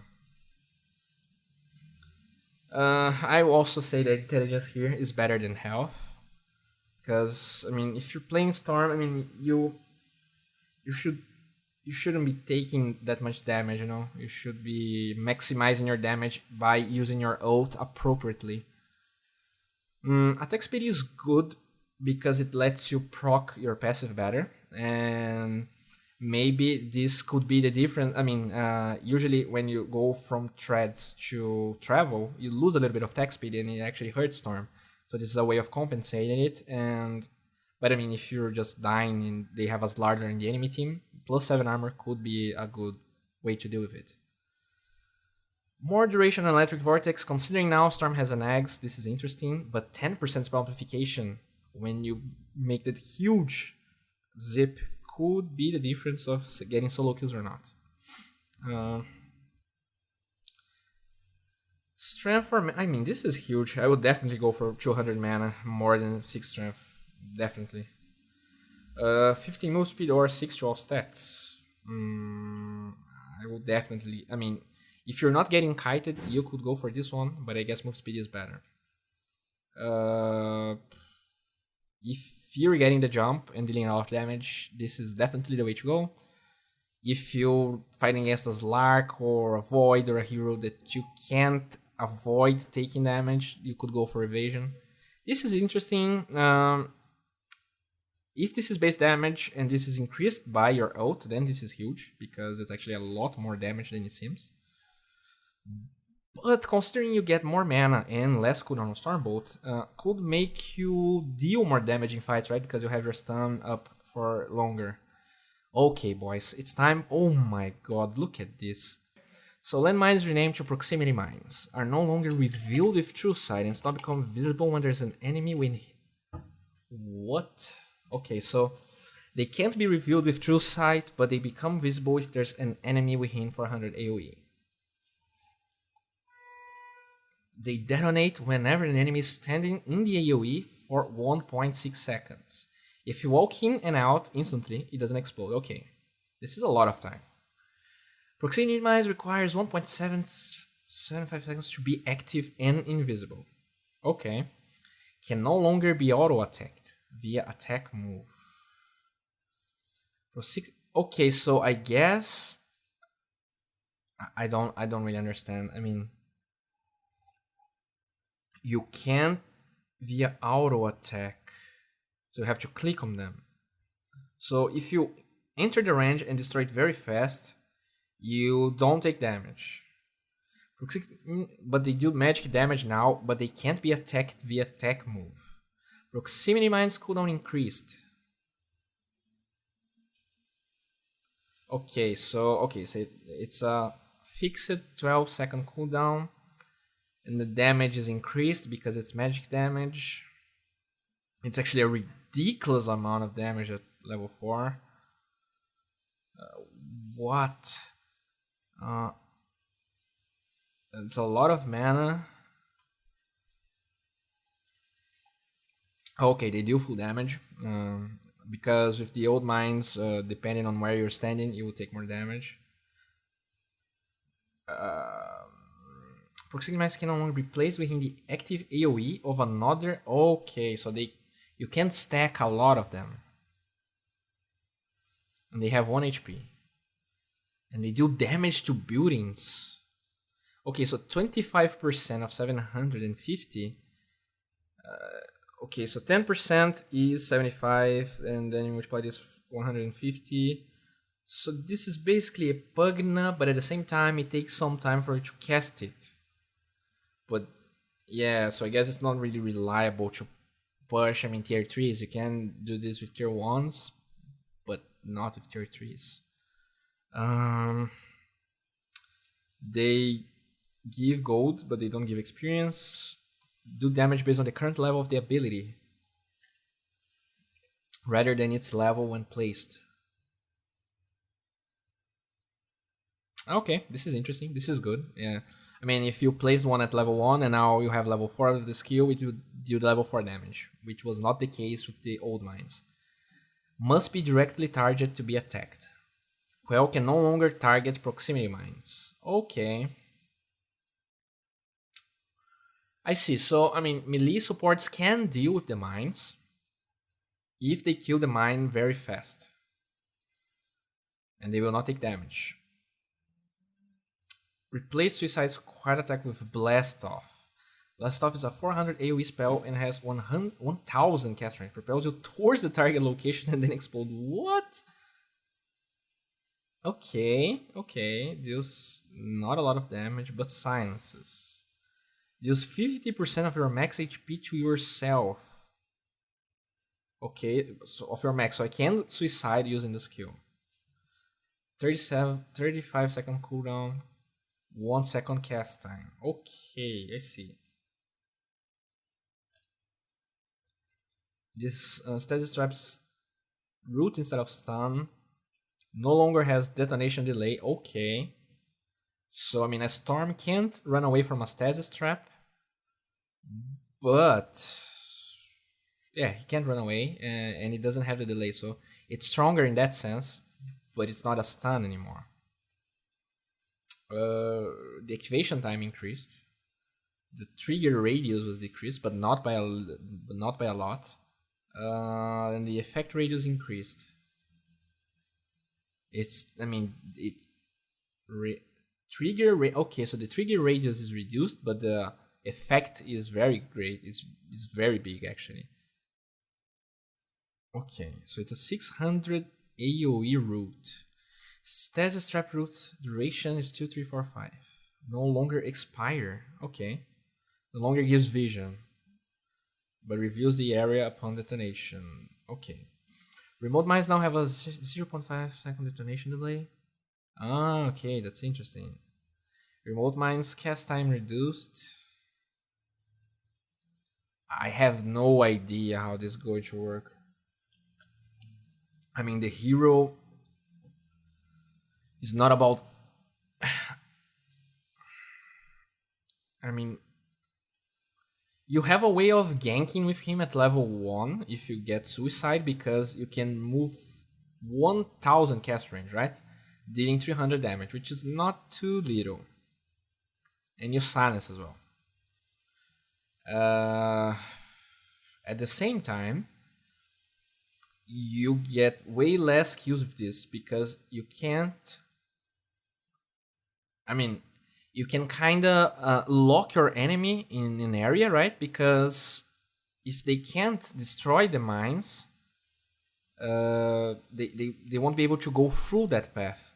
So techs can work like zoning areas. You can control areas of the map now, because they are not revealed with True Sight, but they become visible when there's an enemy. I'm not sure how this works with creeps or with like dominated neutrals and stuff like that.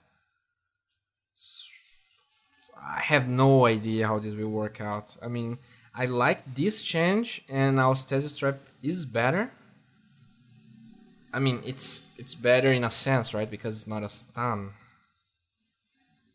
But it's way easier to detonate it, which was the biggest problem with the skill. So at least you can actually reliably cast it, reliably make it work.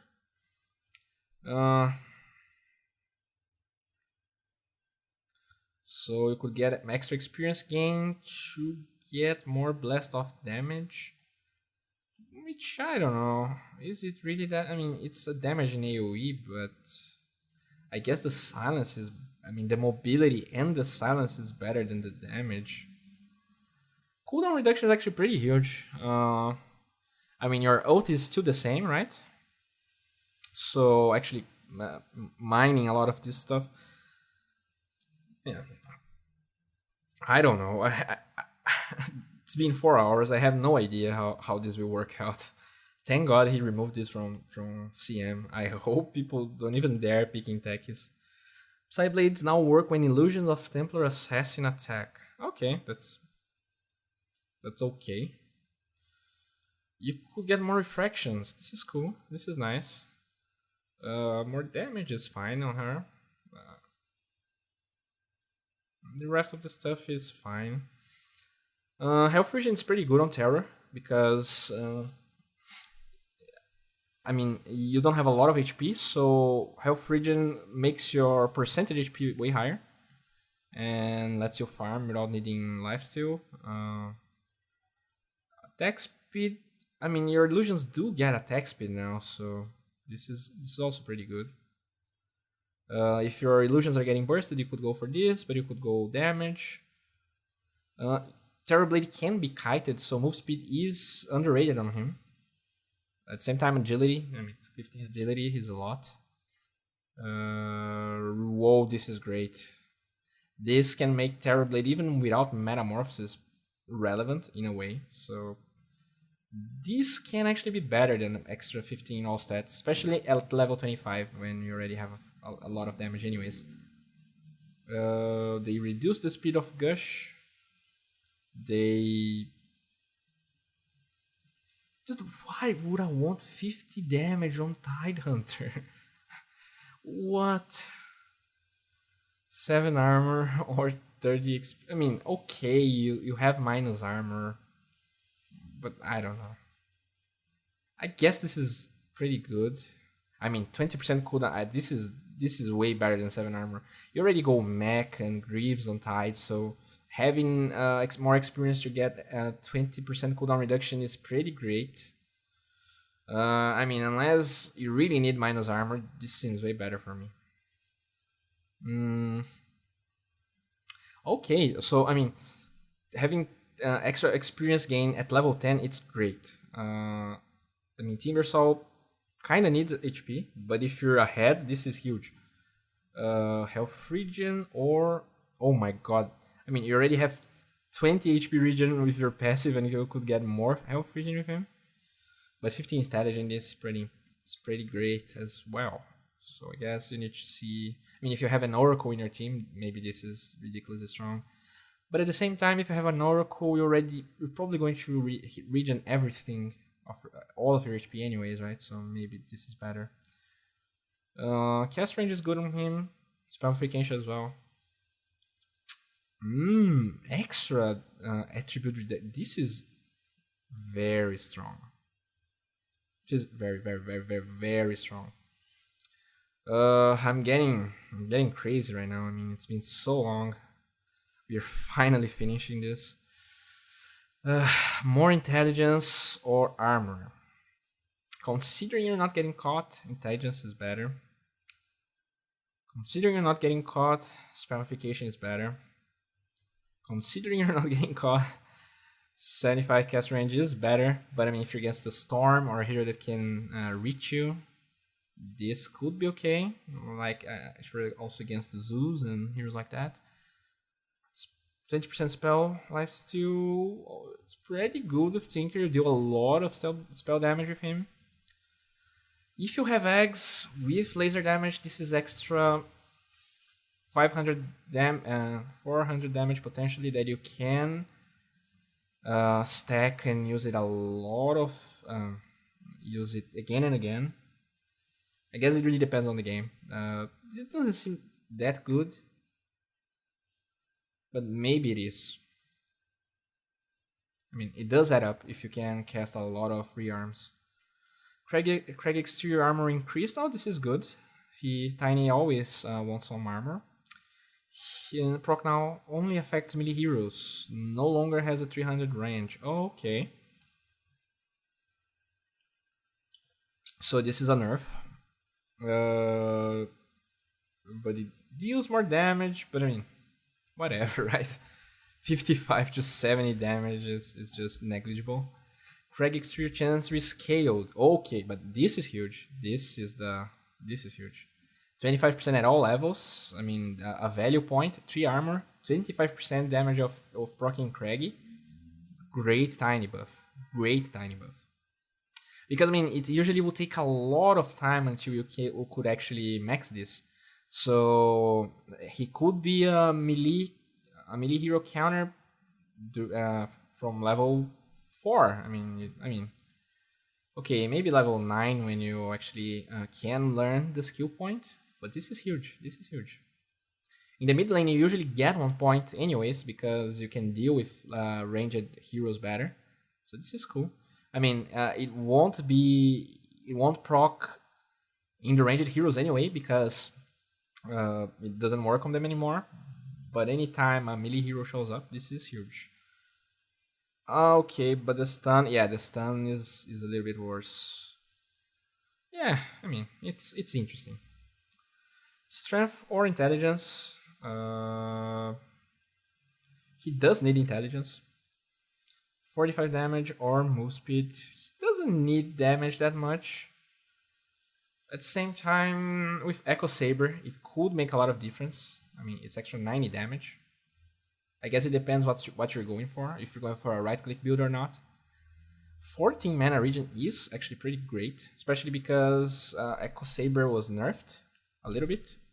So the extra mana regen could be useful, but at the same time, 25 attack speed. So cooldown reduction is not that great on Tiny. 200 avalanche damage. I don't know. I guess. I mean, his cooldowns are a little. I guess this is better. Especially if you have items like Blink and Shadow Blade, you're going to proc them again. So I guess it even works on Echo Saber, right? So you could proc it faster. Hero Rework, it is now a passive ability. Whenever. Okay. For blah blah blah, you gain invisibility. Okay. When you attack out of invisibility, you bash the target. Distance to 3 checks still okay. Your attack out of invisibility cannot miss. You can cast while invisible. What? So I mean, you can't use it on allies anymore to set up skills and stuff like that. But you have a bash now, so you have ways of interrupting TP. So if you're like just hanging around the team fight, invisible and stuff, and you just show up and cancel a TP or just bash someone for 2 seconds, I mean, this is huge. You can kind of gank with Treant now at level 1. I mean, at level 2 you have a 1 second stun and a 6 second slow, which was way better than what you had before, because you only had the slow to actually reach the team fight. I actually think this is, I mean, considering pubs, this is definitely a buff. Considering pro games, I'm not very sure, but I still think this is a buff. And this is probably why he was removed from the game. From CM at least. 30 attack speed, what the fuck, Ice Frog? 2 mana region, I mean, 2 mana region is not even that much, so maybe you could go for attack speed. 90 gold or move speed. You already have a lot of move speed bonus, so this is probably better. Cooldown reduction or damage. I mean, if you're playing support, this is way better. Especially if you went for this one, because you can get X. But I mean, I don't know, you could go for attack speed and more damage. Oh, more armor block instances. Nice. Minus 20%, 2 seconds bash. I'm not sure if I understand how this works. Is this a chance of bashing with Treant? Or I have 20% chance of bash for for 2 extra seconds. Strength or agility. Yeah, this is okay. When BKBs are over, you can kind of spam whirling axes for a long time. And this is a way of increasing your EHP against magic damage. Horus Kick increased. Horus Punch attack range increased. Horus Kick attack range increased. Fixed Horus Punch having old cooldown values on level 1 and 2 when Scepter is equipped. What? Oh, okay, that's I had no idea this was a thing. 20% experience gain or 30 damage. I mean, it's great to have 20 experience gain at level 10, which means I can get more strength to deal more damage with Horus Punch, or more gold to farm items, maybe a Scepter. 6 armor or 20% magic resistance. 6 armor or 10% magic resistance. I don't know. 500 health is a lot. Or you can get a crit on Horus Punch. Okay, Underlord added to Captain's mode. Okay, no longer pierces spell immunity, so this is a huge nerf to the hero. No longer interrupts. What? It doesn't cancel TPs? No longer deals damage. Root duration. Okay, a lot of nerfs on Underlord. Affects units every 3.5 seconds.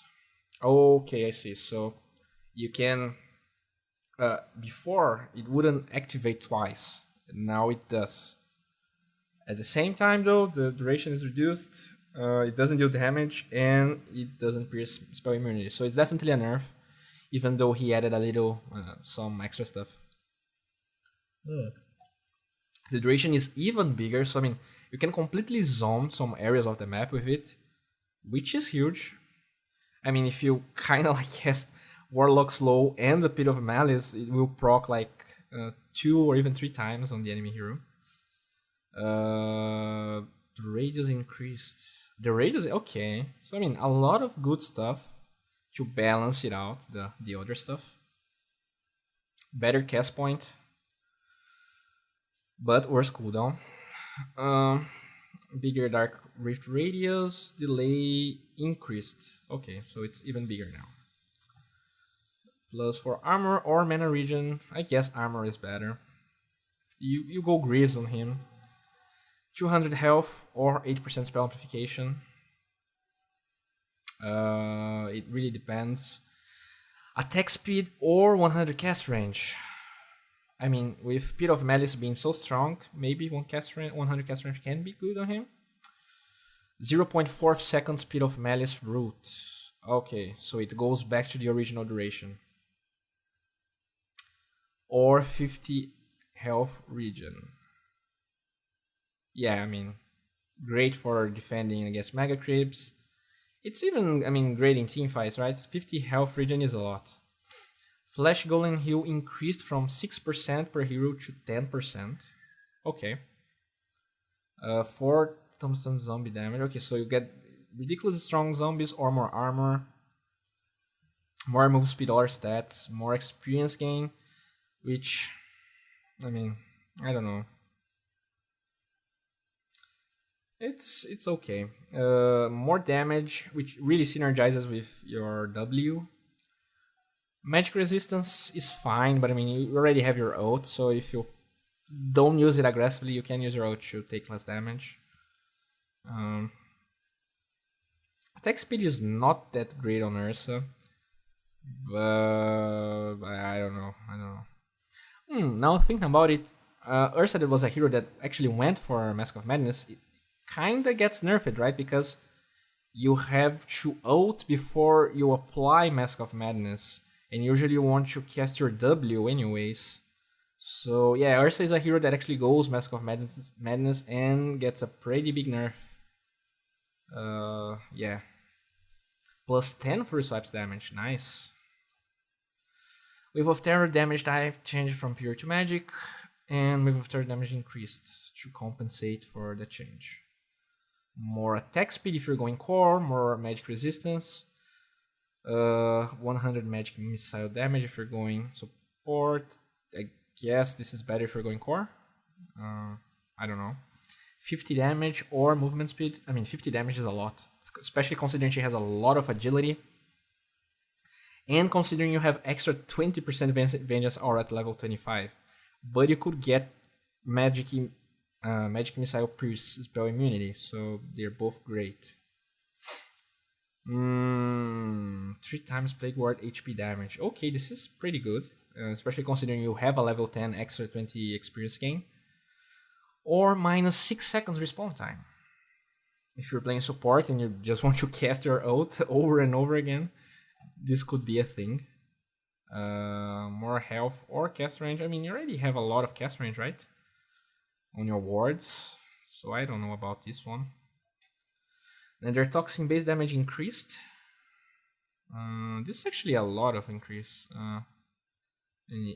It's definitely a reasonable increase. At level 1, it's extra 10, which is a reasonable buff. Poison attack affects buildings. Nice. Or plus 80 Viper Strike DPS. I don't know about this one. Maybe if you have eggs. More attack range or armor. Strength or agility. Okay.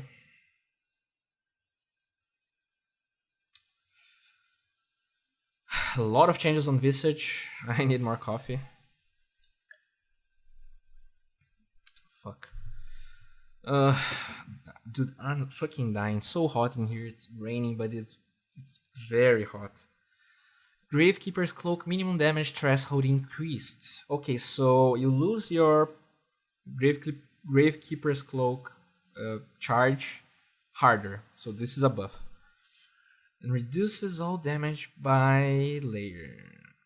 All damage, okay. So it's harder to lose the charges, and it now reduces all damage for each layer. Gravekeeper's Cloak recovery time rescaled. Okay, so now at level 1 it takes a little bit longer to increase it. Affects familiars within 900 distance of your hero. Okay.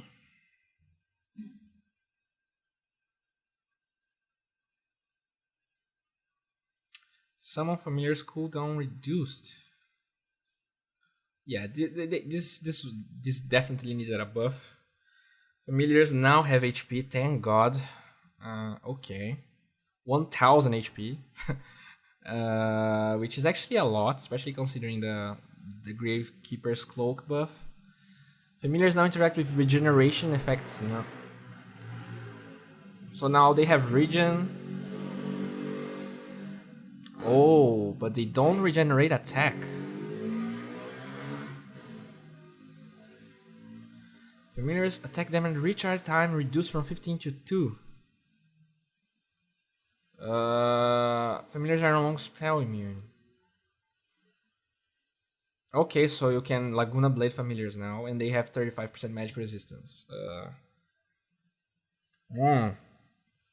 Okay, so having 430 move speed at level 1 is huge. This is a ridiculous buff. This is huge. This could definitely make Visage viable. This right here, huge buff. Huge buff. Damage per charge rescaled. So they have more damage. Stone form duration reduced. So they go back to their original form faster. And the cooldown is also reduced. Okay, so a lot of buffs. Pretty much everything are buffs, right? With the exception of this one, that is still the same at level 4. Even though you don't... I mean, it's usually the second skill you max. You could get more experience to get 120 familiars move speed. So you basically have max move speed familiars. You have... Okay, torpedo familiars. This is... this is ridiculously strong. I mean... Oh my god. I mean, yeah, they can be targeted by stuns and stuff like that, but this is so fast. And they buffed the stun duration for a long time. Okay.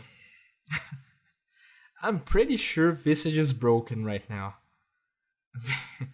I'm pretty sure he's just broken.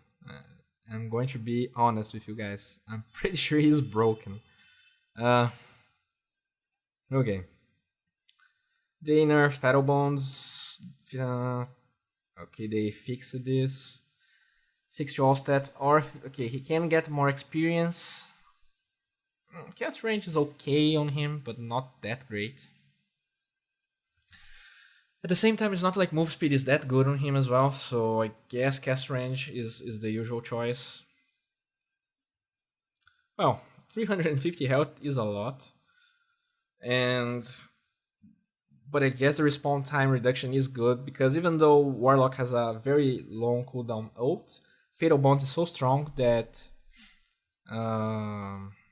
you can... Being alive to cast it is very good for your team. Spell immunity for chaotic offering golems. Okay. Or 15 armor if you're against a Sven or just a Morphling Drow and those heroes. They buffed Weaver, more damage on Chukuchi or more tank ability. This is a lot of damage considering your passive. Just overall stats, health, so that you don't die. Agility. Okay, so Tsukuri is even faster, or magic resistance. They're both great. Yes, magic resistance scales better. I mean, you're already so fast. Do you really need extra 20? Yeah, I mean, I don't know. Maybe this is great. But this is also pretty interesting. Wind Ranger was very was very nerfed. Now that Windrun can be purged, so I'm curious to see what's going to happen. Power shot damage hit reduction increased, but the damage 420. But the damage is the same. At the same time, it's the same at level 1. So okay, I mean, it's a buff, but it's not that much of a... I mean, to be honest, she's terrible. She will... Windrun being purged is very strong. And this is not a buff to make up for that. So I mean, okay, you get more damage here, more mana regen here. I mean, intelligence there. Nah, no. I mean, she is still garbage. To be honest, she's probably worse than she was before. Okay, so you have more slow Archborn or faster Splinter Blast, which is okay. More gold per minute or less respawn time. I guess this is definitely better. Unless the game is very slow. More move speed or 40. I mean, if you're playing carry winter, I don't know. If you're dying a lot, if you only want more mana. Melodic DPS increased from what? I guess it didn't. Okay. Okay, Melodic is a little bit stronger now. You have more attack range with Death Ward. That's cool. Or more heal, more AoE heal. Interesting.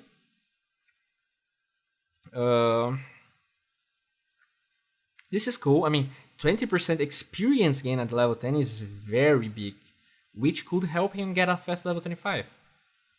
At the same time, 200 health is a lot. So I mean, his level 10 is very strong. Reincarnation cooldown a little bit. It's actually a big buff from 60 to 40. Not that great at level 1, but in the late game is huge. No reincarnation mana cost. I don't think extra 20% Vampiric Aura is good unless you have 5 carries in your team. Who knows? 40 attack speed or 20 strength. I mean, if you're going to get extra no reincarnation, I guess attack speed is way better. Especially considering you crit a lot. I guess move speed is also better than health. You already have a lot of HP with Wraith King. And you don't want to get kited. And we have the rework here. Grants you a new ability, Nimbus, that creates a storm cloud anywhere on the map. The cloud casts lightning bolt automatically on a random enemy. What? On a random enemy within 500 AoE once every 2.5 seconds. Scales with cooldown reduction. What? Last 50 seconds. Cooldown 50. Mana cost 2. How much it lasts? It lasts forever? I mean, I can cast this on Roshan. Mana cost 2. Okay, it costs a lot. But I can cast from anywhere on the map, so I can be in the fountain. Requires 8 hits from random. Okay, so it can be killed by heroes. It says 16 hits from melee heroes and has a 100 gold bounty. Okay, now this is a decent Scepter rework. This is great. I mean, considering you can cast it on the fog in Roshan, I mean, this is huge, right? I guess it gets visible when it casts the lightning bolt. I hope so. More mana regen or health. So if you're winning, if you're losing, I mean, it can help you itemize against magic damage or physical damage. 30 move speed is a lot, especially on Zeus. I guess respawn time is okay, but this is better if you're winning. And more damage on static field, which is okay. 200 cast range. I mean, considering you can get Aetherlands, you can cast lightning bolt from very, very, very far away. So okay, so we have some bots. Oh yeah, people were talking about this for a long time. You can create your bots, I guess. Nice. Hero remodels. Larder is beautiful now. Viper is not that ugly anymore. We have abs on Enigma. We have a showcase view, a little bit better. Okay, some effects. Okay guys, this took a long time. I probably said a lot of bullshit during this video, and I mean, if you're watching this until now, I congratulate you. I'm sorry about my English, I'm sorry about the sound, that I'm pretty sure it's not going to be perfect, but I've tried my best, and I hope you guys appreciate this video. Bye.